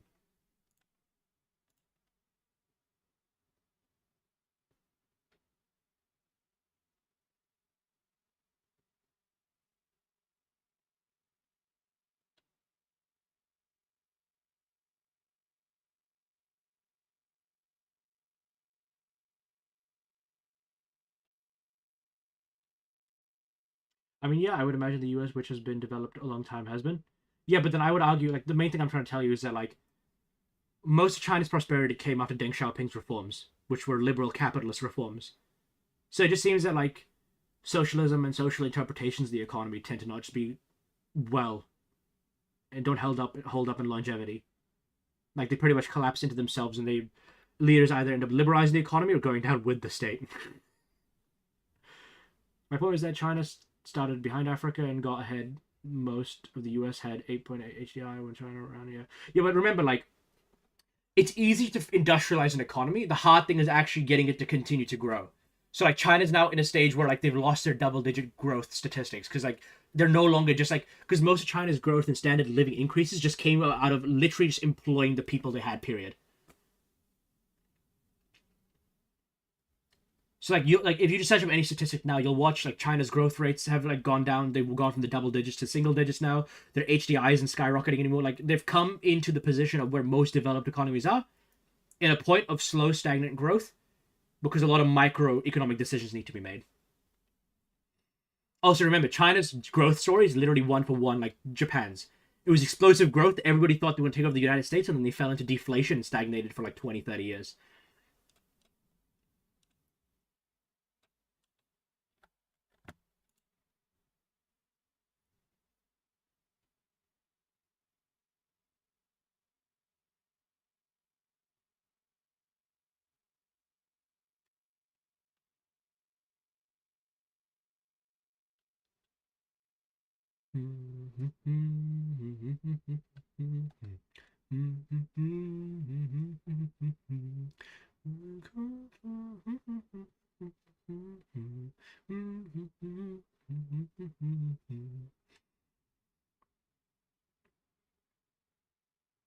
Oh yeah, but the point is more if you consider the EU's countries versus China regions and where they both were post World War II, it's hard to say China has failed massively. Oh yeah, no, I'll never claim that China has failed. What I'm telling you is that like, because I'm a big capitalist guy, big liberal guy. Capitalism just seems like a better framework to not only run an economy, but to keep it growing in the long term. Like China started off with collectivized farms and state mandated industry.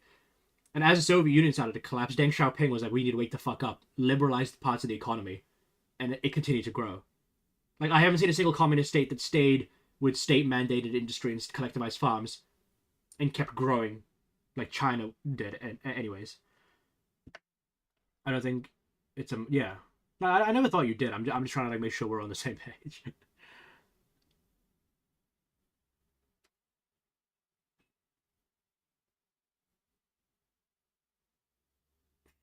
This I'm not watching this.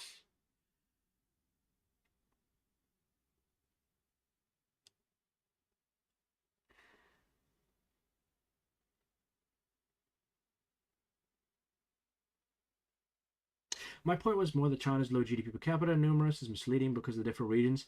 Yeah, it is, but you would recognize that's because the rural regions, which are collectivized and state-owned, are the poorer parts. And the cities and the special economic zones that allow foreign financing, have a capitalist framework, like those are the rich parts. That's why there's a wealth disparity between the two Chinas.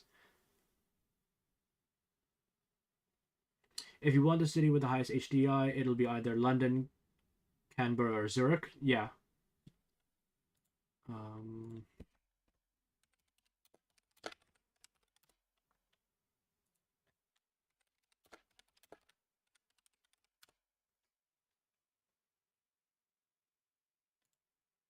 But it's like the best example I can give you, Lou, is like Taiwan and China had like the same history, relatively, like the same war, same like Taiwan is worse because they were colonized by the Japanese and they got more fucked.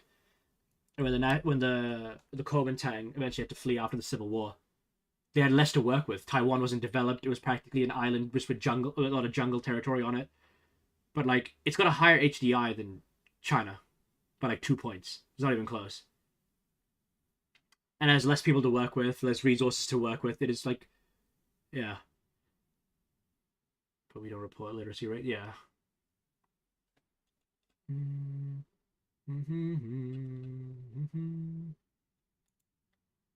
Hey everyone, it's Richard. You're watching The Plain Bagel. There was a bit of drama in the finance space on X this past weekend when we saw Dr. Gad Saad, a Canadian marketing professor, author of the Also, on the Taiwan-Japan part, both of them received a lot of Western funding, intentionally, of course, counter Communist China. But to be fair, like, Lou, come on, like, the reason why China had economic growth was because of Western funding too. Like, it was Western factories and Western capital that developed. It wasn't like Chinese or Soviet capital that built up Shanghai, Chongqing, Beijing, Qingdao, Fujian, Xiamen. What are the other ones? Shuzhou, Jiangxi. What are the other ones? Guangxi, Guangdong. Yeah, like, come on. book Suicidal Empathy, and Joe Rogan podcast guest make a post on X wherein he was lamenting about a so-called Canadian exit tax. Carbon. Carbon is like an interior Manchuria, isn't it? Since HDI uses GDP per capita PPP as part of the calculation, it means everything other than the HDI is much better than GDP. Yeah, like PPP is a better statistic to look at when you're looking instead of GDP per capita because it factors in purchasing power, which I think is more important because it shows you where pay equity and like what's the fucking word I'm looking for? Wealth distribution in society is actually at. It's a Manchuria, yeah. Oh yeah, but China had to trade it against an adversarial state versus being open again.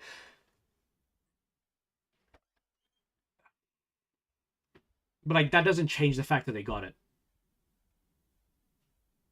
Like keep in mind, like a Taiwanese nationalist would use the same argument talking to you saying that the US gave them funding to like make them their bitch or whatever, which is not the case by the ways.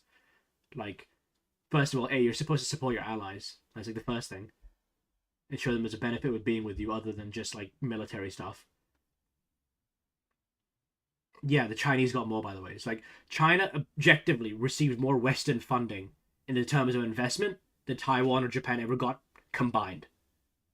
That's just, like just a fact.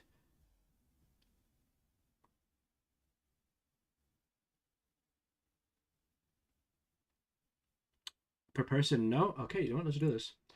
How much money has the West invested in China since Deng Xiaoping's reforms.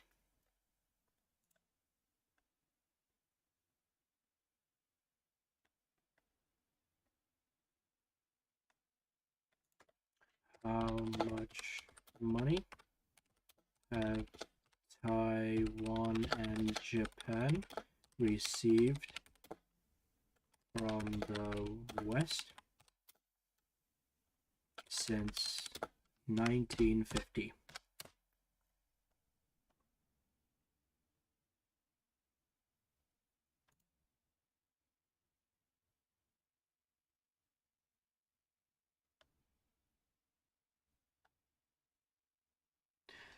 Okay. Lou, if you want, you can search these up yourself, but these are stats I'm looking at, okay? So while the Chinese Ministry of Commerce reports that China's total cumulative inbound foreign direct investment, FDI, has surpassed 3.6 trillion. Oh, sorry, my bad. No, this is talking about... You know what? I'm not even going to count FDI. I'll say FDI as in funding. But Western countries have directly invested an estimate of 500 billion to 700 billion in China since Deng Xiaoping's launches reforms of opening up in 1978. Taiwan and Japan have gotten a cumulative of like $9 billion total, by the way. So I'm looking at this right here. Taiwan has received roughly $4.5 to $5 billion in direct subsidies, Western economic and military aid since 1950, alongside tens of billions more in commercial arms procurement options. The golden era of aid, 1951 and 1965, $1.65 billion, which is like $100 million annually. What else is here? Japan, approximately $3 billion in direct Western financial aid, economic injection since 1950. 1950 to 1954. Another $3 billion. Like, yeah. So roughly $10 billion between the two of them. Whereas China, like, the lowest estimate is 500 billion. So what are you gonna do?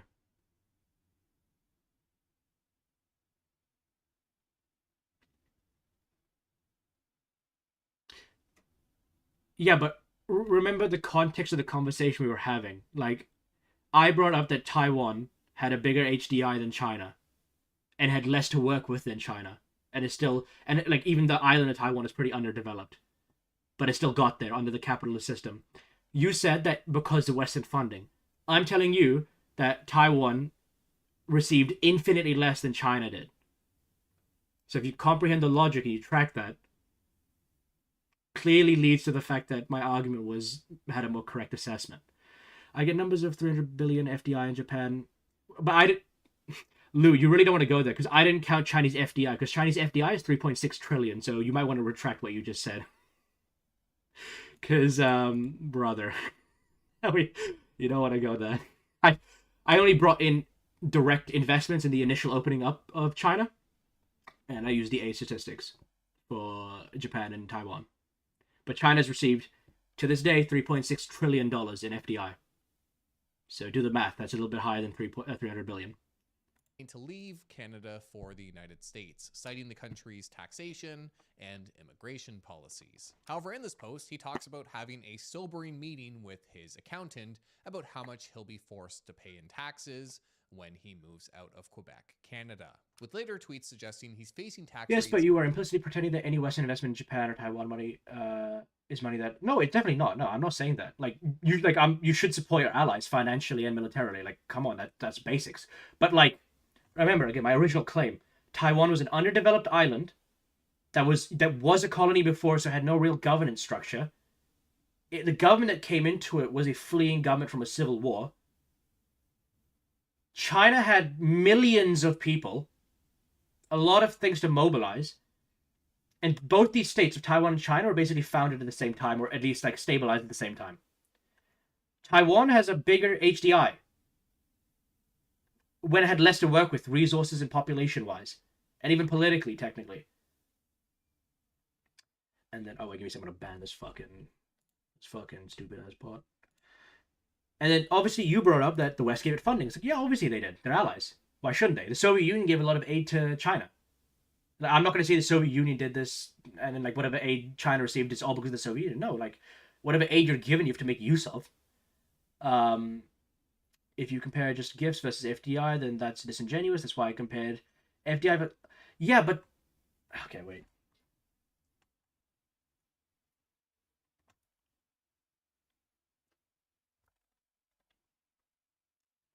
Okay, let's do the calculations then. How about that? So,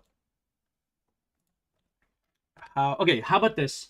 Because keep in mind, I've actually broadened my claim. We're going to specifically just look at Taiwan, and specifically just look at China. Okay. How much FDI does China receive?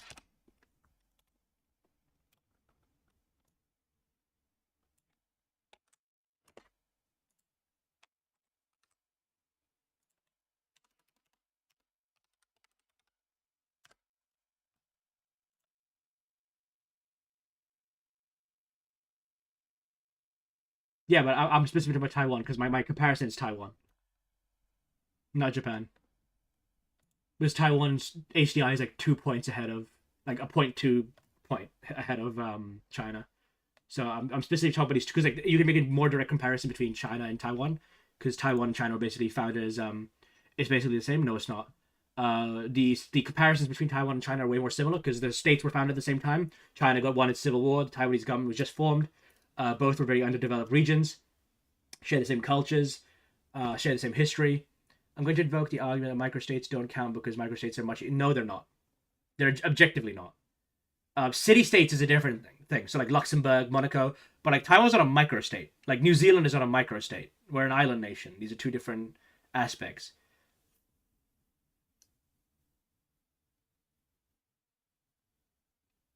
Also, Japan was already like an industrialized country and already a developed country like at its founding. Like already had investments and already had like an infrastructure. Like they're not a good comparison.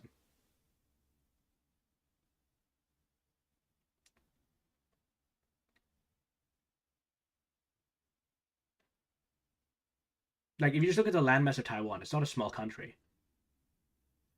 And because of its terrain and because of how much jungle was there before, like obviously the Taiwanese started developing the land, like it's not an easy place to develop. It's like the same thing saying that it's like saying like Washington State is easy to develop. It's like, no, it's not. And there's a lot of like forest there.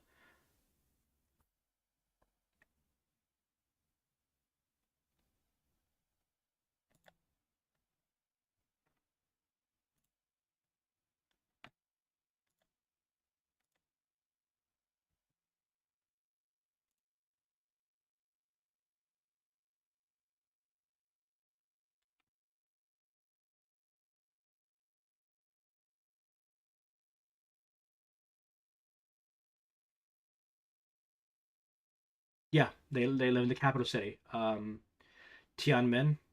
No, it's not Tiananmen. It's Taipei, isn't it? Yeah, Taipei. Sorry, I was thinking Tiananmen for other reasons. But yeah, like 1/3 of like our population lives in Auckland. That doesn't make like us a microstate. That's not how that works.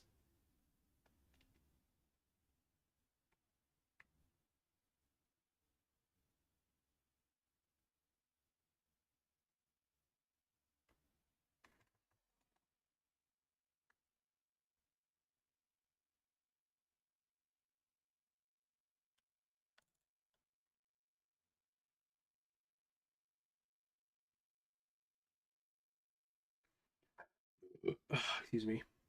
No, but it means that the state is directly affected by the city's development.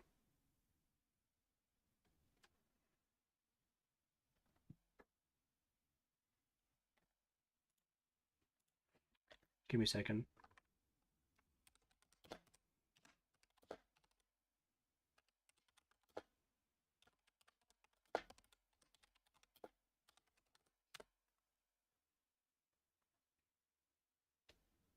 Taichung.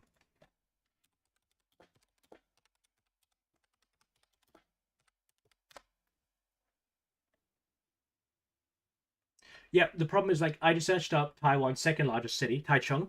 The HDI is basically the same as the national average, which would make me believe that nationally speaking, the wealth is pretty much distributed and the nation is developed all throughout, not just the city itself. Whereas there's a drastic difference between China's national HDI and Chongqing's. It's not even close.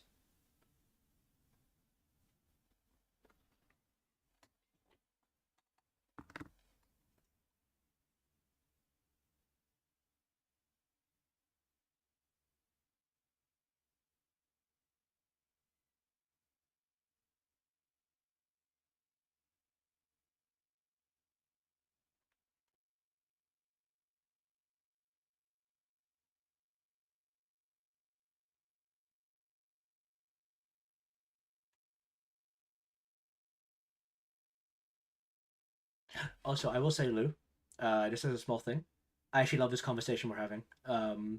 It's actually genuinely nice having someone in chat who's like not brain dead actually, because like there was a guy in chat before, I forget his name. I think if I can see him. Where is he?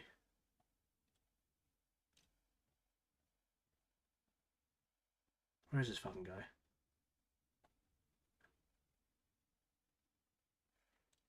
Yeah, Deltoid. That guy was a chud. He was impossible for him to have a conversation. I actually love having you in chat because this is an actual decent conversation we're having. Beijing alone has the same population as a half of the land of Taiwan and a pretty similar HDI. Yeah, but then I will throw your argument back at you. Like Beijing is not the capital city, so it'll receive a lot of the government's funding, and there's a lot of people too. I think just over such large countries it's harder. I'm never gonna say that big countries are as easy to develop as small countries, but like Taiwan's not a small country. And remember, per capita statistics exist because like certain countries only work with a certain amount. Like the absolute human capital and physical capital China has is a lot to mobilize to like affect specific cities.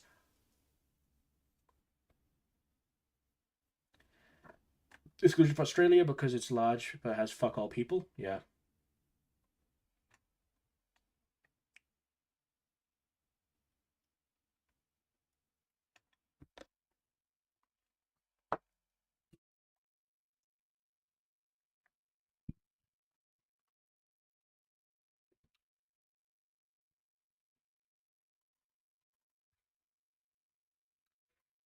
My basic thing, China and Taiwan, same political cultural histories.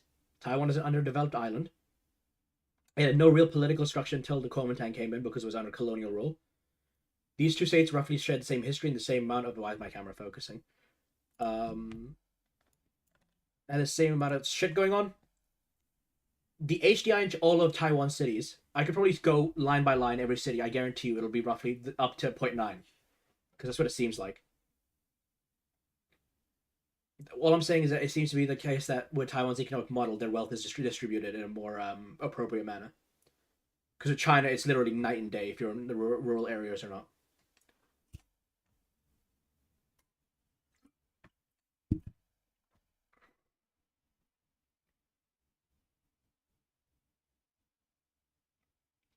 Taiwan is similar to Moscow Oblast in square kilometers. I know you say it isn't small, but 20 meters square, I think kilometers you're trying to say. People Taiwan is very much close to being one metropolis.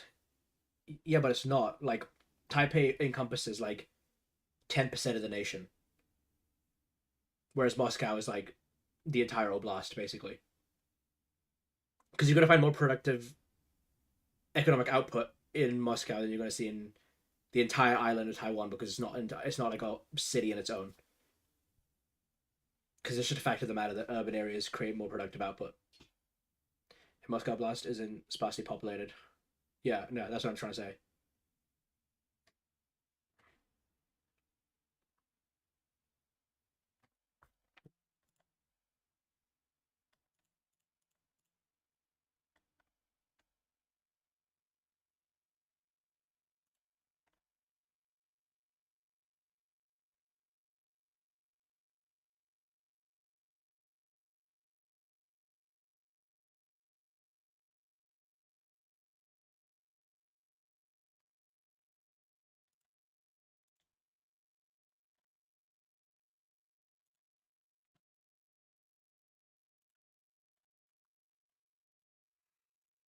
It's in excess of 55%, or 65% when all other taxes are added in. Now, Gad, if you aren't familiar, is an academic who's a fairly politically charged person. He has a history of berating Canada and the so-called... But I'm guessing you mean 8 square kilometers. 8 square kilometers people in this. Maybe it is. Well, I would say, if anything, Taiwan sounds more like a city with suburbs than Moscow Oblast does. Okay, you know what? Let me just do something.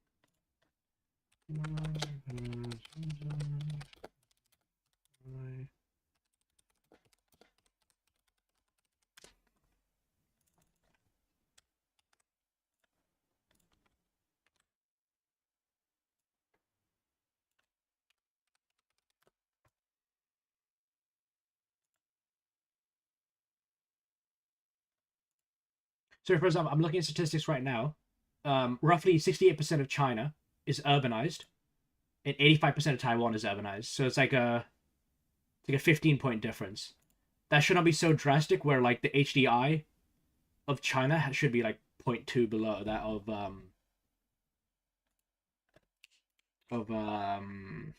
of each other.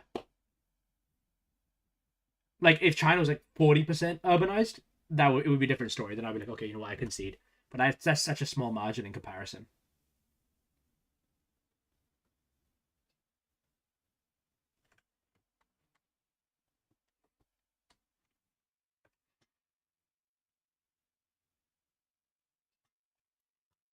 Woke mind virus, and with the past year of 51st state rhetoric and the like, as you can imagine, the post got a lot of traction. But 85% on one island is the size of an oblast. I just think it has some ability for exponents.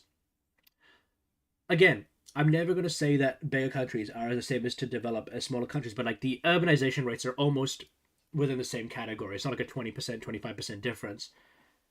And for the HDI to be so unevenly split between China and its other regions, whereas in Taiwan, I'm seeing like every region, whether it be a rural town or a city, the HDI doesn't differ that much.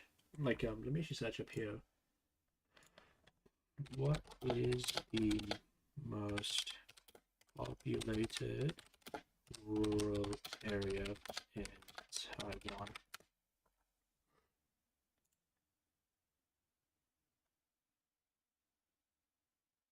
Dashi district.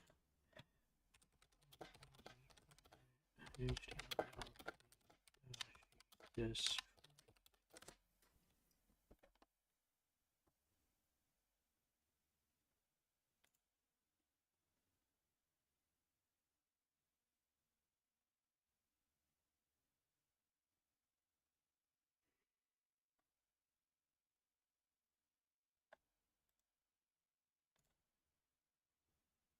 Taoyuan City.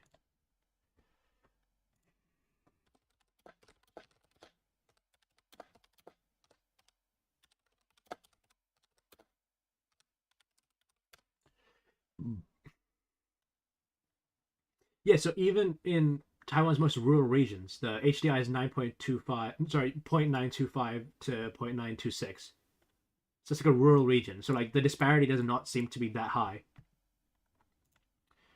China and Taiwan both have high speed rail, but from one side of Taiwan to the other two out. Yeah, but again, like this is what I'm trying to say. Like China's wealth disparities are huge between their regions.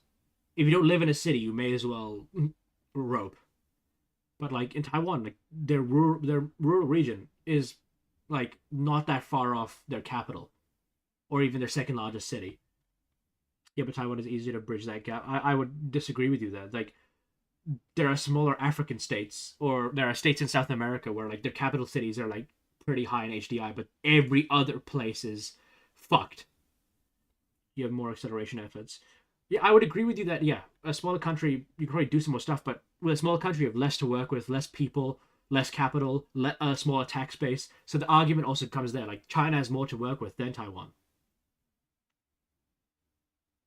Is the reason why their high speed rail projects are more often done. They're talked about and they're deployed. So that's an argument I could throw back at you, saying yeah, like China has more to work with, so they should technically be doing it more. On the platform, reaching 4.8 million views and a bunch of quote posts, with people both fiercely supporting GAD and criticizing the Canadian government for discouraging entrepreneurship and coercing people to stay in its borders, and others fiercely criticizing GAD for lamenting taxation as the source of his quote worst incidents in life and comparing it to being trapped in a Kafkaesque prison, despite the fact that he's clearly doing well financially. Now, the conversations around these posts got pretty political, with some even engaging in the grander debates over the ethics of taxation as a whole, which frankly, well above my pay grade and well outside the scope of today's video.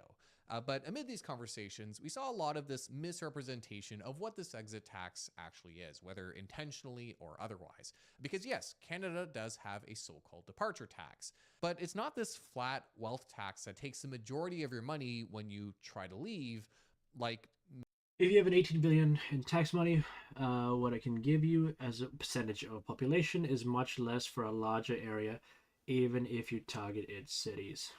At cities.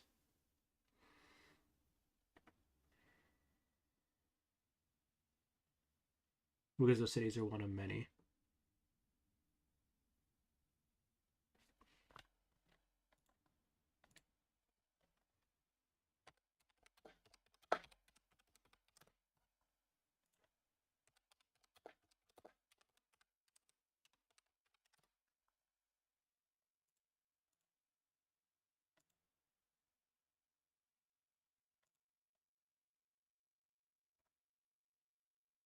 So like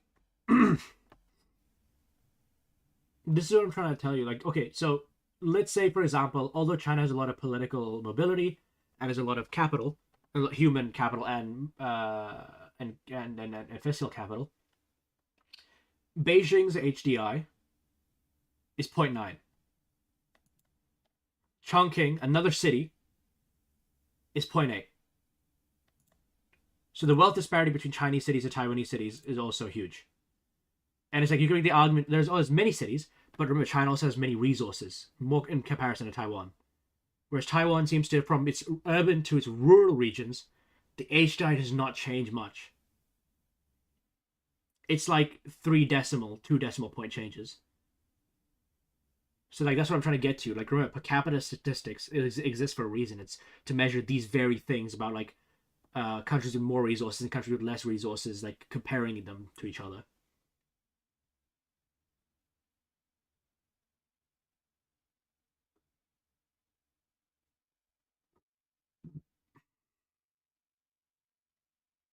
Like being a big country is not an excuse for underdeveloping your shit. Basically, is what I'm trying to say. Many people seem to walk away believing. So, as with all Canadian finance topics that make their way into these online discussions, I couldn't help myself and figured I'd post a video explaining how this tax works, how high it can potentially reach, and how it compares to other countries. Because while a lot of these posts were criticizing Canada for having this type of policy, it's actually fairly common among developed countries, with even the United States having its own version of an exit tax, albeit there are some key differences, which we'll touch on later in the video. Now, importantly, while this is a topic I'm familiar with, given my work as a registered portfolio manager and CFP professional, I am not a tax accountant or a CPA. So please, if you find yourself in this type of situation, do engage for qualified advice on the topic, but we can at least clear up some of the common misconceptions and cover the broad strokes of how the tax works. So, what is this Canadian exit tax? Well, the tax is properly known as a departure tax, which is charged whenever someone changes from being a resident of the country to a non-resident, which is a condition that's satisfied when someone leaves Canada to live in another country and when they sever their residential ties to the country. Now, these residential ties can be up for interpretation, but generally speaking, they include owning a home in Canada, having a partner or dependents in Canada, or a number of other secondary considerations, with courts also considering whether you set up ties in this new country when determining your residence status. So someone can leave the country to work or study abroad and still maintain that resident status, so long as they maintain some connection that makes it possible or likely for them to return. However, when someone severs their ties and becomes a non-resident, then we have what's called a deemed disposition, which is when someone's assumed to have sold all of their assets and bought them back immediately the day before they become a non-resident for the purpose of charging taxes on any assets that have appreciated in value. You see, the Canadian government views capital gains. Apologies, I sent that message, but I had to go. That's no problem. Take your time. I'm loving this conversation we're having. I mean this. Like I don't know if you heard me last time, but like genuinely, I actually appreciate this a lot because like although I'm like a center left guy, it's always nice to have someone who's like a little bit left of me, who can actually have a conversation. It is very. People like you are very far in between. I'll put it like that. You know what? You should drop me a follow because I stream every day, and I need people who aren't politically retarded to talk to me.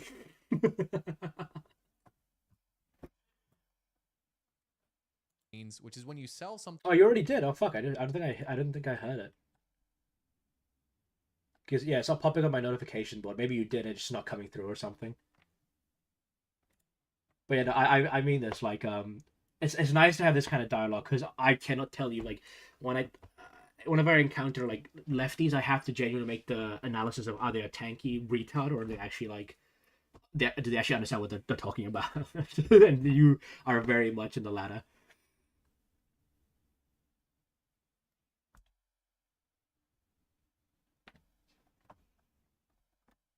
Double check the follow thing though, because I don't know why my notification box is not popping it up. If I refresh my shit, maybe that might work. Yeah, it's not showing you. I don't know why. Huh. Strange.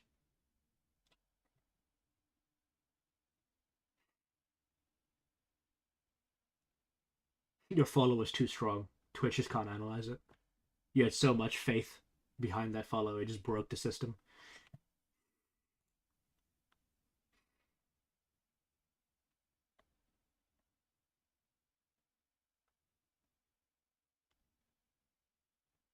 For more than what you bought it for as a form of taxable income, just like the United States. Both countries discount the tax rate charged on capital gains to incentivize people to invest their money and take on risk rather than just hoarding cash. But nonetheless, whenever you make a profit by buying and selling stuff, the government wants a slice. Now, Canada, capital gains are taxed at half of your marginal income tax rate, or put Oh, that's not bad. That's actually a very effective way of applying capital gains. Huh. I mean, I would still argue that any infrastructure in Taiwan just has high return of investment exponentially. I would disagree on that because when you're looking at demand side, supply side economics, whenever you have because demand, like you can fabricate supply with loans, debt, and all this kind of stuff. You can't fabricate demand, or at least naturally. Um, with demand, you can only get it through people and higher purchasing power. That's the only two ways you can get it. As I said, Taiwan has less to mobilize politically and in human capital. So obviously there are those restrictions. It's the reason why in the West you see a lot of immigration and a lot of immigration talks because our economies are already developed to the point where we've already employed most of our employable population, and to generate more demand and generate more job growth, you need to import people. So, but that's probably a small difference between the two of us. Capital gain tax, never heard it. Funny fucking joke. Hilarious even. But yeah, I think Simon, I don't know if you're still in chat. In New Zealand, do we just have a flat capital gains tax, or do we have a progressive one like this one? Because this is actually a pretty good way of implementing a capital gains tax, like targeting it so you can get people who are in the lowest strata of society actually like invested in the market. differently, only half of your capital gains are taxed as income. So if you buy a stock and later sell it for a $1,000 profit and your marginal income tax rate is 30%, then you would be paying $150 on that realized capital gain, which is equal to the 1,000 Imagine paying income taxes times based fucking Monaco, Chud. I hate you so much. You live in utopia. Well, yeah, actually, how does your tax code work in Monaco? Is there like literally no income tax? Is it like a Dubai thing? It's a utopia until you look at our average. Yeah, to be the average age isn't life expectancy or like what?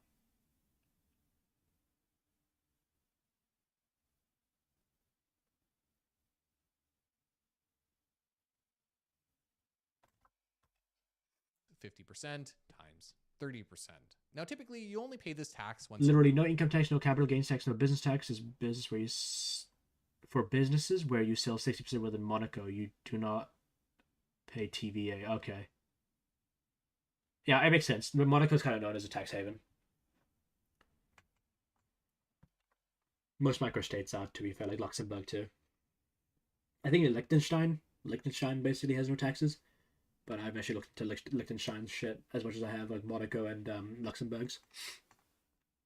Actually sell the asset in question or realize the capital gains. But in this case, with a deemed disposition, you're being charged capital gains tax on your unrealized capital gains since you haven't actually sold anything, which, yes, does bring forward that tax payment. But the market average age as an average age of residents alive today. What is the average age in Monaco? Average age Monaco. 53 to 57. Goddamn. To be fair, that's probably because a lot of retired French people and like businessmen go, right? or like just people from the world for the tax breaks. That was my immediate assumption. Yeah, 53.1. Yeah. I don't think it's a birth rate problem. I think it's just because a lot of old people like to go there to avoid taxes. To market also resets your cost basis and any sort of tax liability you've accrued on the price. Yeah, because we're actually like a normal country, a gross country, not normally, instead of giving tax breaks to everybody in the world. Appreciation of that asset to date. So those are the basics of how the tax works. When you become a non-resident, of the 40,000 people living here, 9K are citizens like me. To be fair, from what I understand, you can become a resident in Monaco and you can apply for those tax benefits. But I think a Monaco citizenship has like, it's not tied to your like residency. From what I understand, it's more like a loyalty card in a sense. It's like you were born here actually, and you're a real Monaco citizen. There's a deemed disposition, meaning that you're charged taxes on all of your unrealized capital gains to date. Which is actually similar to what happens when you die in the country. So I guess that's how Canada views it. We are deciding to leave the country, so you're dead to them. So they're settling up their accounts. Now, politics of all this aside, deemed dispositions are a very common pain point for Canadians from a tax planning standpoint. For one, because you're realizing all of your capital gains at once, it can very you don't need anything more than nationality. Yeah, okay, yeah, that makes sense. Yeah, because I know a lot of European countries have like blood laws. I don't know. Correct me if I'm wrong, but there's like a way of phrasing it. It's like if your blood is this, or you're born here, you become a citizen of Monaco. But French is not as popular here because French people have to pay French income taxes in Monaco. Isn't the history behind that the French government literally sailed like a battleship or something to Monaco, told them, hey, you're gonna like give us the tax information of French residents or we're gonna blow your shit up or something. Oh, isn't that the history of that? I remember like I was reading about that at one point. Income tax brackets, meaning suddenly your income tax might surge in that given year, despite potentially not being a higher than average income earner. And secondly, because you haven't actually sold anything, you may not have. Yeah, I think so. Yeah, because I remember reading that. I was like, that's fucking based. I think there's tax loopholes, and it's whatever the fuck the French were cooking. Cover the tax bill, which might actually force you to sell some of your assets. This is especially common for things like cottages. A family member with the family cottage passes away. The property has a really low cost basis because it was bought 40 plus years ago. And the family is forced to sell the building because it's we have to pay TVA because France does too. Yeah, okay. What is TVA? What's that abbreviated for? Because I think I know what it is, but I'm not going to say it if I'm wrong.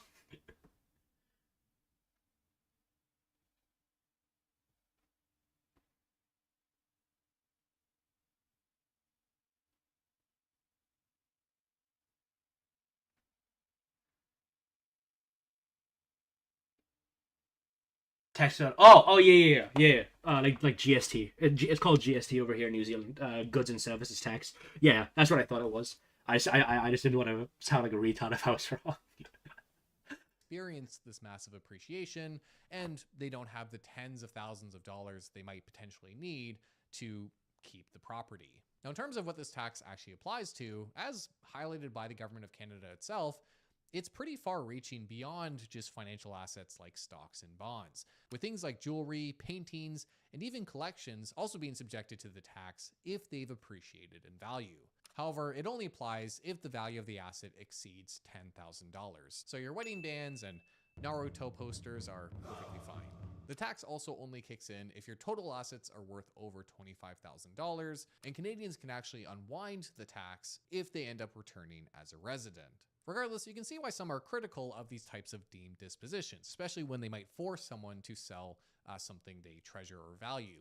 But it brings us to the first main caveat around departure taxes, which is the long list of exemptions that for many people means they'll never have to pay any departure. Yeah, I mean, we get a lot of tax escapees. Yeah, as I said, like I think that's like, I don't think Monaco's demographics are collapsing. I think there's just a lot of old retired people coming in to avoid paying taxes, basically. But yeah, I'm guessing you guys see more French people than Italians, right? Or do you have more Italians than French? I don't know because it'll be one of the two, because obviously it's the closest to either or region. Because you got Piedmont in Italy, which is quite close, and you got like Nisa, as Nice. I don't know how to say it. I think it's Nisa in France. That's right next to Monaco. Tax. For one, register. I think we have a lot more Brits. Oh shit, you have a lot of Brits. Okay. Actually, let me check. What is the demographics of Monaco? Demographics of Monaco.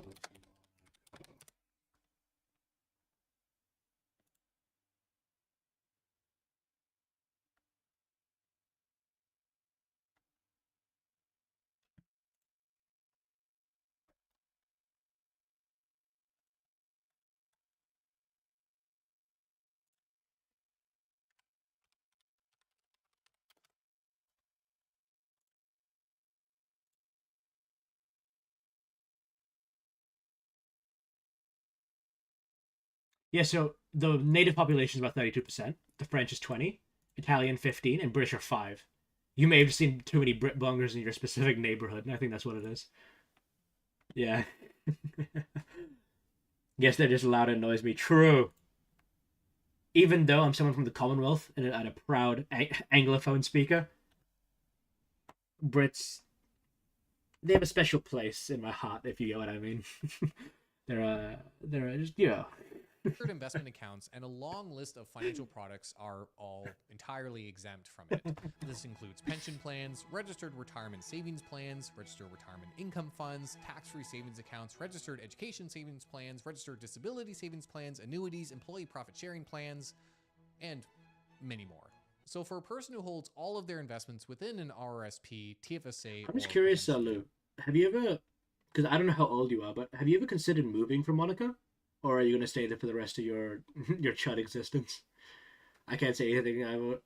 I'm only Monaco because I'm adopted, yeah. I've considered it. Okay. What country have you considered moving to? I'm just really curious what you think is better than the Poil to Agatha itself. Australia. Oh, come join us. Come join us in the Antipodes, okay? Become one with Australasia. We have this thing called meat pies. You'll fall in love when you start eating them. They're the best breakfast food.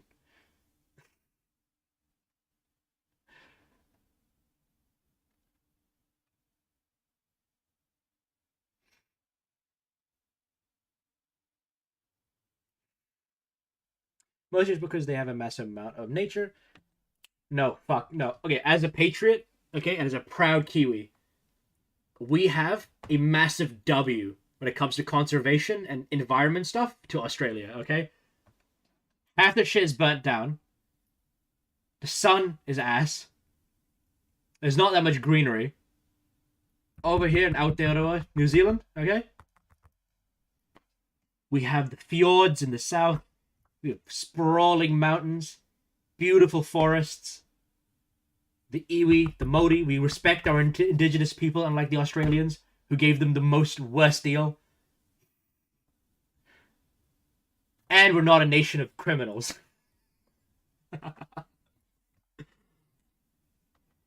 But not very walkable. To be fair, Melbourne, I was in Melbourne start of this year. Melbourne's a very well planned city. It has like a free tram service that runs intra-city, so if you're using the tram inside the city, it's completely free, which is super based. It's only when you move out of the city you gotta pay some money.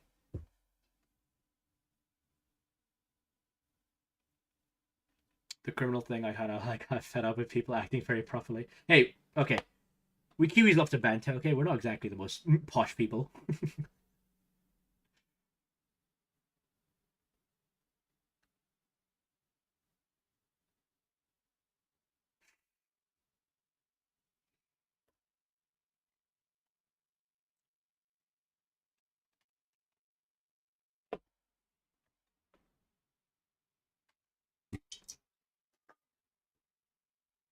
But yeah, it's mostly food, culture, and language stopping me. Oh, yeah, I'm guessing, yeah, so everything really, yeah. So it's basically like, obviously how you grew up, what you've been eating, how you've been doing your stuff. That's like the big thing, right? Yeah. That's fair enough. Because obviously, like, as an Angloid, right, if you're an American or a Brit, it's very easy to move between the English-speaking countries because relatively we have the same cultures and the same habits. We kind of eat the same shit. But yeah, obviously you're more in the Francosphere than anything, and the fact it is in the middle of nowhere. Yeah. Australia less so. Australia's kind of more connected to the rest of the Western world. New Zealand is kind of in the middle of. New Zealand is really in the middle of nowhere. We're not even in some maps sometimes.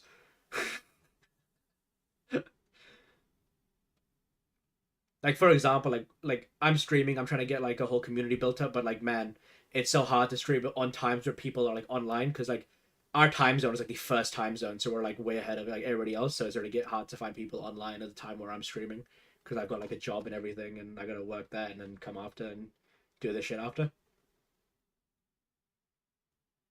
I mean, it's 1 p.m. here now. Yeah, right now it's like 10:56 p.m. for me. So for example, like when I start streaming at 4 p.m., it'll probably be like 6 or 8 a.m. where you are. Because I remember I remember there was a time when I was streaming, there was an Italian I had in chat, and he told me it was like 4 a.m. or something for him.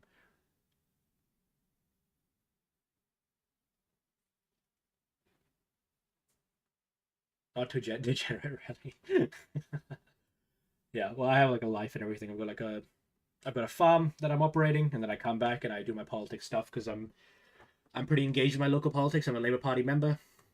I'm a proud lefty, proud lib left kind of guy, and I'm mostly just doing this so I can get some like my long term goal is to be like a basically like a media figure for my party because my party is dog shit at doing media. They suck ass at it. Labour barely know.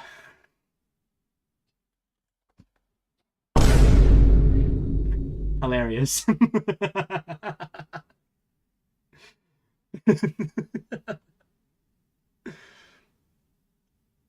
If you don't mind asking, what do you do for work actually? Currently, I have a really bad friend joke. It's like this. Okay, tell me your joke.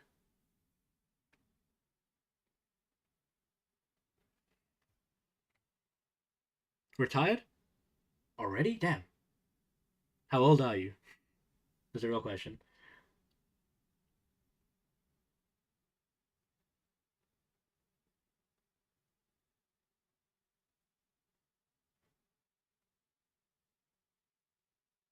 20. Pause. What kind of silver spoon do you have in your mouth to be retired at 26? What?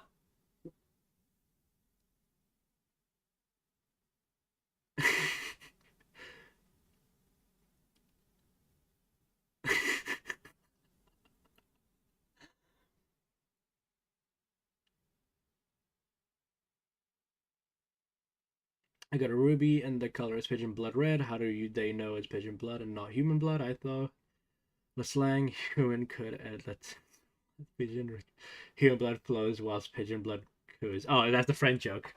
Okay, got you. It is a really bad French joke. Thank you for explaining that.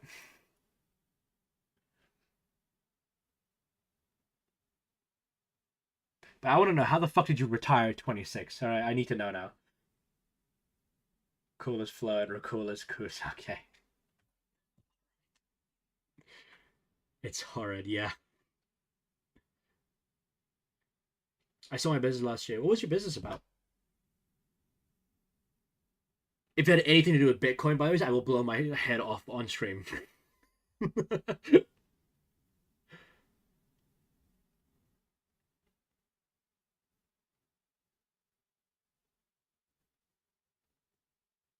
EHS software. Oh shit, Digi stuff. Damn, that's good on you, honestly. If you worked hard on something like that, you deserve it. It's the benefits of capitalism, Lou. So stuff like work permitting, safety. Yeah, okay. Look,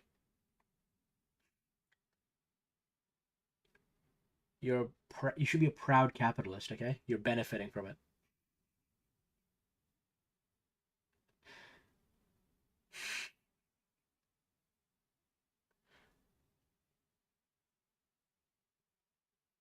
Mostly for oil, gas, and mining clients. Based. All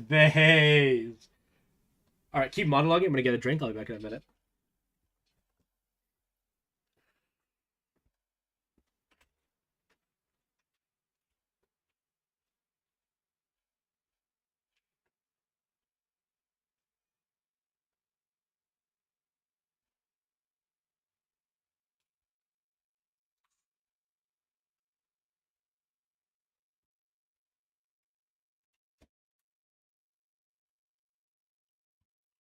Mashallah.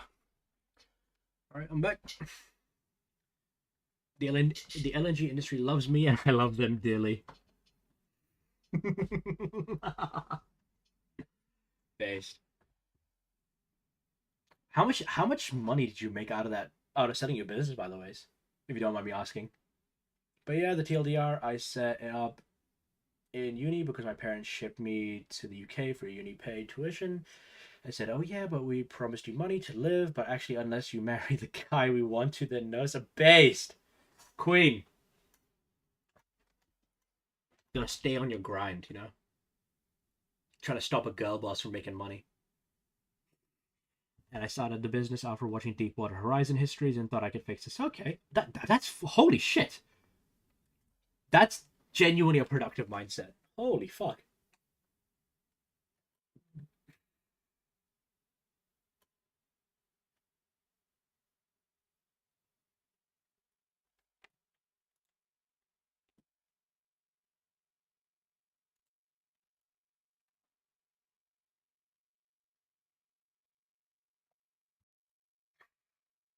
Then using the privilege and connections at uni, bluffed my way into a corporate tender for the Middle East. It was a French company doing a new joint venture on renewables in the Middle East. So you're the perfect mix between silver spoon and copper spoon, basically. Like, you did the work yourself, but you used the Nepo connections to make that valuable. That's so based. That's so based.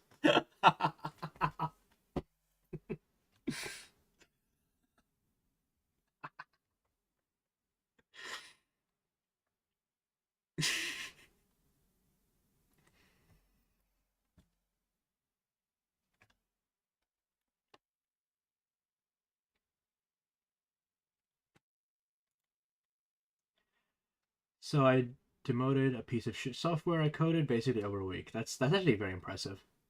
Keep in mind, I'm a politics student, not comp sci. You're a poli sci.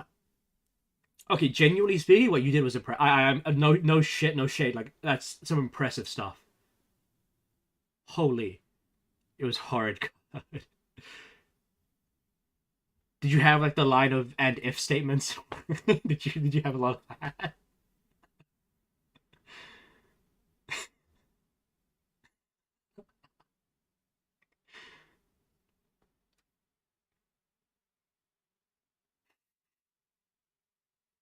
And then they just up front said, "Yeah, this is so much better than the other guy," and asked who else bid. And I saw their software. It was like all from the holy unk, Windows XP, bro. I haven't even heard the term Windows XP since like 2009. Holy shit. Damn.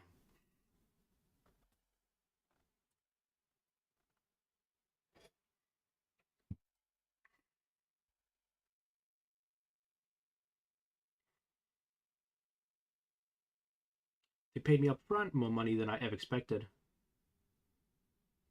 Yeah, how much did they pay you if you don't mind me asking? Because like to retire at 26, like it's gonna be a lot of money. And I did the base thing and hired actual developers with cash. Yeah.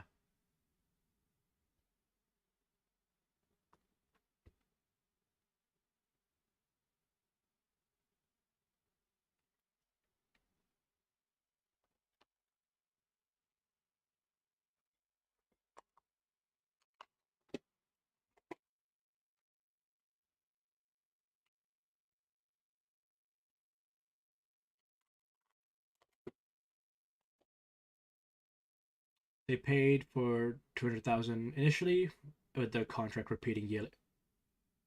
Wait, so you got an upfront 200k euros, and you are going to continually annually get another 100k euros. Is that what you're telling me? I've got a small loan to pay for this. Is there a period to the contract, or is this until infinitum, until you die, or like even? I was 19. This is no shit. Wait, is there like an end to the contract, or is this like even if you like you have kids, like they'll get this too?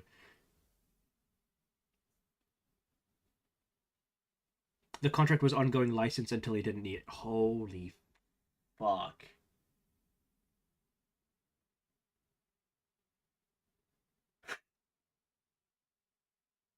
It was signed with a company I set up.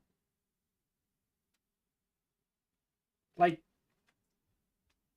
I want you to know the disparity, okay? I'm not trying to throw shade at you, but like when I was 19, I was breaking my back retrofitting an entire like dilapidated greenhouse to like get it operational, and I was really proud of like the couple $100K I was making yearly. You've dwarfed that, bro. Why you gotta flex on me like that? Anyways, once you get one client, they just recommend it. Okay, got you. I put in so many of my blood, sweat, and tears, and it means nothing with the code you wrote.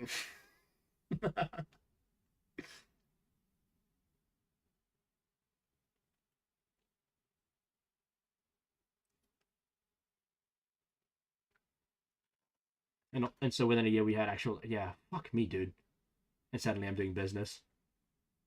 That's good on you though. If you had that skill, if the market wanted your skill, that's how it should be. Again, I'm a proud capitalist, and you should be too. And the long shot kind of meme applying for a tender, yeah.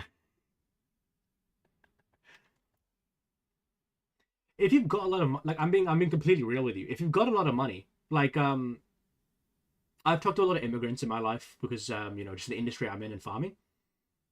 He's one of the guys I was working with was a Syrian. He said something really good, like, you go to Australia if you want to work, you go to New Zealand if you want to live. Like, I'm not even like memeing you or whatever, but if you do want to move eventually, and you just want quality of life, like New Zealand is the country. If you want to move to this part of the world, that is. Like, our social services are pretty good, our society's pretty nice, the nature's pretty good. We're never gonna be any conflict because no one gives a fuck about us. And our passport has a lot of strength too. So if you've got that much money and you don't need to give a fuck and you're that young, holy shit. But yeah, so a few years later we had expanded really quickly, and then the AI boom happened. Yeah, so more capital would have been coming in. Damn.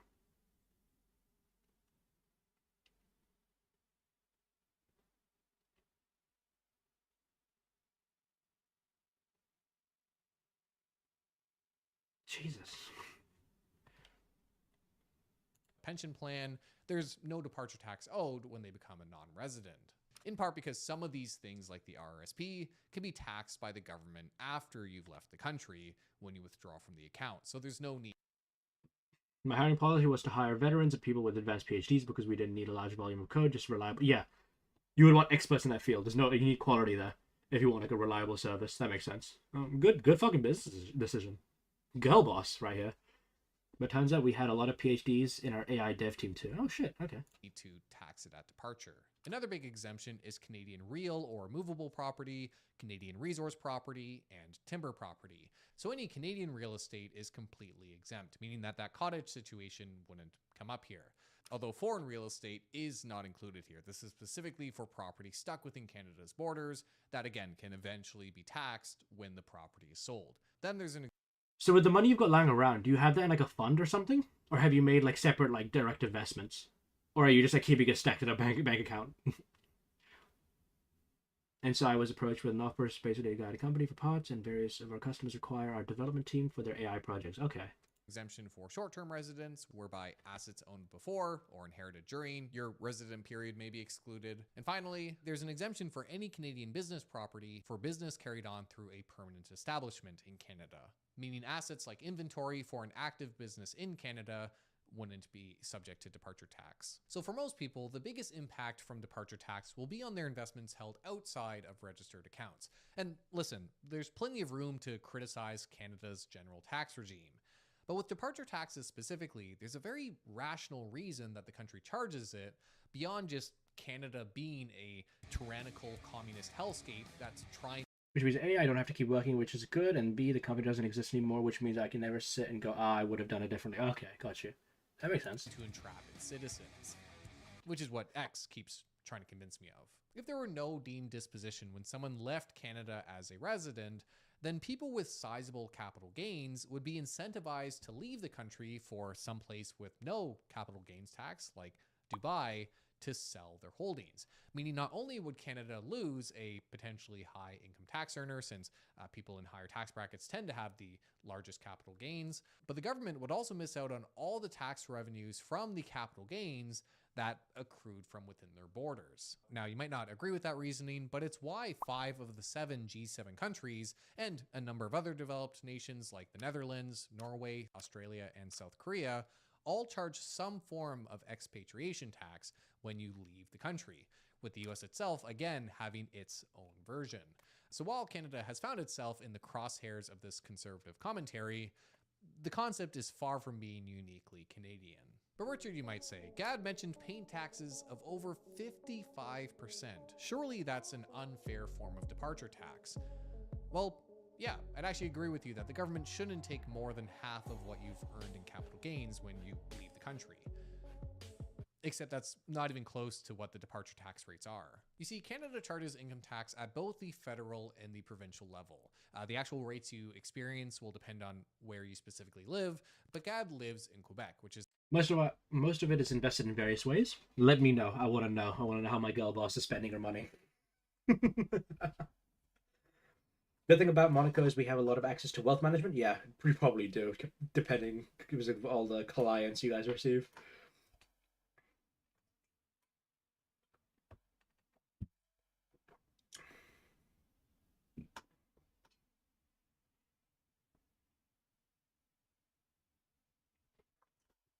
Oh, I forgot.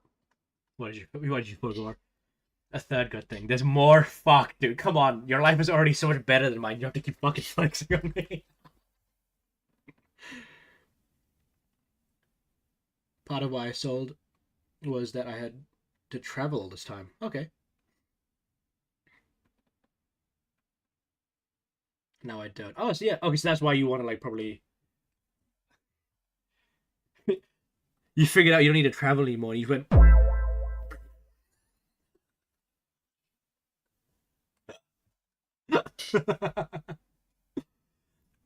I mentioned I stopped coding the second a check hit the bank. Okay, got you.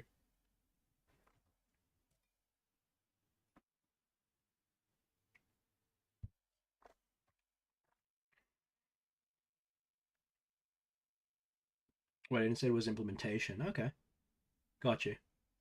It's like consultancy in a sense, which meant I'd fly out, go some shithole LNG, get it suited up. Yeah.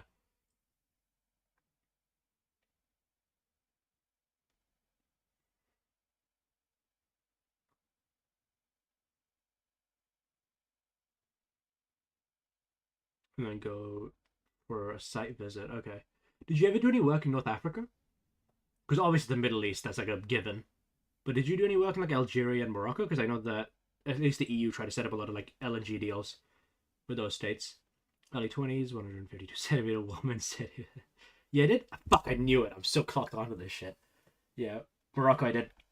That's how you know I'm talking my shit. Okay, I'm a Kiwi kid and I know about this. Yeah, because I know Macron, especially since the Ukraine war started, obviously natural gas is a big problem. They wanted to get that sustainability, and I remember they started talking about Morocco and Algeria a lot.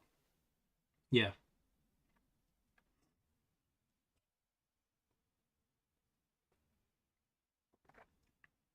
But more for renewables there for a Saudi client. Okay, okay, that makes more sense.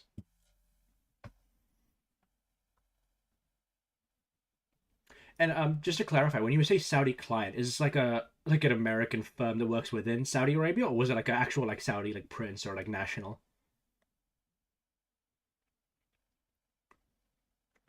the country's predominantly French-speaking province. I think I've visited most countries now. Like I must be over the halfway point. Actual Saudi national firm. Okay, got you. Known for All having right. the highest tax rates in the country. So we'll focus on that set of tax brackets. And you can see on screen that the combined margin. Oh, this is the same graph from before. Oh, holy shit! It's just like there's just fun facts every now and then, aren't there? Income tax rates do get quite high at over 258. Saudi client was real strict. No data hosted outside of Saudi. Oh shit. Okay.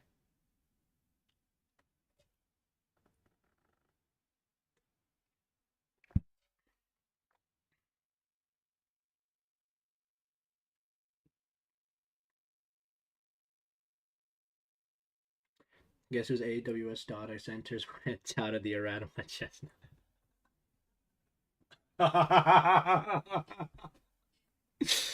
You can't make this shit up, man. You just can't make this shit up. Life is the best scripted comedy ever. Should have listened to me saying you need to back up into you, yeah. You know, obviously mine is more small scale in comparison to the fucking trillions of dollars you're earning. But like it's the same over here, like I'll talk to certain suppliers or certain other farmers, and like they're like, "Oh, I'm gonna only get from this one source." I'm like, "Brother, you need to diversify your shit." And then once they finally get their shit fucked, it's like, "Who could have ever told me?" It's like, "Brother, I told you." Oh, who died of sovereignty loss? Yeah, $8,000 a year. like it is surprising. Like some business people are genuinely retarded. It's the reason why like a lot of business people like don't respect their political takes because like these people don't know what the fuck they're talking about. I think I've met so many retards in the business industry. It's crazy. You hit the combined rate of 53.31%, meaning for each additional dollar you earn, you send over half of it to the. Oh yeah, I had to go out to Saudi Desert a few times. Scary.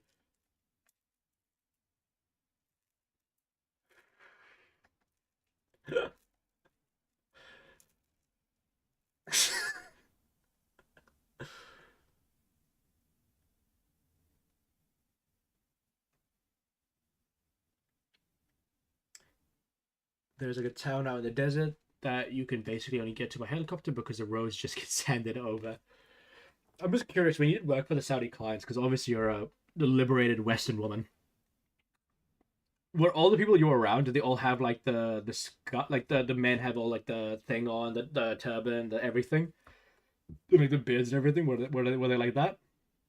And it's full of these guys who have had no human contact, just drilling for oil. Yeah.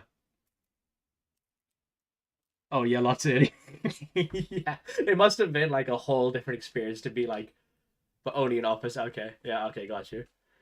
Government, which isn't quite 55%, but yeah, quite On high. site was in However, safety if gear. you Okay, I remember got from you. earlier, capital gains are taxed at half of your marginal income tax rate, meaning the highest level that your capital gains tax can reach is 26.65. The Eagles estate. Yeah, I know. Like they have like, obviously it's not. I don't think it's actually called a turban. There's a word for it. Yeah, that's Arabic, and I don't speak Arabic, so I don't really know or care. But like, there's like they have like different patterns for their like headscarves or whatever. I mean, I always dressed modestly like a babushka.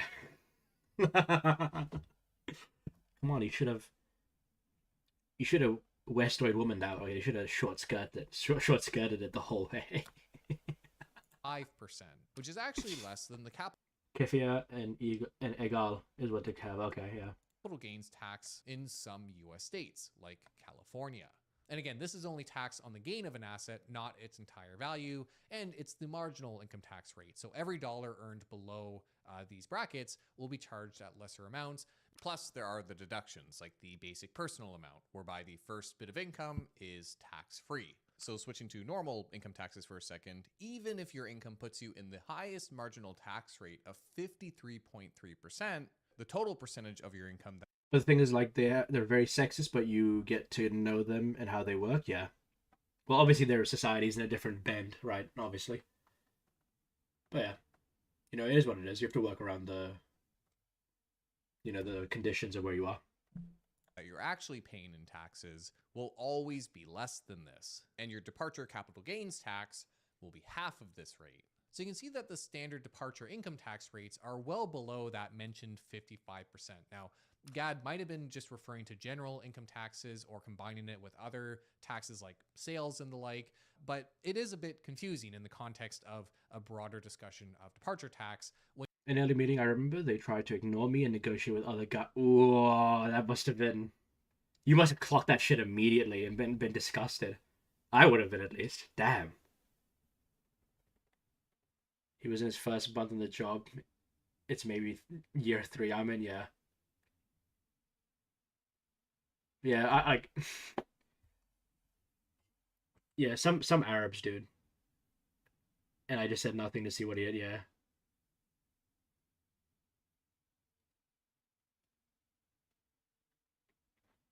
Because like, yeah, I've interacted with a lot of Arabs, Syrians, things like that, and there's a lot of like misogyny in those communities, even when they come to the West.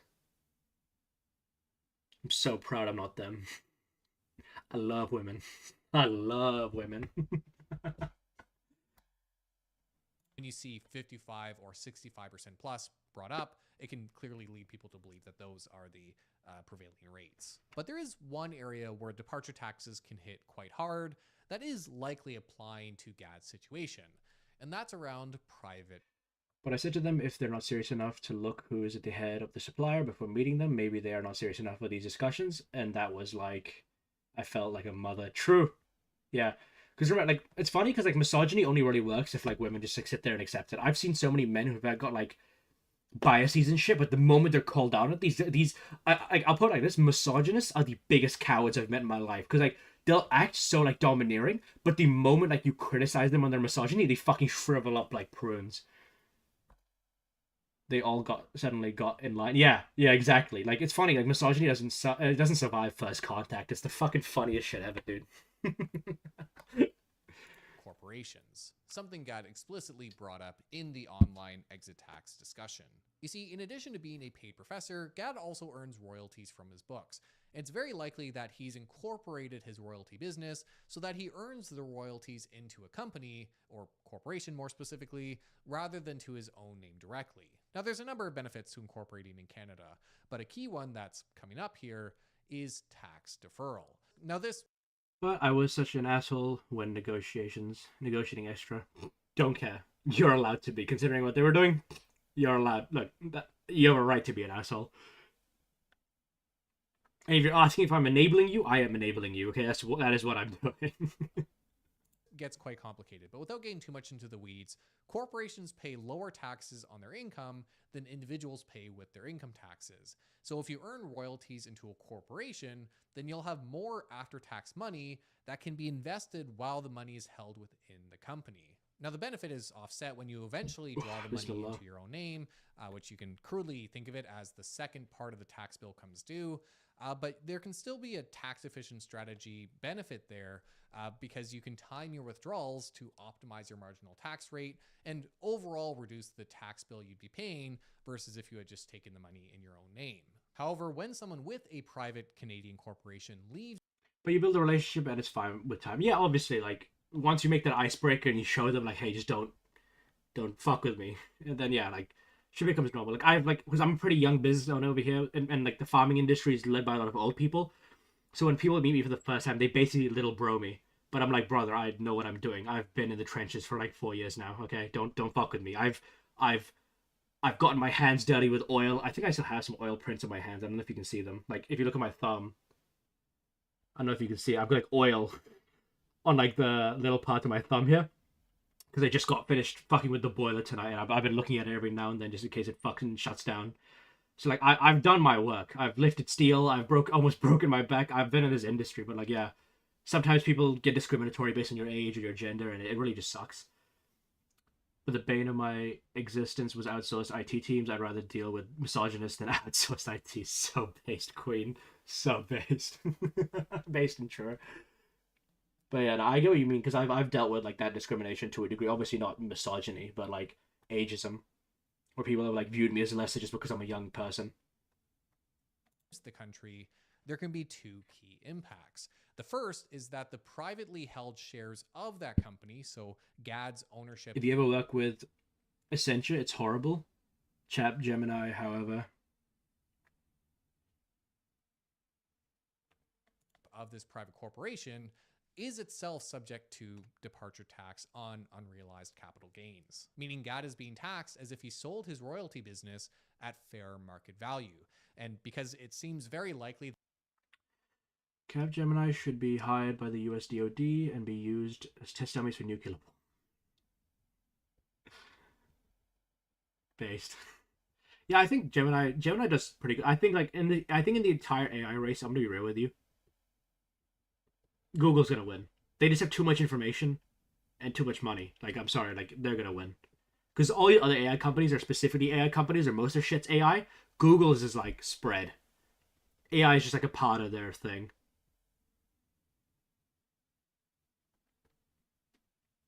It's not Gemini AI. Oh, it's something else? Oh, Capgemini is... Oh, okay. Maybe I'm... Oh, let me just... Give me a second. Let me just see... Also, hey, Maverick. How you doing? Let me see what this is, because I've never heard of it. I'm not like a big AI chud. I'm a big eco chud. So like,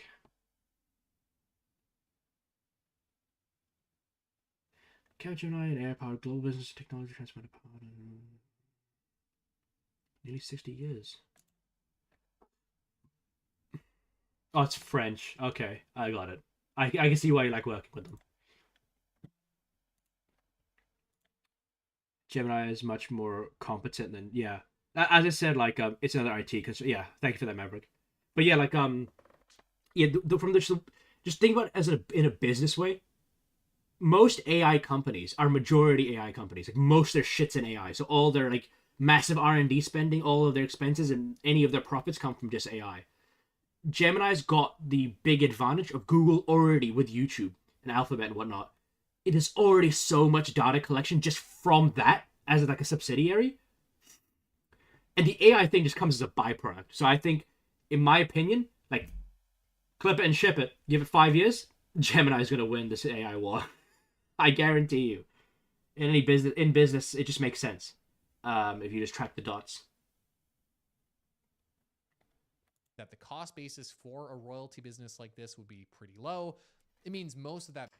The issue with outsourcing your IT is that your IT suddenly has no interest or knowledge of your business interests and no care about building personal relationships with your employees or supply. Yeah, I would agree. Like in business, people fundamentally do not understand how much just being a normal human being and being able to talk and being communicative, how much that actually helps a lot. No way Anthropic is sweeping the industry as of now. Yeah, no. I completely agree with you, Maverick. Like, Anthropic has really good vibes around it, especially because of the US military deal stuff. But, like, they're not beating Google. I will put money down on that. Which means they are basically like fresh hires. Yeah, I completely agree with you, Lou. Anthropic sucks, yeah. I think Anthropic just has a lot of good vibes because, like, the US military deal they denied or put, like, things on. But, like, they're not going to win the AI war. I guarantee you that. Essentially, every product from Google has failed besides Google itself. Yeah, it's fucking crazy. Claude Sonnet 5 burns tokens, yeah.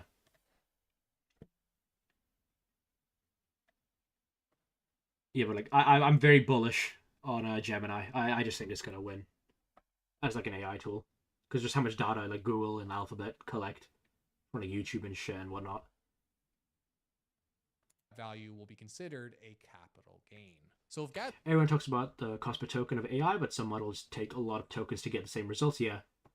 Because correct me if I'm wrong, but token usage is literally just like fuel in a sense to like get the AI model going, right? And for the same task, Sonnet uses about 7 times as many tokens as Gemini 3.5 Flash. Okay.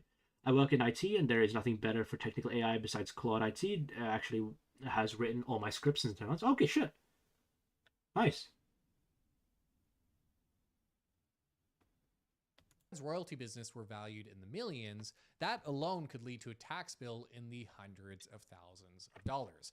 Now, naturally, that depends on how the private business is valued, which isn't a clear-cut thing. You should try GPT 5.5 or Gemini 3.1 Pro. Both are surprisingly good. Yeah, from what I've heard, they are. Claude level models. Okay. Claude Opus level.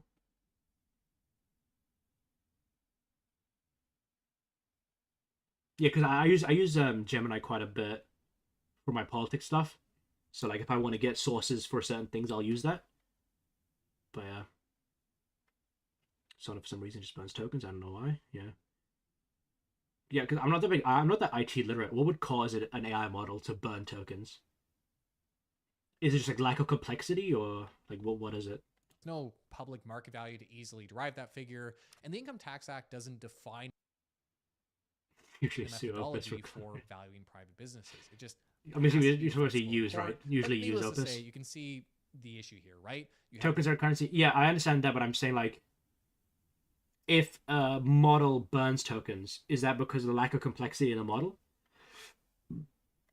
It costs more for the same task with Sonnet than it does with Opus because Opus tokens are less expensive, but Sonnet uses more tokens. Okay. Oh, okay. I understand what you're saying. Okay, got you.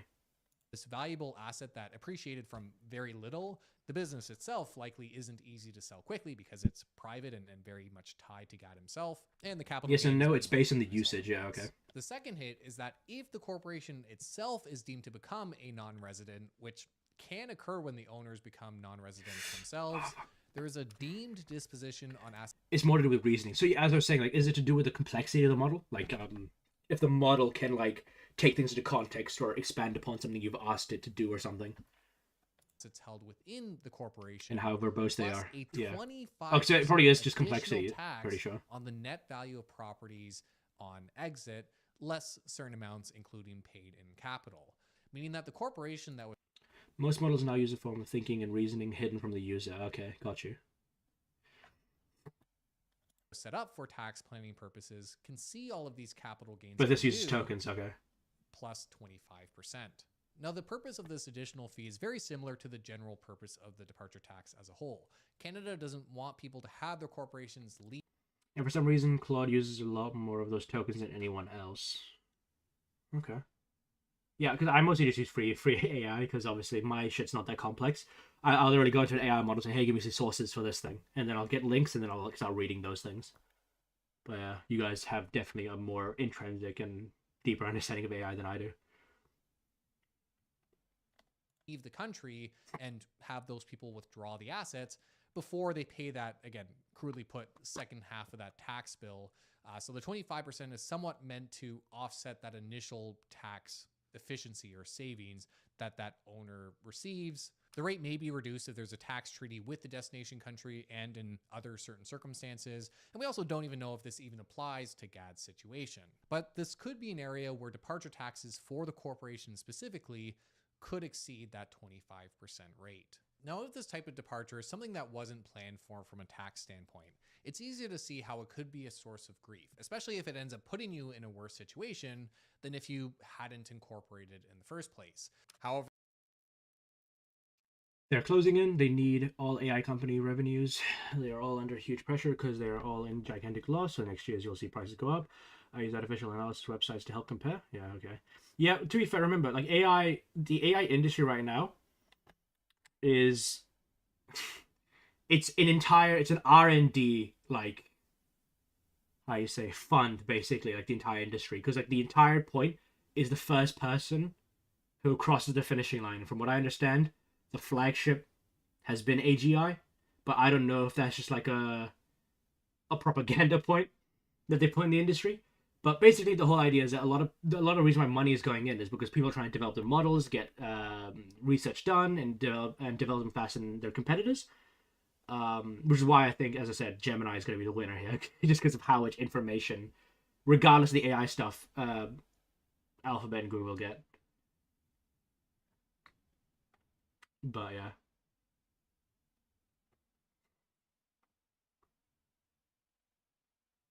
But yeah, like, eventually these AI companies will have to fund their stuff, which is why prices will rise, because they've been operating in a deficit mostly because of R&D stuff and wanting to get people to use their shit to gather more data. Because AI is one of those industries, ironically enough, you want to keep incentivizing people to use it. So to do that, you would have to make it cheaper because you want to collect that data and train your models and everything.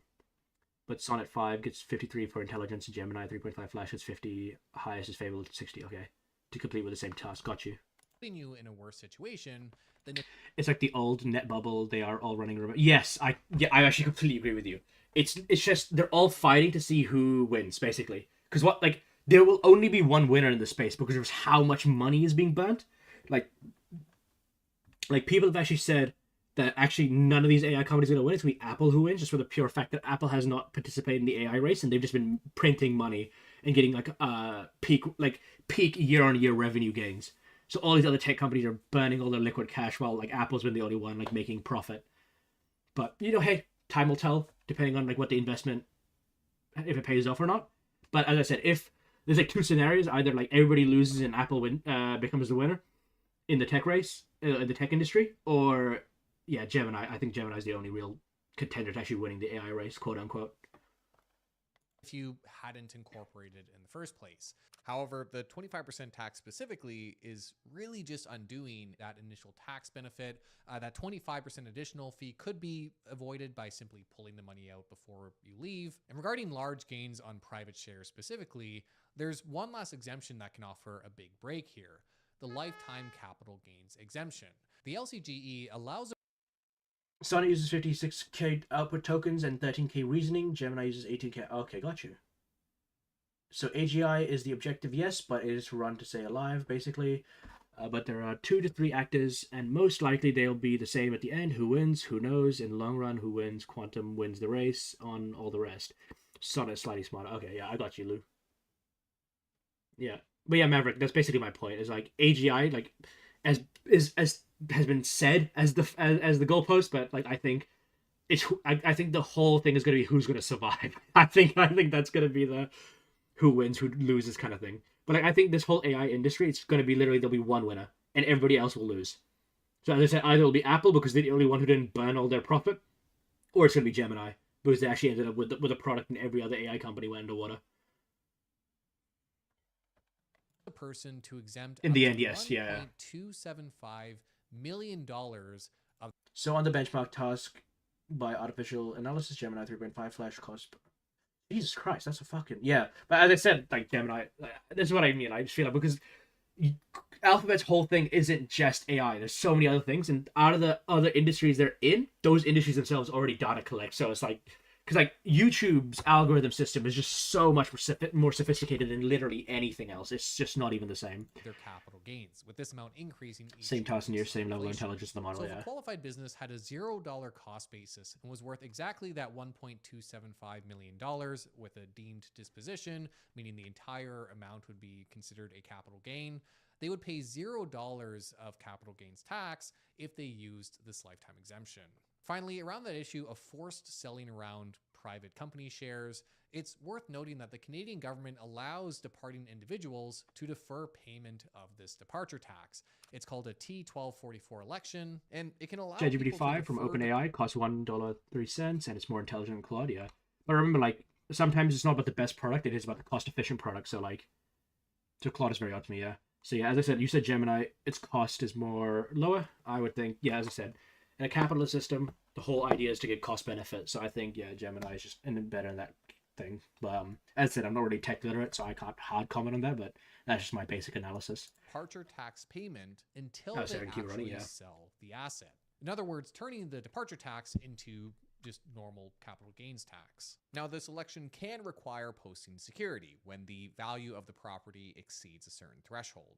So that's an important aspect to consider, but it can help avoid that cottage situation. Opus actually costs less than Sonnet for same task. Okay. Or in this case, being forced to sell your private business because you might be able to post the shares themselves as the collateral you need. Now, hopefully this is all demonstrating that the topic gets quite complicated. And again, we don't know GAD's specific circumstance. There may be a specific ruling or exemption that we're not covering here. But specifically when it comes to the personal Canadian departure taxes that people face, there are, again, a lot of exemptions. The rates are much lower than people might be expecting based on the online discourse, and it's only on the capital gains, the current market price minus the cost basis, not the total asset value of what you take with you. In fact, the main disadvantage of the tax is that it brings forward. So I think Anthropic need to work on Sonnet heavily because AI is getting so good at code, etc. That if I were an executive right now, my business would be going with Gemini. Yeah, as I said, like as someone who has no real understanding of the tech industry, I would put a hard bet on Gemini winning the AI race. As I said, for the reasons I've already put out there. There's just so much data collection that Alphabet and Google already have, with like YouTube, whatnot, without their AI stuff connected. And their algorithm was already so well developed before the AI stuff, so it's not even a competition in my opinion. Forward what would otherwise be. As I said, I just look at it in a business perspective. Like a lot of the stuff they get for the AI stuff comes out of their other businesses, which already had these things in place, these data collection points. Future tax liability, which the country does to ensure that you won't stiff them on that future tax liability. Now, one point of discussion that's arisen with all this is how Canada's departure tax compares to the US, because one detail that was glossed over by a bunch of comments is the fact that America has its own sort of mark-to-market exit tax. I won't go into as much detail, especially because it's an area that I'm not personally familiar with, but it's a similar deemed disposition that charges US capital gains tax if you're a so-called covered expatriate, which effectively means you're a high income earner or you have a net worth of over $2 million. But the key difference with the American exit tax is that it's only charged on a change of citizenship. Can you answer me why leftists don't like Europe when it hits all the points they so want? You're thinking about tankies, not leftists. Those people don't hate Europe; they hate the West in general. So that's why Europe is a part of that. Not residency, meaning that even if you leave the United States, you won't inherently be charged this exit tax, mostly because the US has a pretty... Remember I said Gemini costs 59 cents and Sonnet $2.29, but if you want a model that doesn't lag behind notably, but also much cheaper, Minimax for the task. Okay. It's another not a real... Man, Deltoid just next rope. They don't. Yeah, like if you're just a leftist, like if you're a lib, if you're a social dem, if you're a democratic socialist, you don't hate Europe. You use it as a model, ironically enough, for America.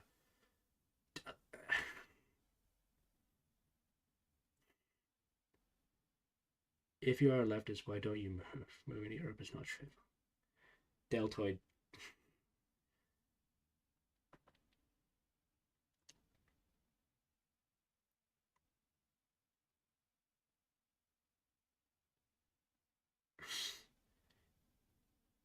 Anything practically, you just the problem. This is bait. This is bait. This is a fucking Deltoid. You know what? You won. You won the trophy for biggest troll of the century.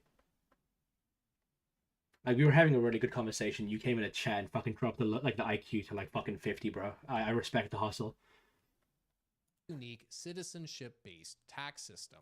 If you move to another country but retain your American citizenship, you have to continue filing American taxes and may even owe taxes to the IRS, even on income earned in that other country.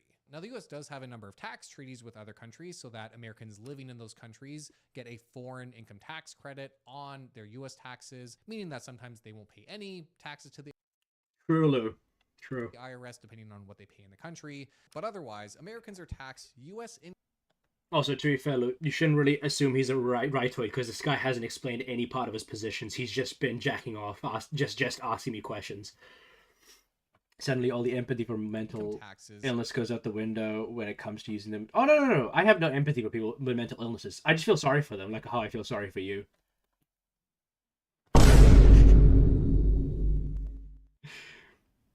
Calm down, rightoid.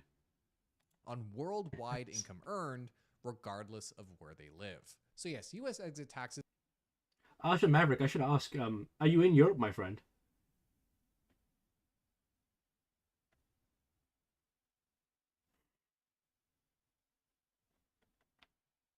Yes? Are you a Britbonger?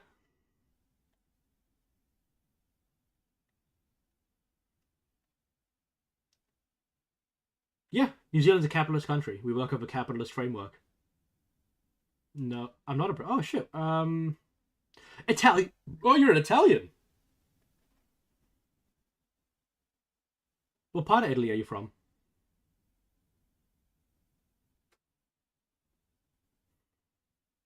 So why don't you move to a left? Just kill yourself,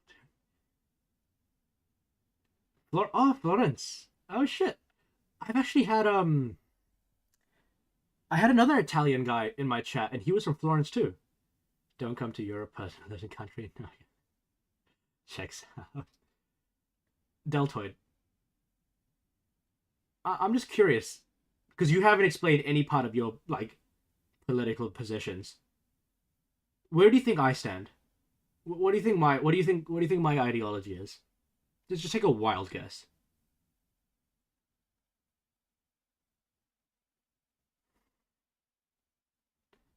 Step in their wine, by the way. I'm consistent in my beliefs. Okay, cool. That's so awesome. What do you think my beliefs are? What fetish wine? You are into funny mustaches. Okay, awesome, dude. Not a hypocrite. No, I think you're on the left. Yeah, I am on the left. I guess you are like, I fucking despise that motherfucker. I want him thrown into the abyss. A black hole if I could. I would manifest... If I could give up my life to summon a black hole on his residence, I would do it. I'm afraid you might be a bit... No, I'm not. Like a pretend left. I'm not a pretend leftist. I would... Like, technically speaking, I wouldn't even classify myself as a leftist. I'm just left-leaning. I mean, the left eats so. Brother, you are so like you're off your rocker.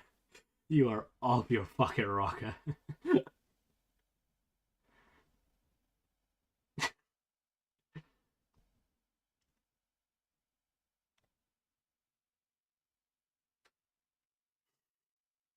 Well, let me tell you something. I like the cafe in Florence. They had some really nice pastry. Yeah, Italy has a lot of good shit cafe wise. Also, Maverick, give me your question. I'm willing to take it. Anyone can be a leftist if they're funded by capitalism and Marxist based. If you lived in Florence, you won't be leaning left. Well, is like the local politician in your region like a leftist and your economy is dog shit? Is that what you're saying? But if you lived in Bologna, you would be based, Lou, based.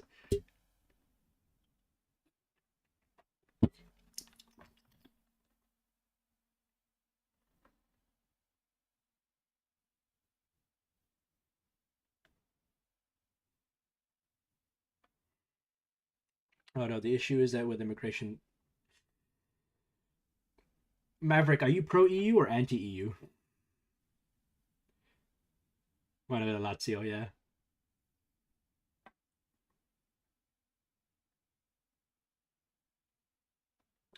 Leftist sense of pro communism, no private property. Yeah, true. True. Pro EU. Okay, cool. Okay, cool. Okay. You're a sane person. That's all. I just wanted to check that. I just needed to check that. There were lots of people doing fun for Lazio. True, Queen. Slay.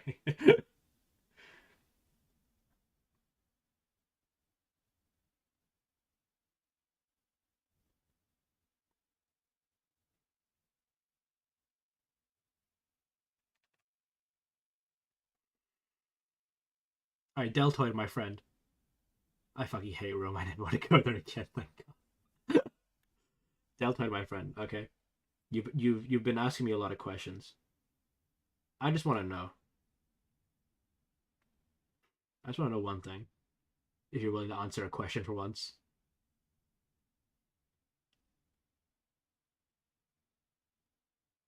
Can you answer a question, or are you going to tell me that I can't ask you a question? WT. Yeah, I would agree. I actually agree with you, Maverick. I think it does.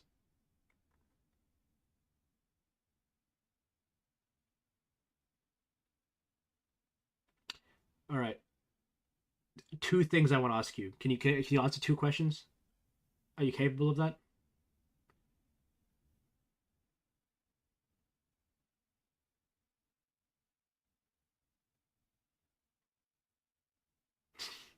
That's not the question.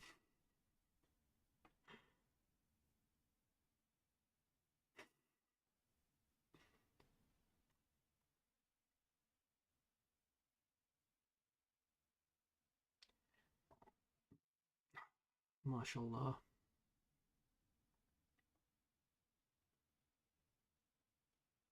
He said it's. You gotta stop trolling, Lou. Okay, I'm trying to actually like get a question out of this guy, or two questions actually. All right, Deltoid. First question: are you an American? Yes or no? That's all I want. MashaAllah. It's just part of my vernacular. Don't worry about it.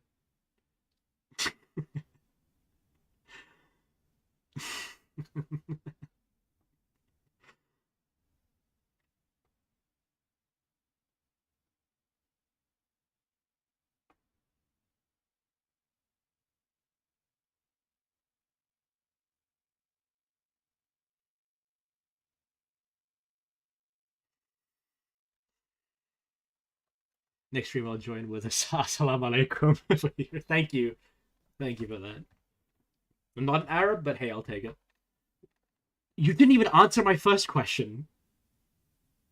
Can I get an answer first and then I'll move on to the second one? Because the second one comes from the first one. Do you believe in miracles because of the shitty plan?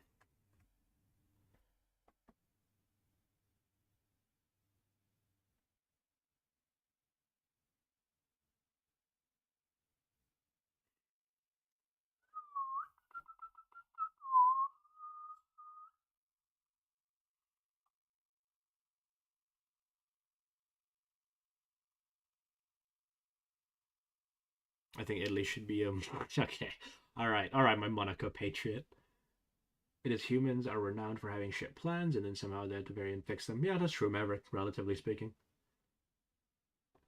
All right, Deltoid, can I get a answer on the "Are you American" thing? Can I get a yes or no? Literally a one-word answer. We would run it so much better than the gas like Kiffy.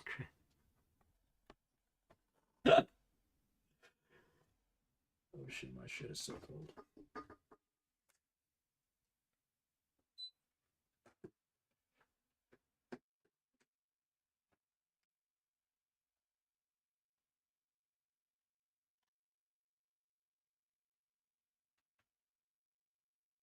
I would come in that regard.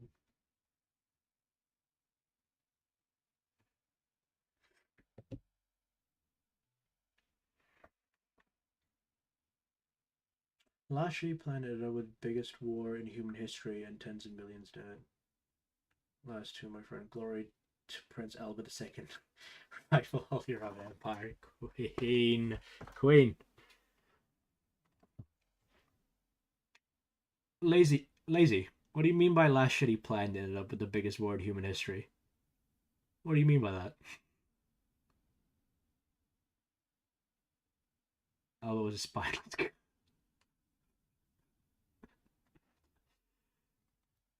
Deltoid, I haven't forgotten you.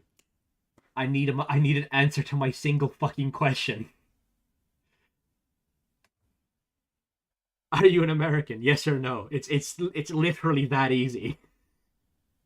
You've asked me so many complicated questions, I've answered you directly. I need this one thing answered, and then I want a second answer if you'll fucking give me the privilege of asking that. I mean that the last two times Europe had a plan ended up in World War I and II. We do have a law against speaking against the monarchy. I will have you arrested when you got a monarch up there.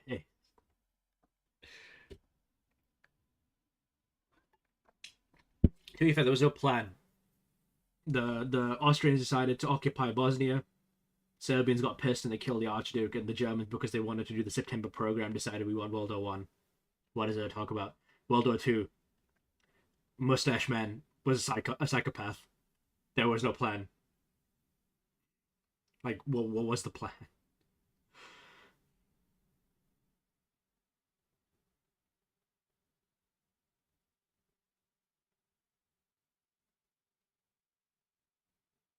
Not yet. All right.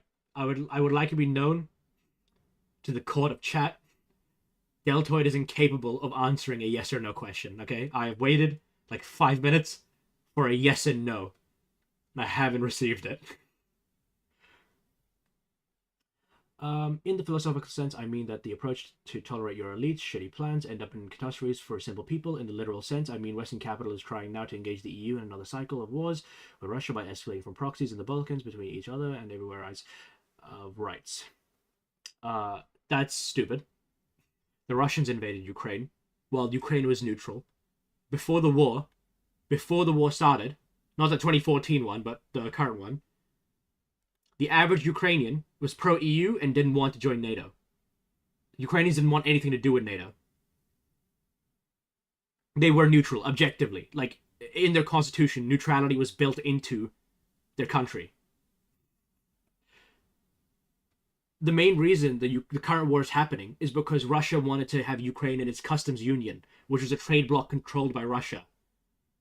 The Ukrainians, because they're not retarded, realized the EU is better because it not only connects us to a more developed market, we have freedom to choose who we trade with and who we don't.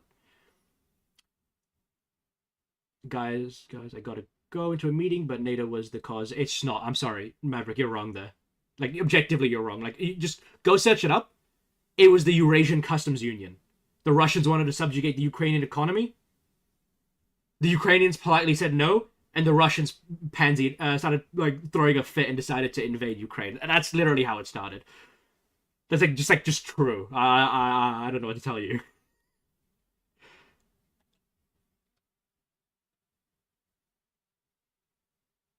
And I'm telling you, my brother, your mind has been raped by Vladimir Putin. All right, his semen is leaking in your ear. It was a series of events that were then used to justify it. Yeah, the Russians used those series of events, and they fabricated half of them. Like, Just like how we saw in Georgia, just like how we saw in Kazakhstan, just like how we saw in Dagestan, just how we saw in most of Central Asia, the Russians will just fabricate any justification just to fuck with the country. How is economy connected to the fact of applying to NATO? They applied to NATO. What did NATO do? They fucking rejected it. And then ever since then, all polling showed before this war that every Ukrainian, like most Ukrainians, didn't want NATO membership. They just wanted EU membership. Russia is just mad that his isn't a big publicity. Yeah, true. Dagestan. Yeah, like people forget the Russians invaded Dagestan, which is why it's a part of Russia now. It was for a little bit an independent state. That's how wars are always justified. No, Russia also applied. Yeah, true. The 2000s, or like 1994 or 6, I can't remember when. There were 2 wars in Dagestan. I think both. One under Yeltsin, one under Putin. When did Russia invade Dagestan? Yeah, August 7th, 1999, and September 14, 1999. And Chechnya is a whole different debacle too, by the ways.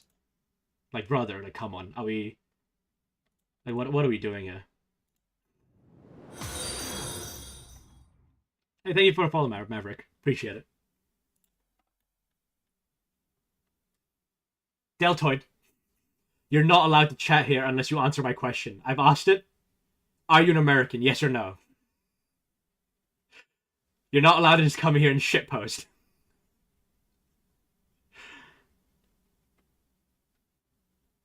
The worst part is what you just said was correct, and I appreciate your correct statement. But for fuck's sake, please answer my question.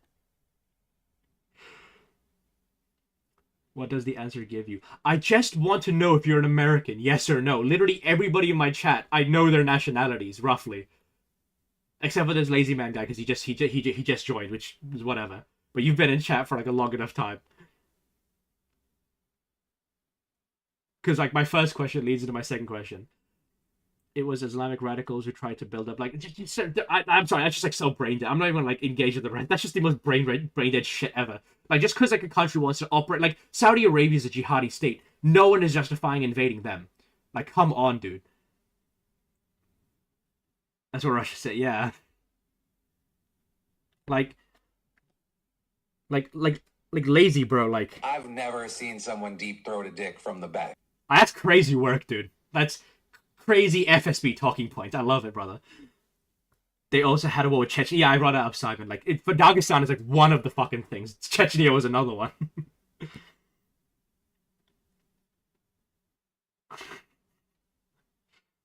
Okay, name me a date when Russia invaded Dagestan. I literally 7th of August, 1999. That's the first war. Second war was like something in September, 14th of September or something. I like how we can have what is basically the Library of Alexandria in our back pockets in the internet, and people like this still exist. It genuinely surprises me to this day. You can tell someone is biased when they're skeptical. Yeah, exactly. Yeah, it's like the selective skepticism, Lou. Like that shit is like how you know someone is like I've never seen someone deep throat a dick from the back. The standard of evidence expected from the West is infinite. Yeah, exactly. Thank you, Queen. Holy shit. Thank you for being my pillar of sanity in my moment of cholesterol rising. Sorry, cortisol spikes. Send me a link. My brother in Christ, Google it. It is genuinely that easy. Put in the words, when did Russia invade Dagestan? It is actually that easy. I actually refuse to believe you're a cripple. Like, you can do this. You have hands and fingers. Because that's the only way Russian claims hold up. Google.com, yeah. Like, bro. Like, I'm sorry, if you have that strong of a position on Russia, and you don't even know this simple fact, you've got semen leaking out of your ears of how much like Putin's raped you, bro. Or sorry, mind fucked you specifically. I quote you in reply, Russia was not. Fuck my shot life, dude.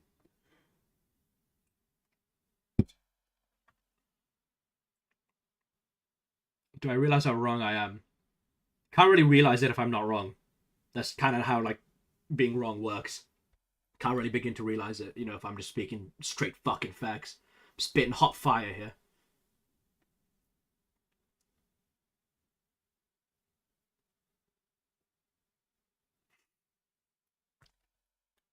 Okay, you know what?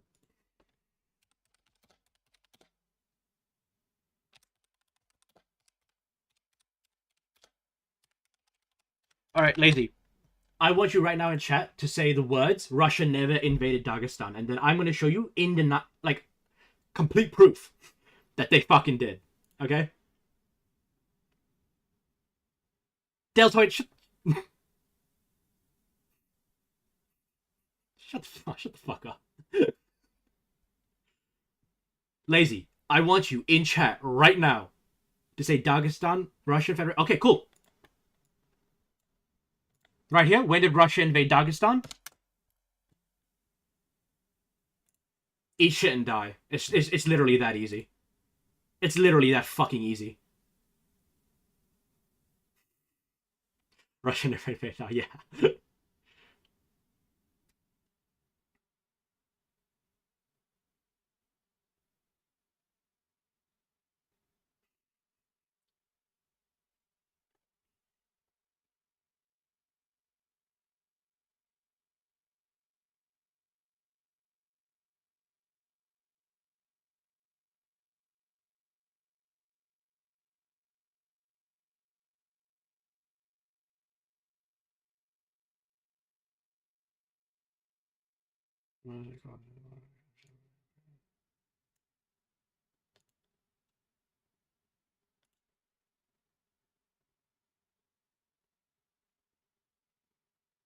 You do realize that the Chechens were part of the Russian army at this point, right?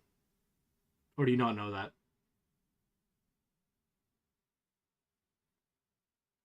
Because Russia also went to war with.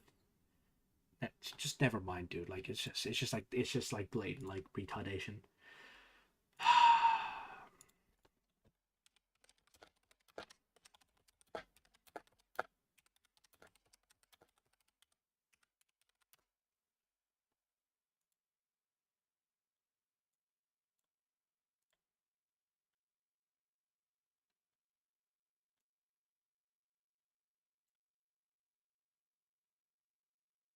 I just genuinely don't know what to say.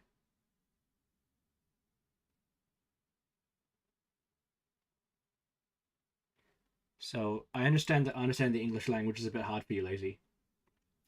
I'm gonna read it out for you, okay? No, those Chechen militants were part of the Russian army after the invasion because the Russians subjugated Chechnya. That's how that works. Like in the Ukraine war in the early years, Chechen militants were used as like blocking detachment, basically. So like Russia went to war with Chechnya in 1994. This is 1999. 1999 comes after 1994. It's kind of like basic math or understanding of time.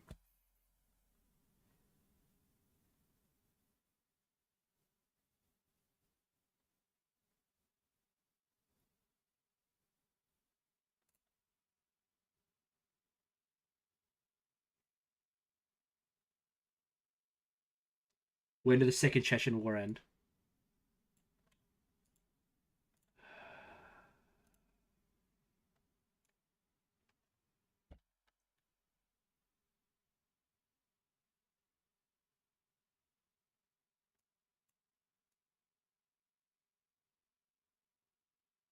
You're so brain dead. It's actually crazy. You know what? Let me do a thing here.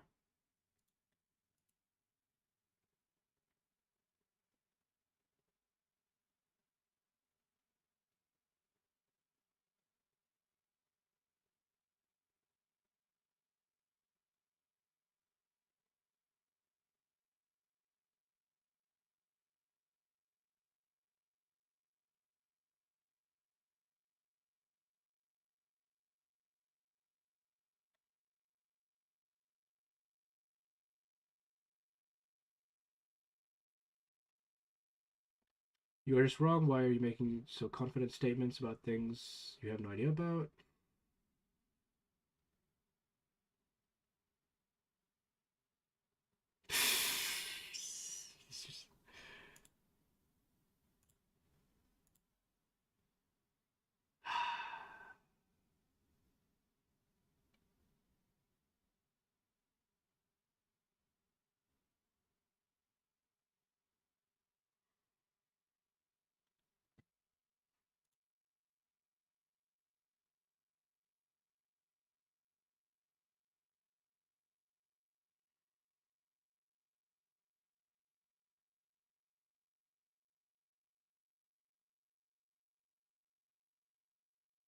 I'm generally a free speech guy. I'm this fucking close.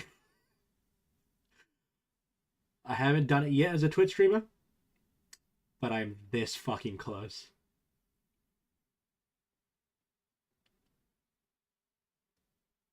So is Dagestan and Chechnya, yeah, fighting Russia, yeah. Dagestan was a separatist region.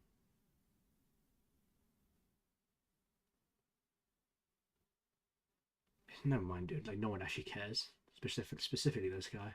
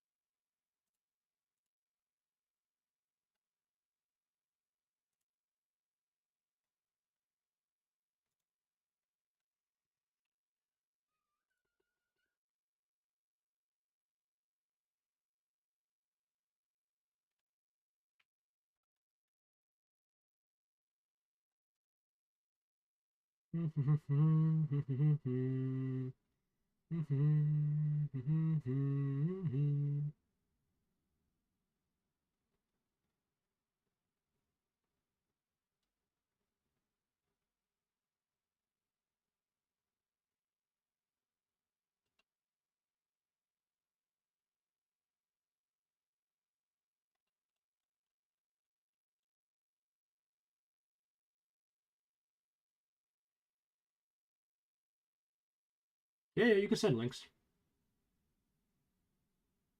I'm just gonna check them if they break TOS or not, and then I'll bring it up on the main thing.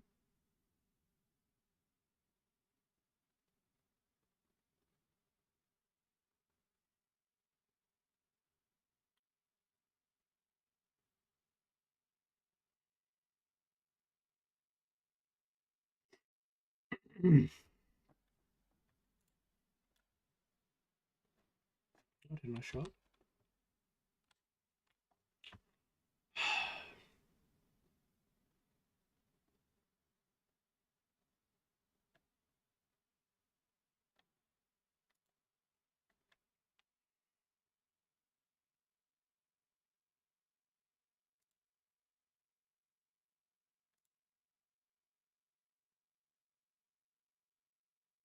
Why did you send me this? What do you want me to look at specifically?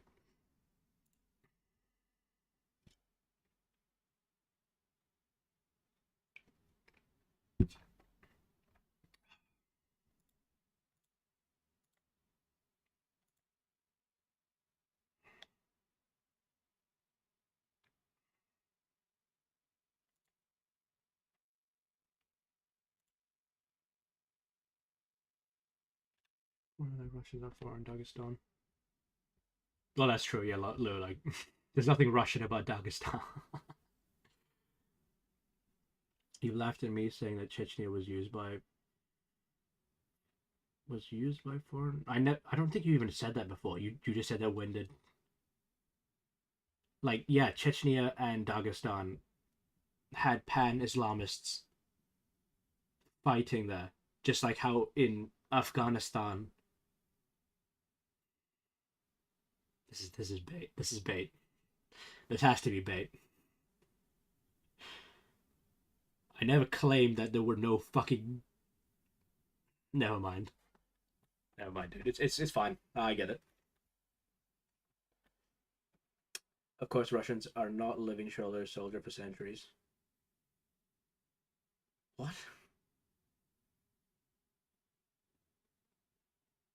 Was?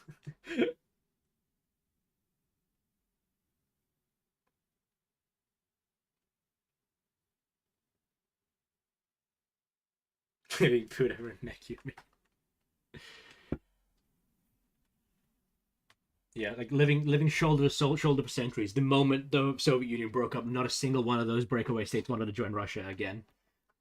Free from oppression.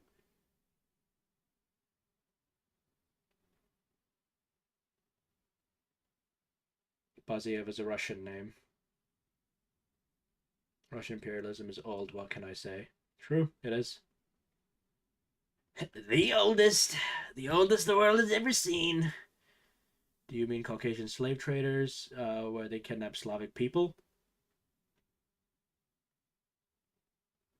You do recognize that if you're going to make that claim that every Russian in Ukraine is a settler, right? Because that's just objectively true.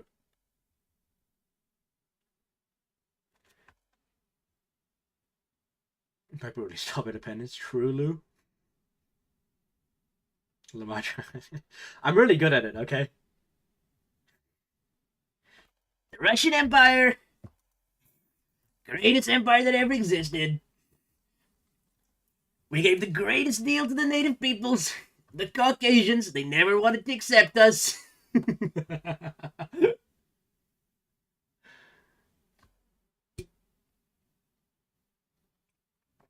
You know, they tell me, Mr. Putin, Ukraine and Russia are not the same. They're not the same, but I tell them they're the same. Like, even the ancestors of Russians who lived there. You're talking about the Kiev and Rus, brother, and they have nothing to do with Russia. They were like, ironically enough, they were like Norse traders who mixed with the local Slavic population. Like, I'm sorry, like, the Slavs were a massive diaspora. You had your southern Slavs, your western Slavs, who eventually became the Czechs. You had the Poles, you had the Kiev and Rus, and you had Novgorod and Muscovy doing their own thing. Like, Slavs are not the same. I'm sorry, you just don't know what the fuck you're talking about. They are vehemently different. Like, the Ukrainians have their own culture and language mixed with the Cossack culture, and the Russian Empire had to actively destroy that language and replace it with Russian. I'm sorry, you're just blatantly fucking wrong. Are you done? Oh, yes, I have. I have Hillary Clinton shop, anyways. Wait, I have Oh, I'm gonna come.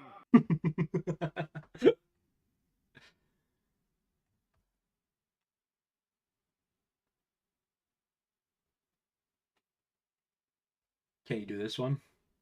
Well, like the one you just sent, Ganju.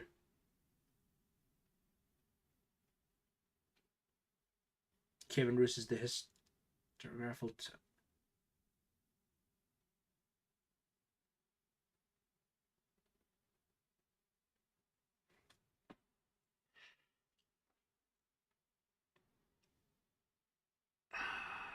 Wait, Ganju, I'll first reply to this retardation, then I'll get to your thing. Kievan Rus was like a political body. It was like the Holy Roman Empire of the East. It was like a political body of many Slavic states combined together, ruled through Kiev. This is like a fact you can find in history if you do any blatant research, which you clearly don't. The Ukrainian language was its own thing. It took Catherine the Great making the Pale of Settlement and making Ukraine into like a better Russian settlement and using laws to ban that language and all traditions the Ukrainians had to like slowly like get rid of it. That's just what it was. Yeah, Ganju, like the Kievan Rus weren't like Ukrainian in the sense we think about it. Ukraine is like a little bit more modern than that. It's a nationality that's popped up from the 1800s with a mix of like Cossack cultures and Southern Slavic cultures. But like it was not Russian. There's nothing Russian about the Kievan Rus. Their leadership was fucking Norse. Anyways, Ganju, back to your thing. Where is it? Wait. No, it was called Rus, Ruthenia, etc. But the name Kievan Rus is the name of the time period where Kiev and Kyashnystra was the leading one. Yeah. But they weren't Russian. Like, if you claim they're Russian, I'm sorry, they're not.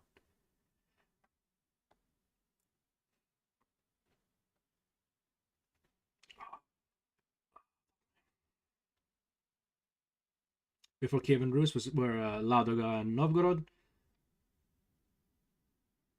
Well, yeah, if you're talking about the Russians, yeah, Ladoga and Novgorod were there, but like, they were their own thing.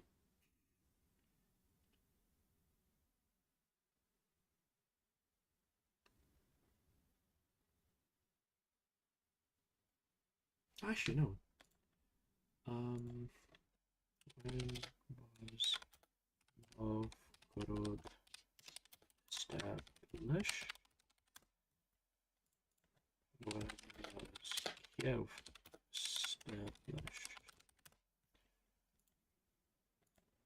Yeah, no, like Kiev is way older, and like, yeah, no, like Novgorod was like in like 900, I think, CD or whatever.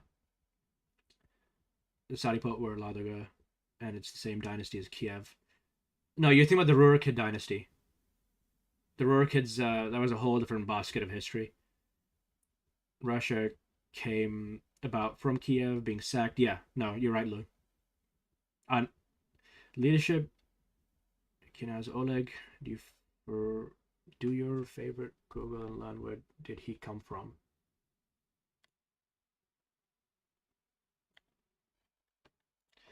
Brother. I'm just gonna kill myself, dude.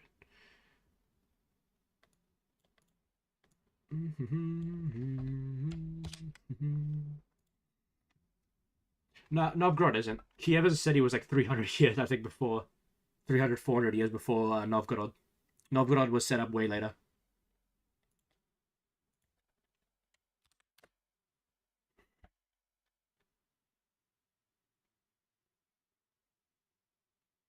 Also, like, lazy, I don't know why you think you were cooking. Like, that guy, he was a Varangian. He was a fucking Norse guy. There's nothing Russian about that.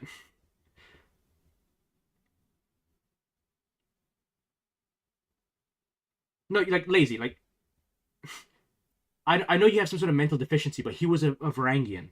He wasn't Russian. Like, the irony is you're saying that I'm saying things with confidence. But I was right. Like, the Kievan Rus were set up by the Norse, but the people weren't Russians. Then we can assume who else is successor of Kiev Rus if not Russia.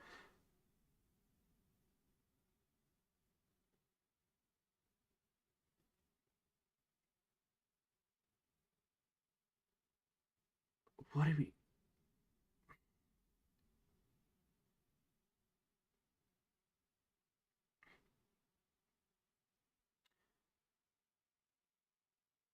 It's like saying the Holy Roman Empire, like all those Germans are actually Italians because they inherited the Roman Empire. It's a stupid statement. Roderick may be not Slavic, but we can arguably say that he was in fact Russian.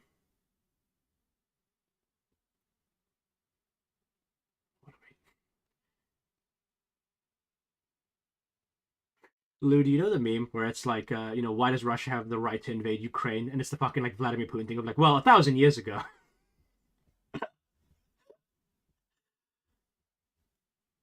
It's just so stupid, dude. Dagestan was invaded by Russian Federation, but that's retarded.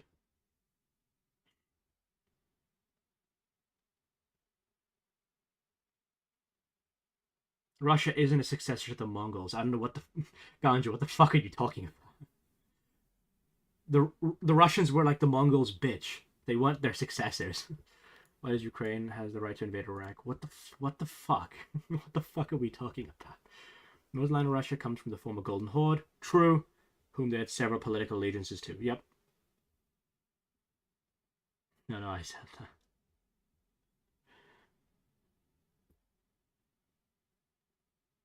Oh, okay.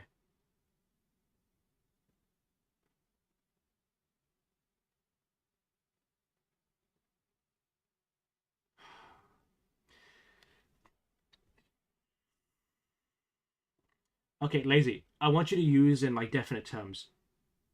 Ukraine invaded Iraq. They didn't join a coalition. They invaded it. Is that what you're telling me? Maybe Russia is either successor of the Mongolian Empire or the ancient Rus, or neither of them. It's neither of them, by the ways. We don't live in feudal systems anymore. We live in nation states. Like, if you were to make the claim that Russia owns a part of Ukraine, the Mongols have a bigger right to China and Russia, and you guys should all become Mongolians. They have a better claim there, I'm sorry.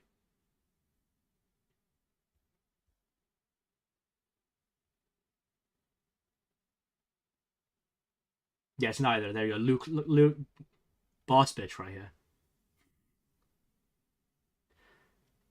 There's zero land of the former Kievan Rus where Mongols didn't step on, by the way. That's just, like, false. They, like, sacked Kiev. How does international law qualify Ukraine now and participate in it? You notice how there's that word you use, participate, and not invade? Like, I know it's very hard for you to, like, translate certain English words because you might not have, like, passed, like, the 4th grade. But, like, those words significantly mean different things. They can't throw sink cut enough to your card. True. True.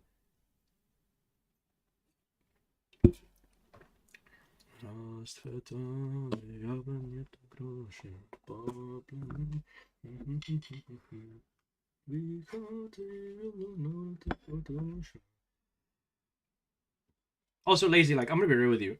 You really should not be quoting international law, because if you're gonna start using international law as a standard, you have to use that globally. That means including the Russian invasion of Ukraine, which international law says is blatantly fucking illegal, by the ways. So if you can tell me right now that the Russian invasion of Ukraine is illegal and shouldn't happen and Russia should step the fuck off, I'll entertain your question. But I guarantee you're not going to, because you've got Vladimir Putin's cock so down your throat it's going to be hard for you to even start speaking. Mongols demolished Kiev many times throughout history and even wrecked Hungary. Yeah, no, that's true. You're right, Ganju. That's why the Mongols should be the inheritors to Russia.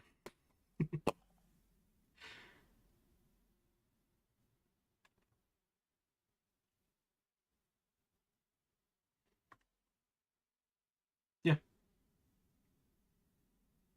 Article 51 of that. You notice how you use the word self-defense? I'm just curious. What part of Russian territory did Ukraine invade? And by the ways, that whole argument of like NATO encroachment does not work with self-defense, by the ways. You can go through any case law, which I guarantee you haven't read. Typed by Ukraine Peace Plan, Minsk 2.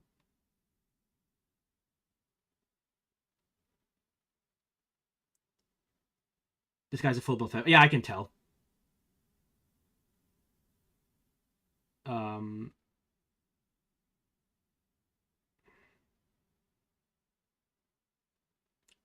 Okay.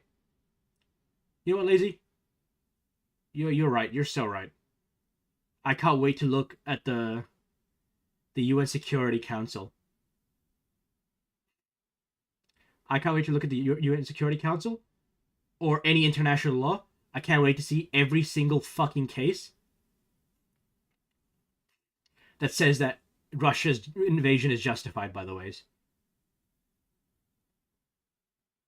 I'm really working on the CIA based.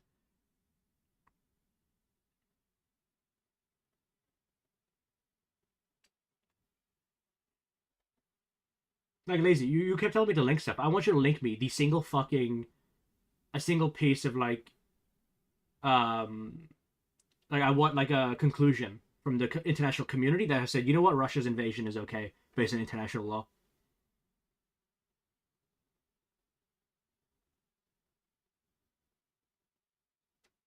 No, but the problem is like the international community hasn't said it's justified. It's just that simple. Okay, then give me the. You do realize the ICJ is a thing, right?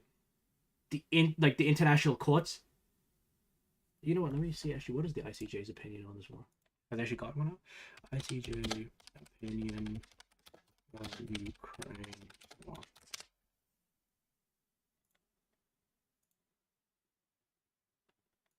Man, that's crazy. Man, eat shit and die, bro. It's that easy. The International Court The ICJ determined in March 2022 that Russia must immediately suspend its military operations in Ukraine. The court rejected Russia's fabricated justification that it invaded Ukraine to prevent and punish allocated genocide. Finding no credible evidence to support Russia's claims, the ICJ's legal involvement in the war spans two main tracks, several key judgments. Allegations of genocide, like reading is a thing you can do, by the ways.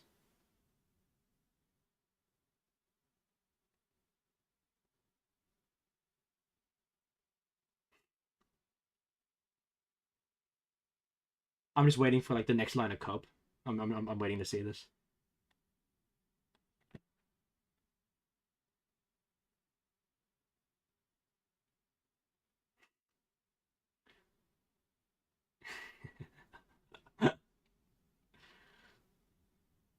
I see Lou and Gandhi. You guys have found conversation with each other. That's pretty cute.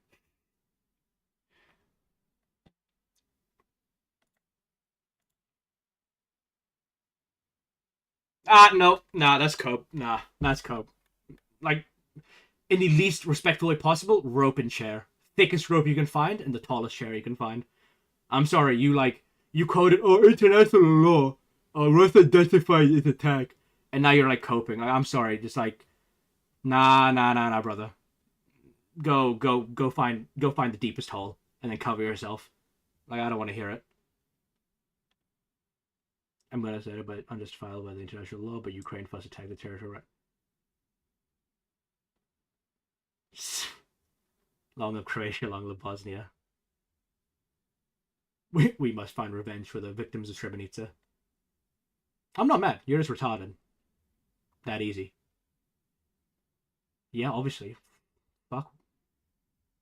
I'm not stupid as fuck. Obviously, I support them.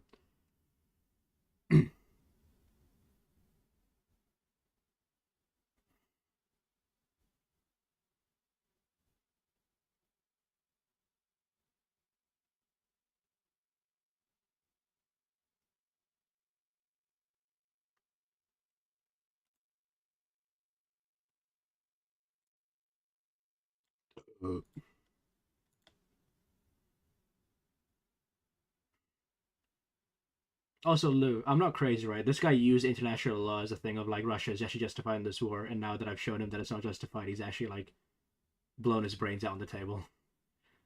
Because the mercenaries who were funded by the Russia to take, they were in fact associated with Russia directly. It's just like the most blatantly stupid shit, dude. Do you support Ukrainian military represented by uniform?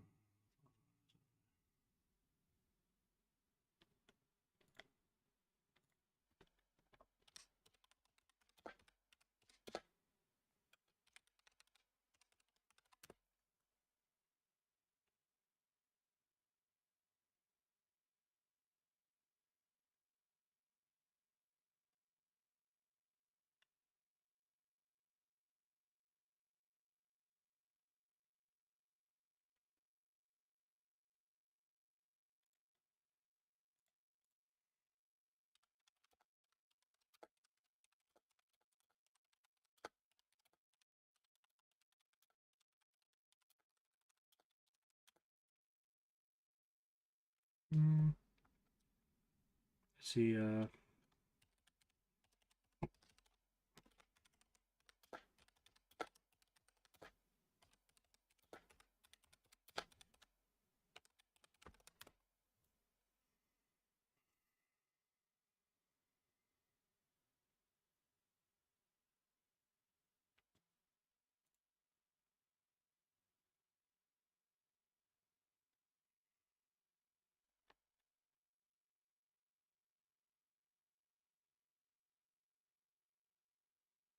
oh, wait. Lazy. Are you a Russian? This is gonna make so much sense for why you're this retarded. No offense, Ganju. You're like one of the only sane Russians. Russian people with Russian or Ukrainian passports. Alright. This makes so much. Little we clocked it. We finally understand why he's this brain dead. That's totally not racist. I'm not being racist. Ganju over here is a Russian, and I respect him a lot. It's not racism. I just hate people who are stupid. Like you, for example. Ladies and gentlemen, we got him.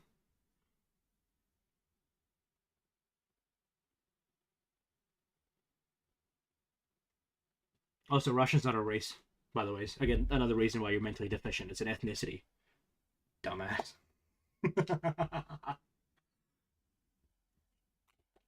Or a nationality, even. You know, I'm gonna take a step further. It's a nationality. It's not even an ethnicity. Ethnically Russian. Yeah, could it? Isn't that right, Lou? Up top.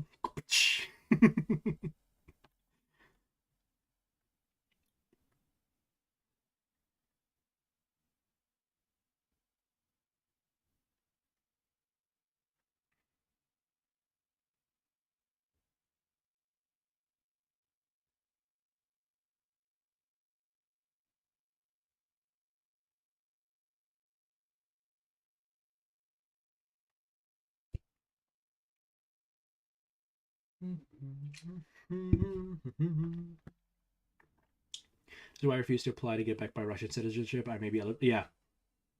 There are just some states, man. You just cannot reason with them.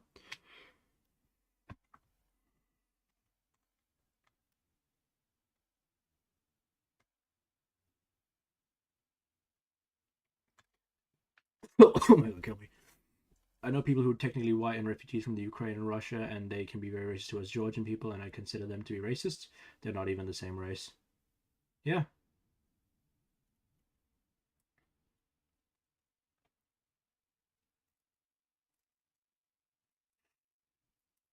But technically both can be called whites. Yeah, white is like a stupid term, because there's no like real white race. It's like a very American concept. Because like, man, yeah, you Eurotards. You guys are like competitively racist.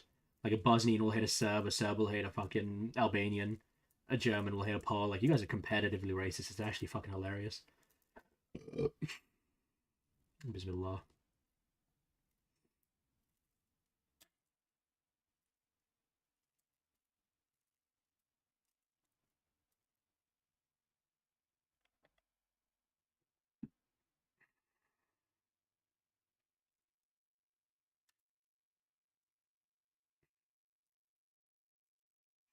We don't need you.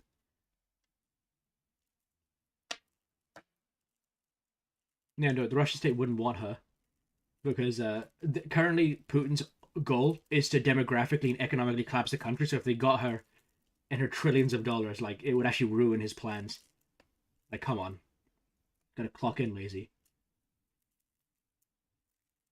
Putin's goal is to destroy the country. Why would he invite someone that would actually be a productive member of society?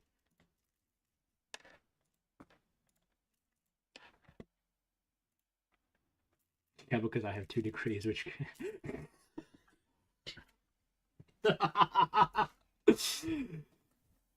Yeah, it is pretty logical if you look at it. Like, if you look at all Putin's actions, like, you know, doing like irreprehensible shit, declaring war on countries because he feels like it, you know, doing breakaway states, making it so that NATO has become the strongest it has been in the last century under his leadership. Like, he's doing everything to destroy Russia. It's honestly surprising. I never thought a leader of Russia would do it, but hey, here we are.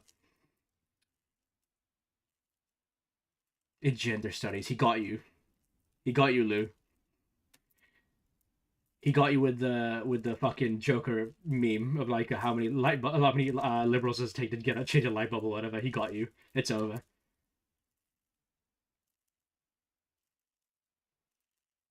Yeah, that's why you draft dodged, Ganju. I suppose you are uninformed to the level you think Russia invaded Dagestan. True. You're so right, King. Officially, politics, philosophy, and economics for my bachelor's, and the international law relations matters, yeah.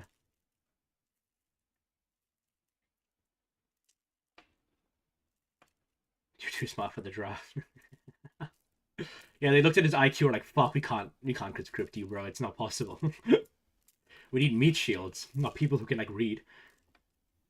I wasn't drafted. We're not talking about you, don't worry. We're talking about the only Russian I actually respect here. I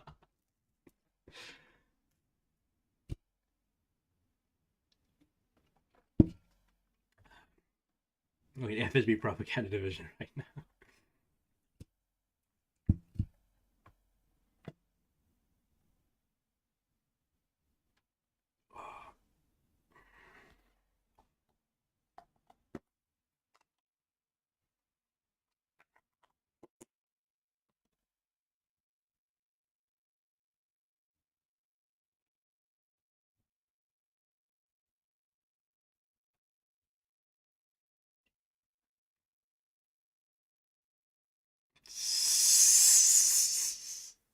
Lou, he got you. He hit you with the no you.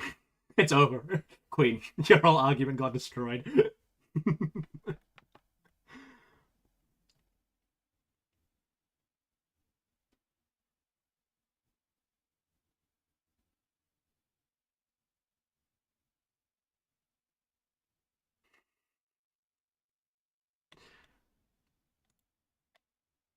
Mr. Shoigu, yeah, I need more Twitch channels.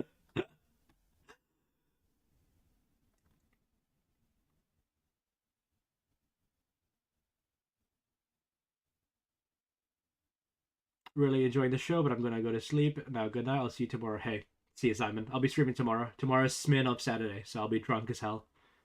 So I'll see you. Actually, it's a joke. Shoigu is an FSP. I know, maybe hard to understand. It's called dark humor.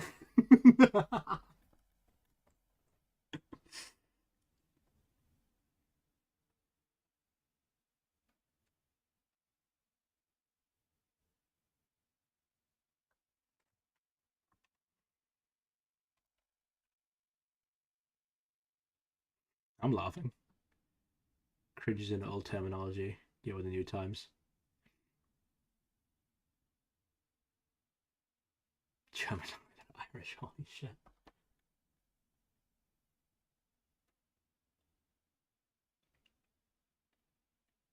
Well, you just talk nonsense and pretend it's funny to overshade is stupid. That's not humor.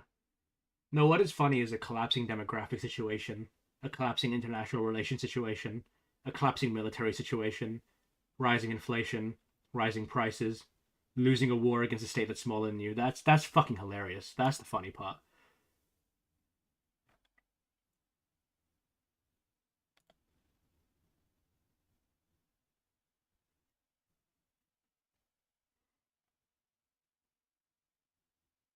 Mine is the VDP. Oh wait, it doesn't exist.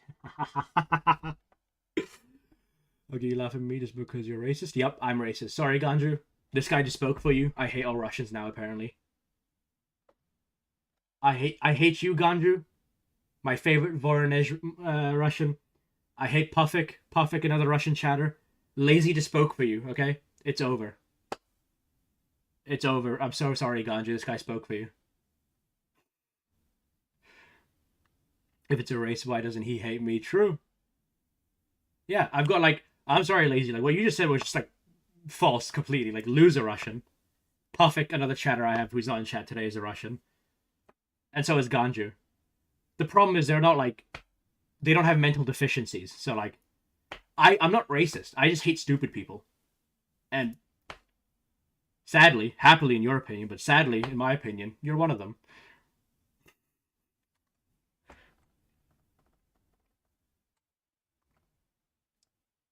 Because you don't identify yourself as a Russian. Lou, in all caps, say the word I identify as a Russian. And watch how I reply. I was raised in the West, but the blood is the same, no? I can't help being adopted.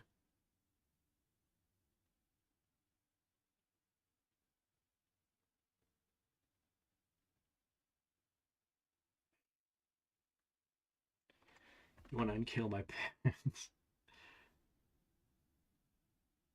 Autophobia. This guy's fucking self-diagnosing you. He's that deep in the trenches. Holy shit. Holy cope.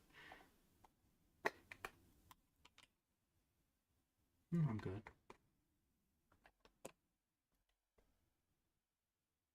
You know what's crazy, Lou? I've actually been thinking about this a lot. How can you, as like a Russian, look at your collapsing standard of living, your shit economy, your slow GDP growth, your like isolation from the world, and you look at like the West and you're like, yeah, that's a shit way to live. It is the biggest cope in the world. Let me tell you honestly, because I may not have lived in Russia, but I visited for business before.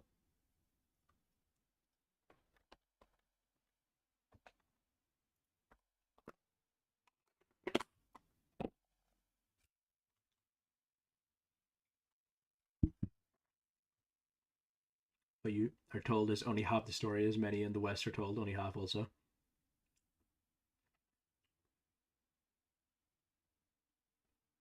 but your access to the other half is much less.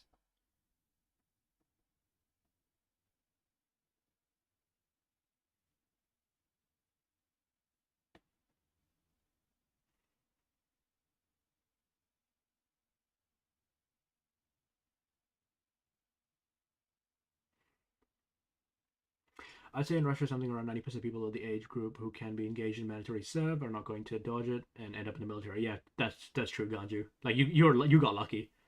You were too smart for the draft.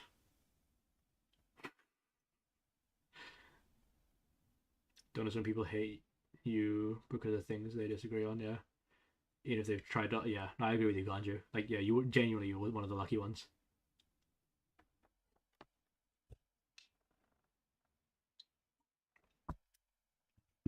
Oh shit.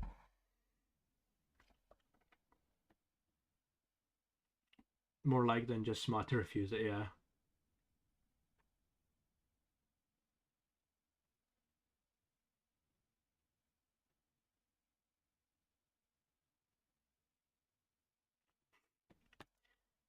That's crazy.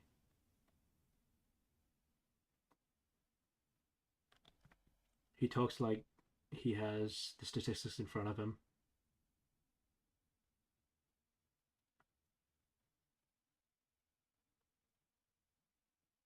Okay, you know what? The really good thing about this entire session has been I've learned two things. This lazy guy. He is lazy. His name lives up to his reputation. Deltoid, you're a retardoid. I figured that one out. Talked to enough people personally to understand and why they feel towards me. That's so true, King. Pop off. Um,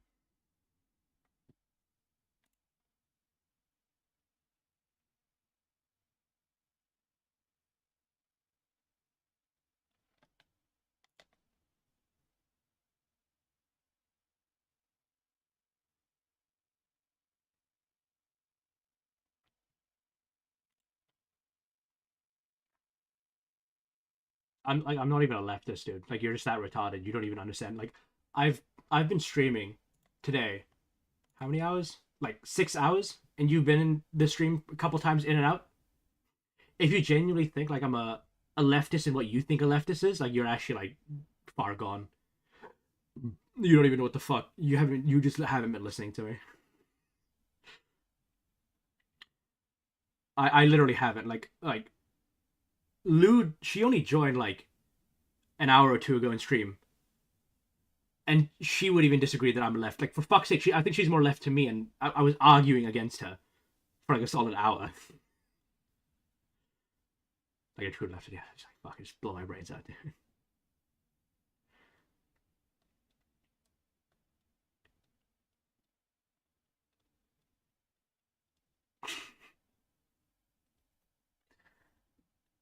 God, it makes sense to send you neo Nazis into the front line. I'm a center left lib.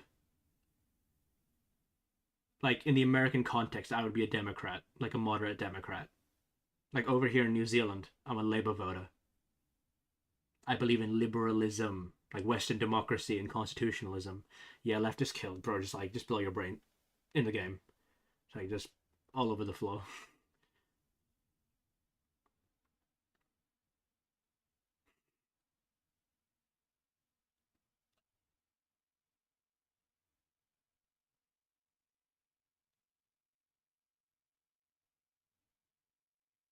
No, I'm not. My positions are very clear. They don't change. Ukraine has almost no men left, and Russia cannot recruit much more.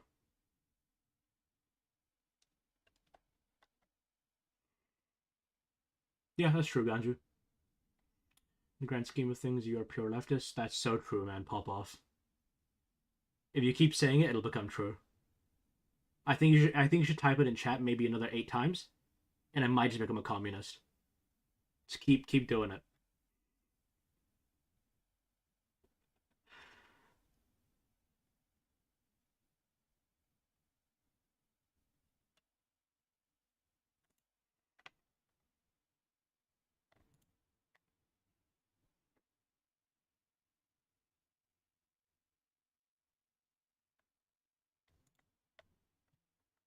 More died for Russia against Ukraine.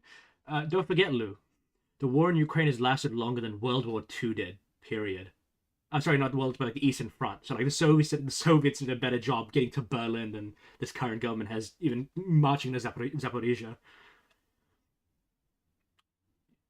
You are center of this backroom's that on the left of the what the fuck does that even mean?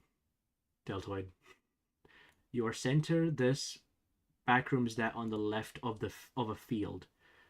Dude is a Frankenstein leftist.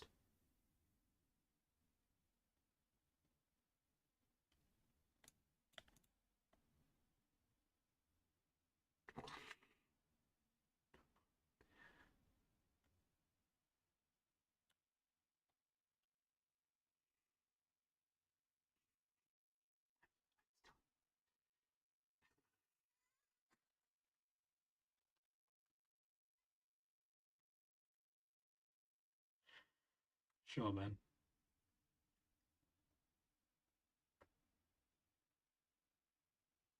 When are you gonna be a rightist leftist? That's the only thing missing from your arsenal.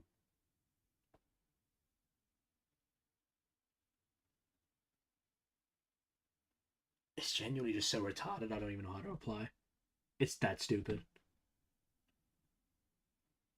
I believe the word is dumbfounded. I'm genuinely dumbfounded.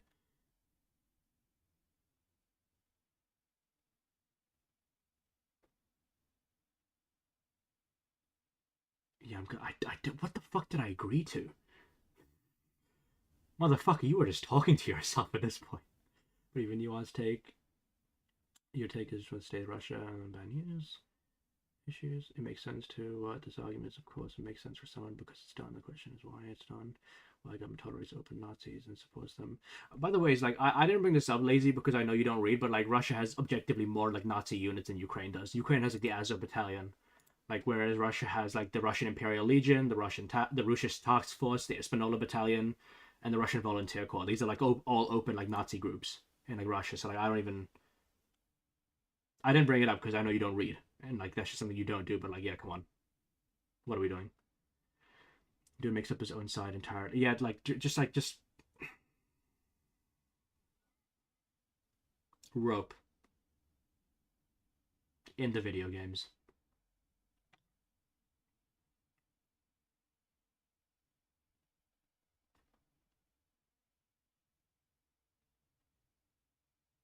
As it was an umbrella. What is it? No, sorry. That's just like it's a single battalion, and on top of that, not everybody in Azov has like I don't even know, man. I'm just like I'm okay. I'm good.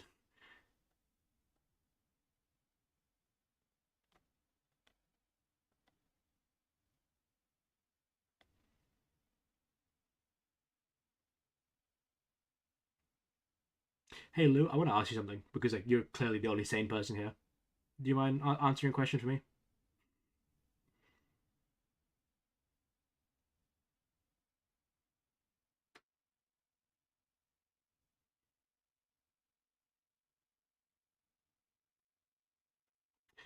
You say random things, not a single, it's a battalion, all the members give votes as well. Sure. Yeah. You would agree that like I'm a pretty free speech guy, right? Uh Lazy and Deltoid. I pretty much tolerated them chat like the whole day. And I've never done this yet as a Twitch streamer, so I don't know what I should do as limitations because like I'm genuinely a guy who's up for like free debate and shit. And I genuinely like hearing people out, but like this is blatantly stupid and just like rotting my brain. What I'm trying to ask is like, should I ban these guys? That's what I'm trying to ask you. Because like this is not a productive conversation.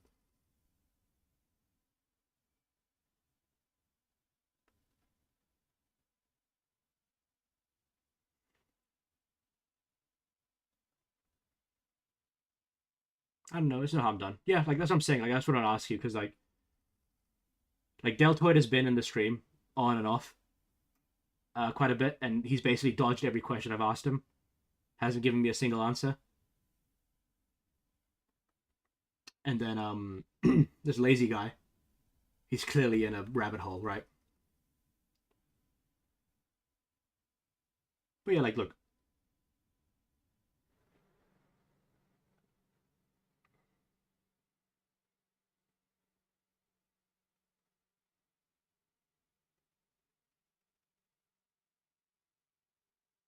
So Lou, I'll give you the ban hammer. Just say the word queen, and it comes down hard.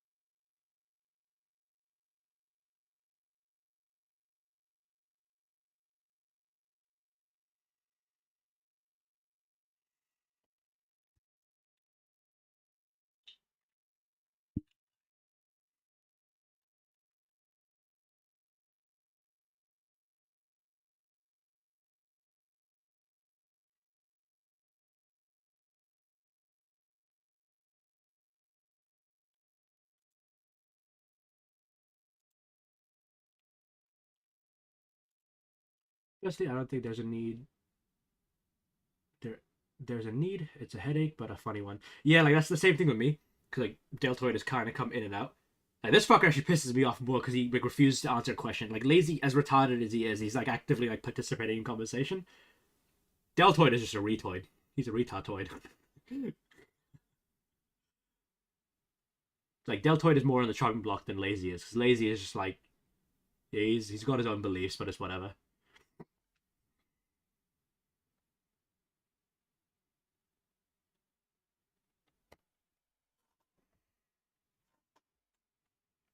Both countries are going to be decimated, but yeah, no, I agree with you, Lou. That's definitely what's good. Like no country's going to really win from this. No, he has a job to fulfill. What are you talking about, deltoid?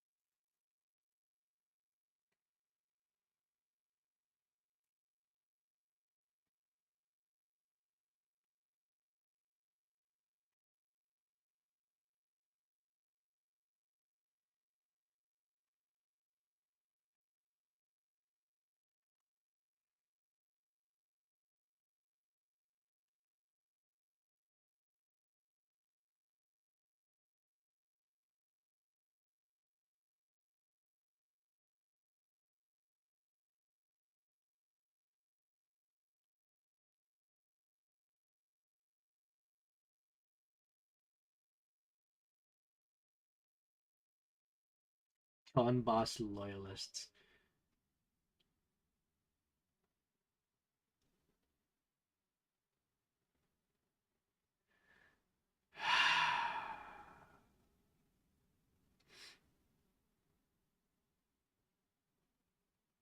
Donbass loyalists.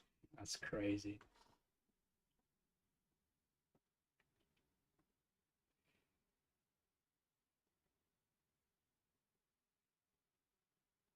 Literally data mining.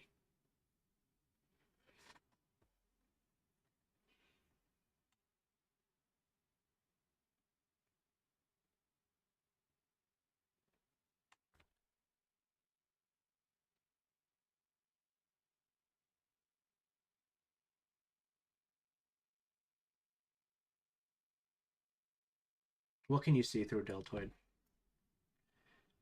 Our basic words. The definition crazy. I'm good. No, it's fine. Spit your shit, King. I'm good.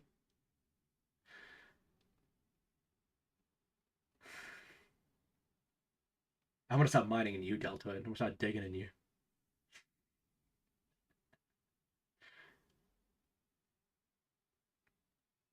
Were you saying when USA dropped bombs on Yugoslavia?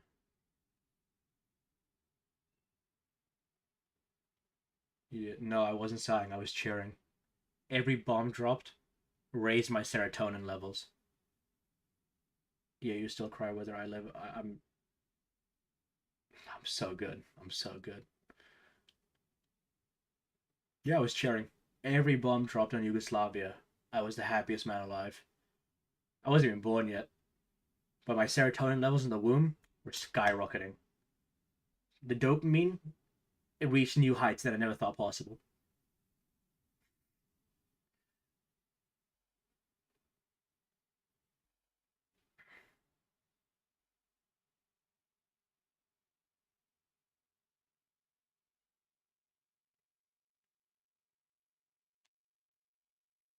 I may as well do some research while this retard types.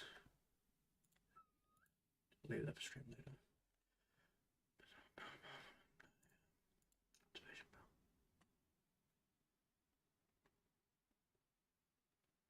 Let's call it 5 minutes.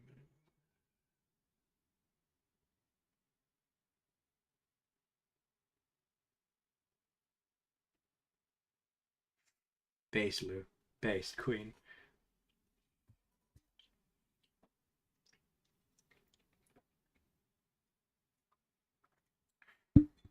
By the way, it's like this like lazy guy. He's gonna try and grandstand about the Yugoslavia shit, but he does not give a fuck about like Ukrainian children being bombed. Like, I don't give a shit. Like, it's just like the most stupid shit ever. Subject to sub clause 4. This clause applies at the authorization. However described, that is the issue general under this act.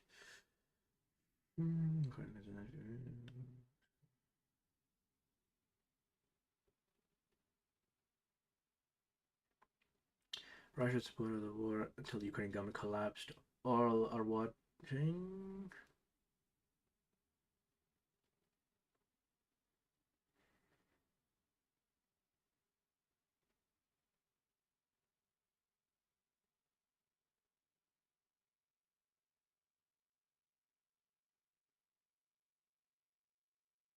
Hello, Biden and Zelensky. I need 500 rockets to bomb on his children. True, we need 500 more. Not just 500, we need a 500 on top of that.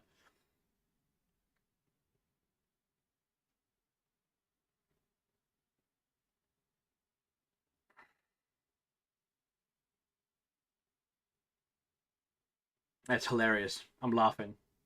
Haha. It's fucking funny. I'm laughing. I'm sorry, like, this is like an unserious conversation. You're crying over like 100 people dying in Odessa and a couple like 100 dying in Donetsk and Luhansk, but like the Russians have killed so many more Ukrainian women, children. Like there is systematic rape happening in the occupied territories. I'm sorry, this is a very unserious conversation. Okay. Like there are Family Guy skits that are more serious than this conversation.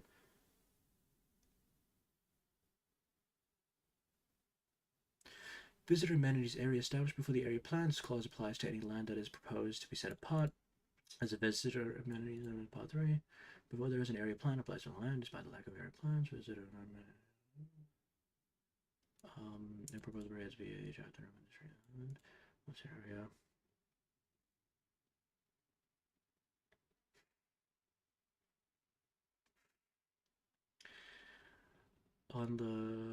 On and from the commencement date, the Director General may recover. Stop living in Goebbels' propaganda, even Zelensky press.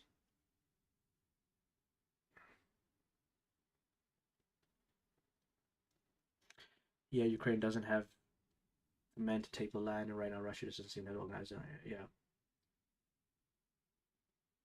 Yeah, the war crimes are such bullshit. Yeah, true.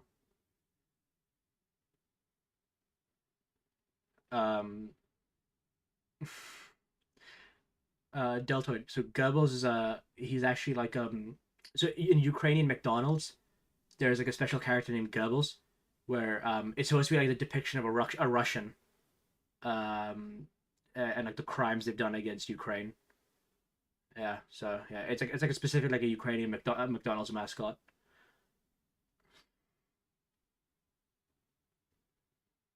Yeah, so like yeah, like Lazy was basically saying that like Zelensky was talking about 100 Goebbels. Like Zelensky wanted 100 of those mascots to depict Russian war crimes.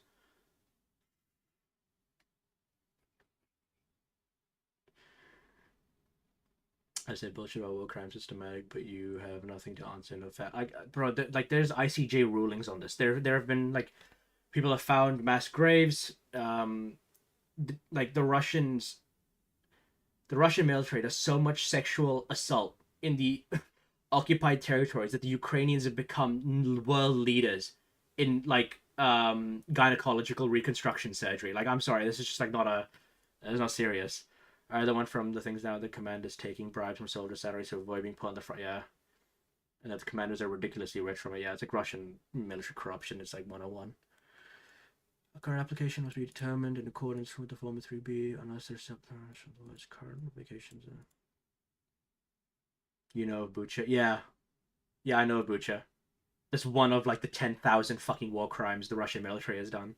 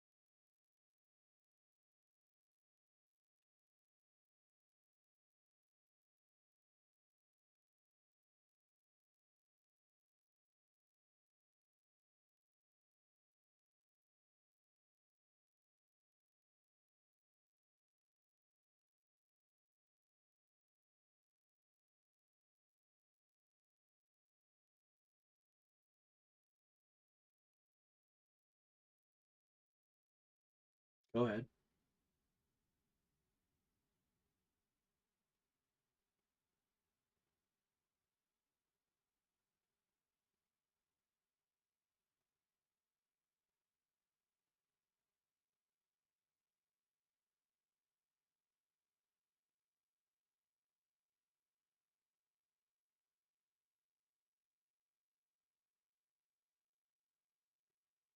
Yeah, no problem. Take your time.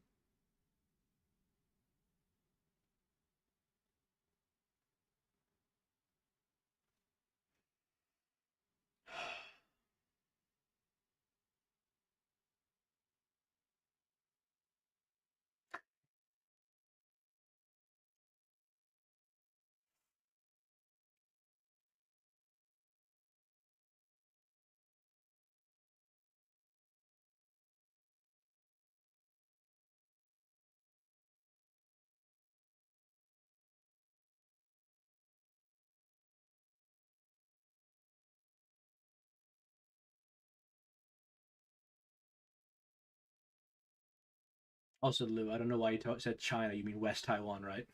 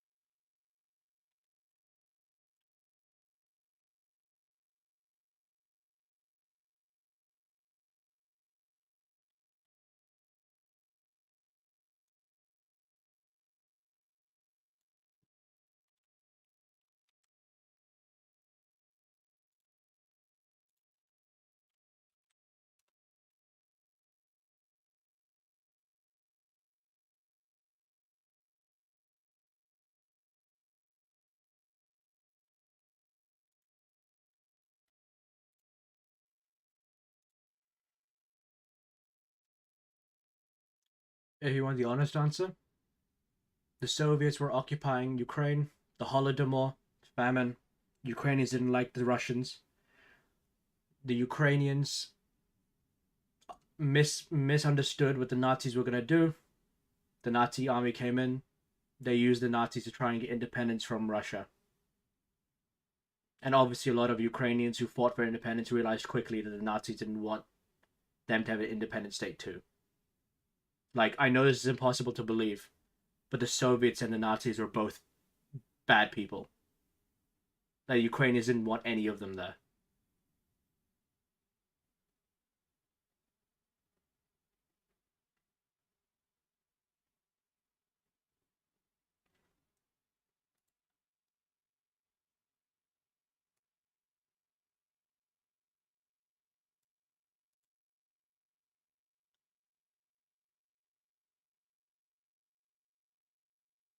Yeah, I know. I'm sorry, Lou, but this may break whatever friendship we have. The Nazis are bad, and so were the Soviets. I said it. I said it.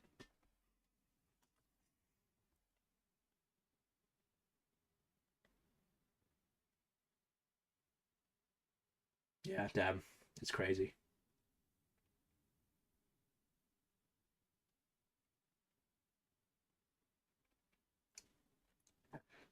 Oh, Bismillah.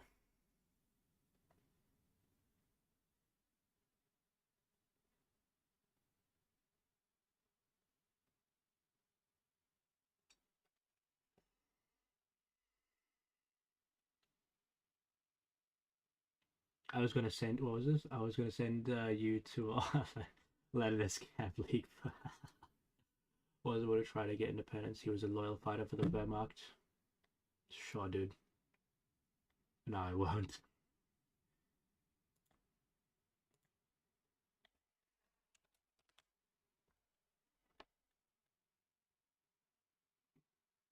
Like, I understand your mind has been raped by like Vladimir Putin, so I'm not gonna like put it against you. But like, he was a Ukrainian independence fighters. Like, he was part of the Ukrainian independence before the Nazis even invaded the Soviet Union. That was like a whole political organization. they used the Nazi invasion to try and break away from Russia, but like, fine, whatever, dude.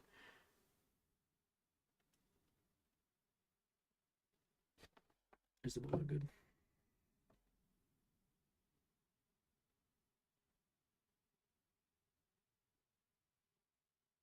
The boiler's fine.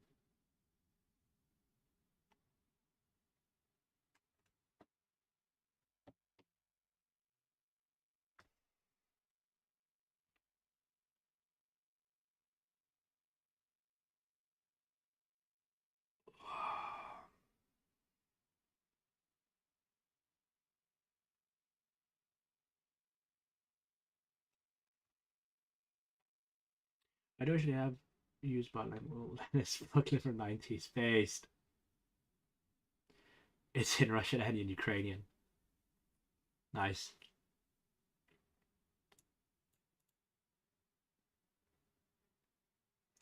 SS Galicia, who gave an oath to Hitler personally, they saw other Ukrainian separatists being killed or put in camps, even Bandera formerly, and they still kept fighting for the SS.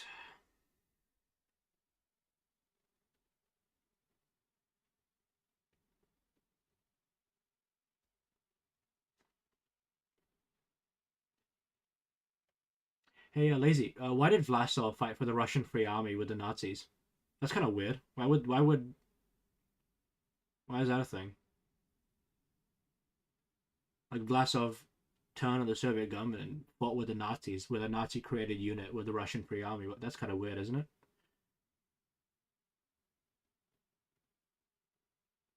You just get the part of the internal reasoning, whatever. I also have my father's old Red Army office book. Nice. Based.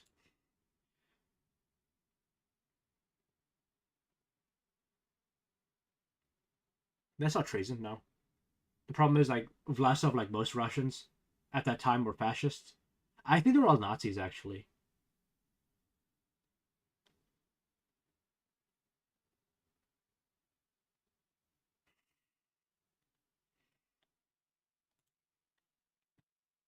Hmm. Ukraine.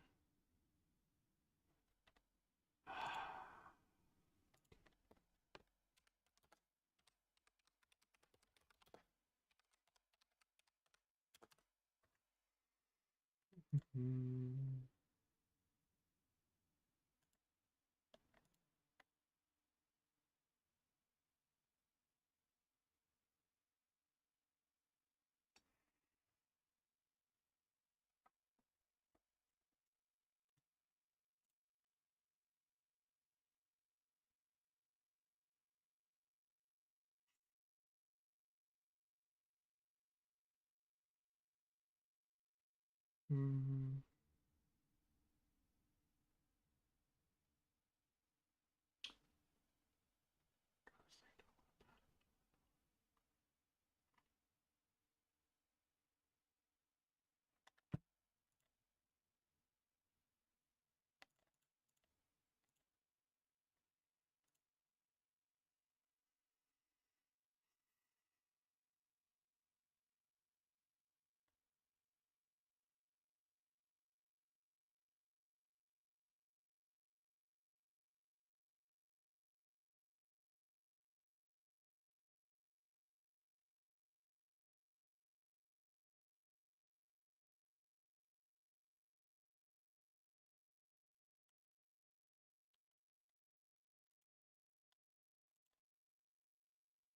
All right, Lou, my queen.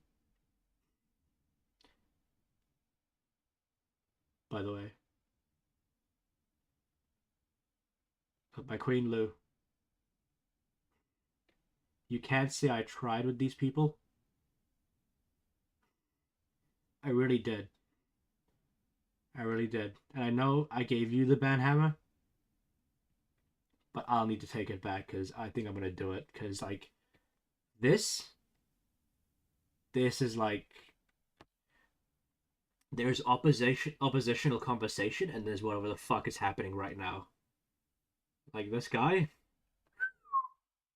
is a different level of retarded. So my queen, I bow and beg. I'm taking back the banhammer. because this guy's upsetting him to the gulags. Yeah, no, no. I picked that up. I don't know if you saw, but there was like a whole part of the stream where I was just quiet. It was after the Bucha stuff because it's like,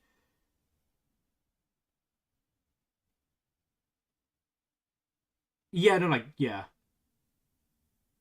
nah, like, look, Deltoid, like, oh, whatever.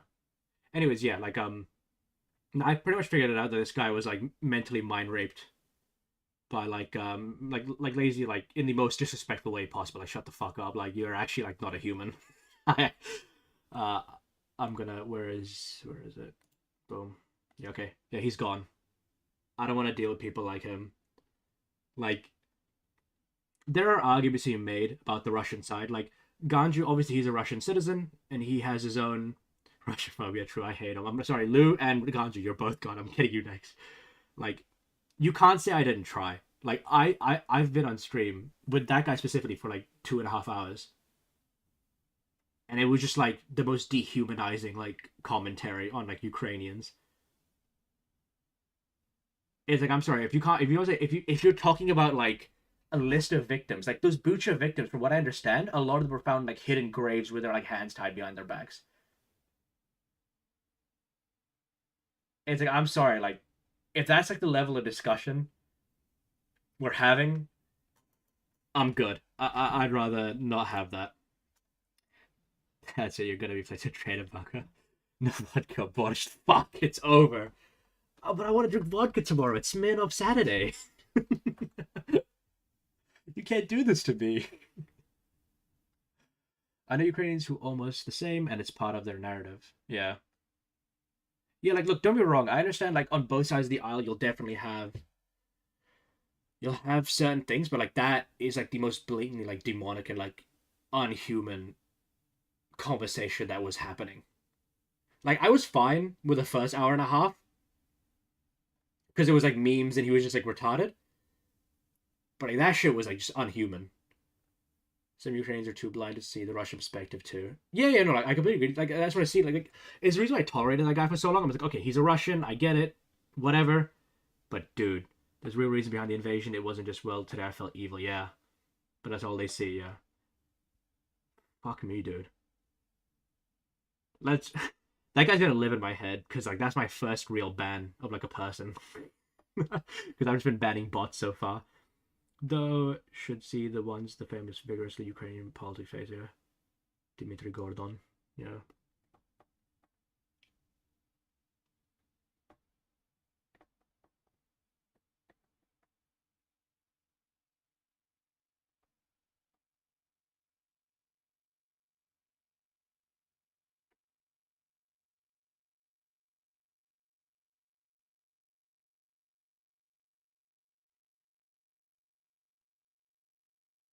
Also, like one of the things I want to let you guys know. I think you guys are aware of it, especially you, Lou.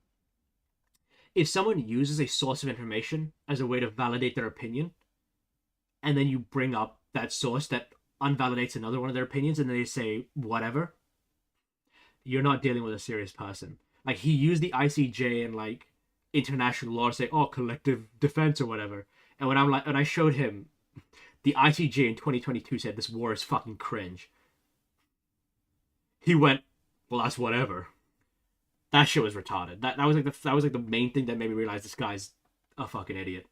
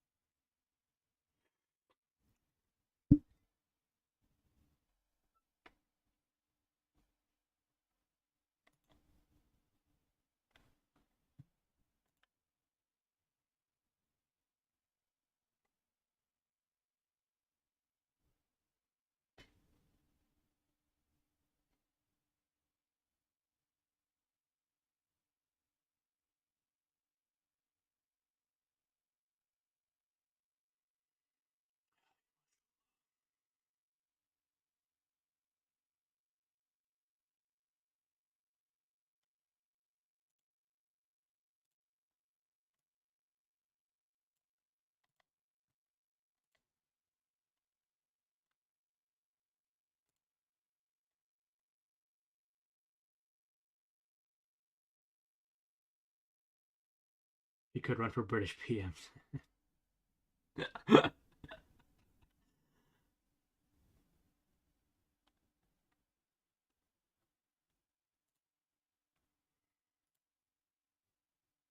Imagine Ukrainian politics, the media, the guy who was selling on the TV market to the elderly people, some Chinese magic pyramid, and we're claiming that has healed his friend from cancer.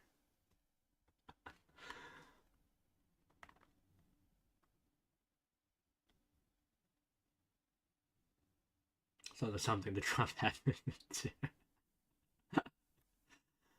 Dimitri Gordon.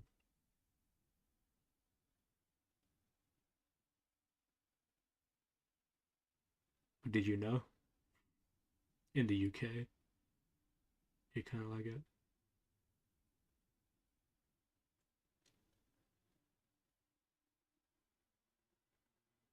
You have a lot in common. The leader of the Green Party said he could hypnotize women's.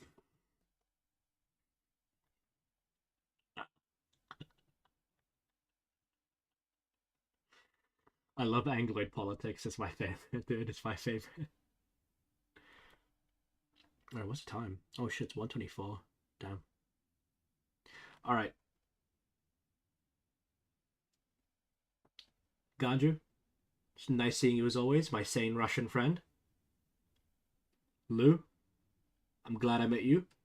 Someone who's left to me who's not retarded. It's a very hard find. The stream has been interesting, to say the least.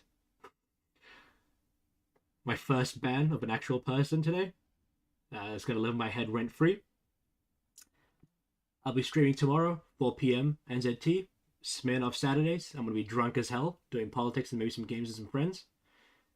And I hope to see you beautiful people tomorrow. Or technically today, for me. Yeah. It's nice meeting you guys. And I will see you all tomorrow. Boom.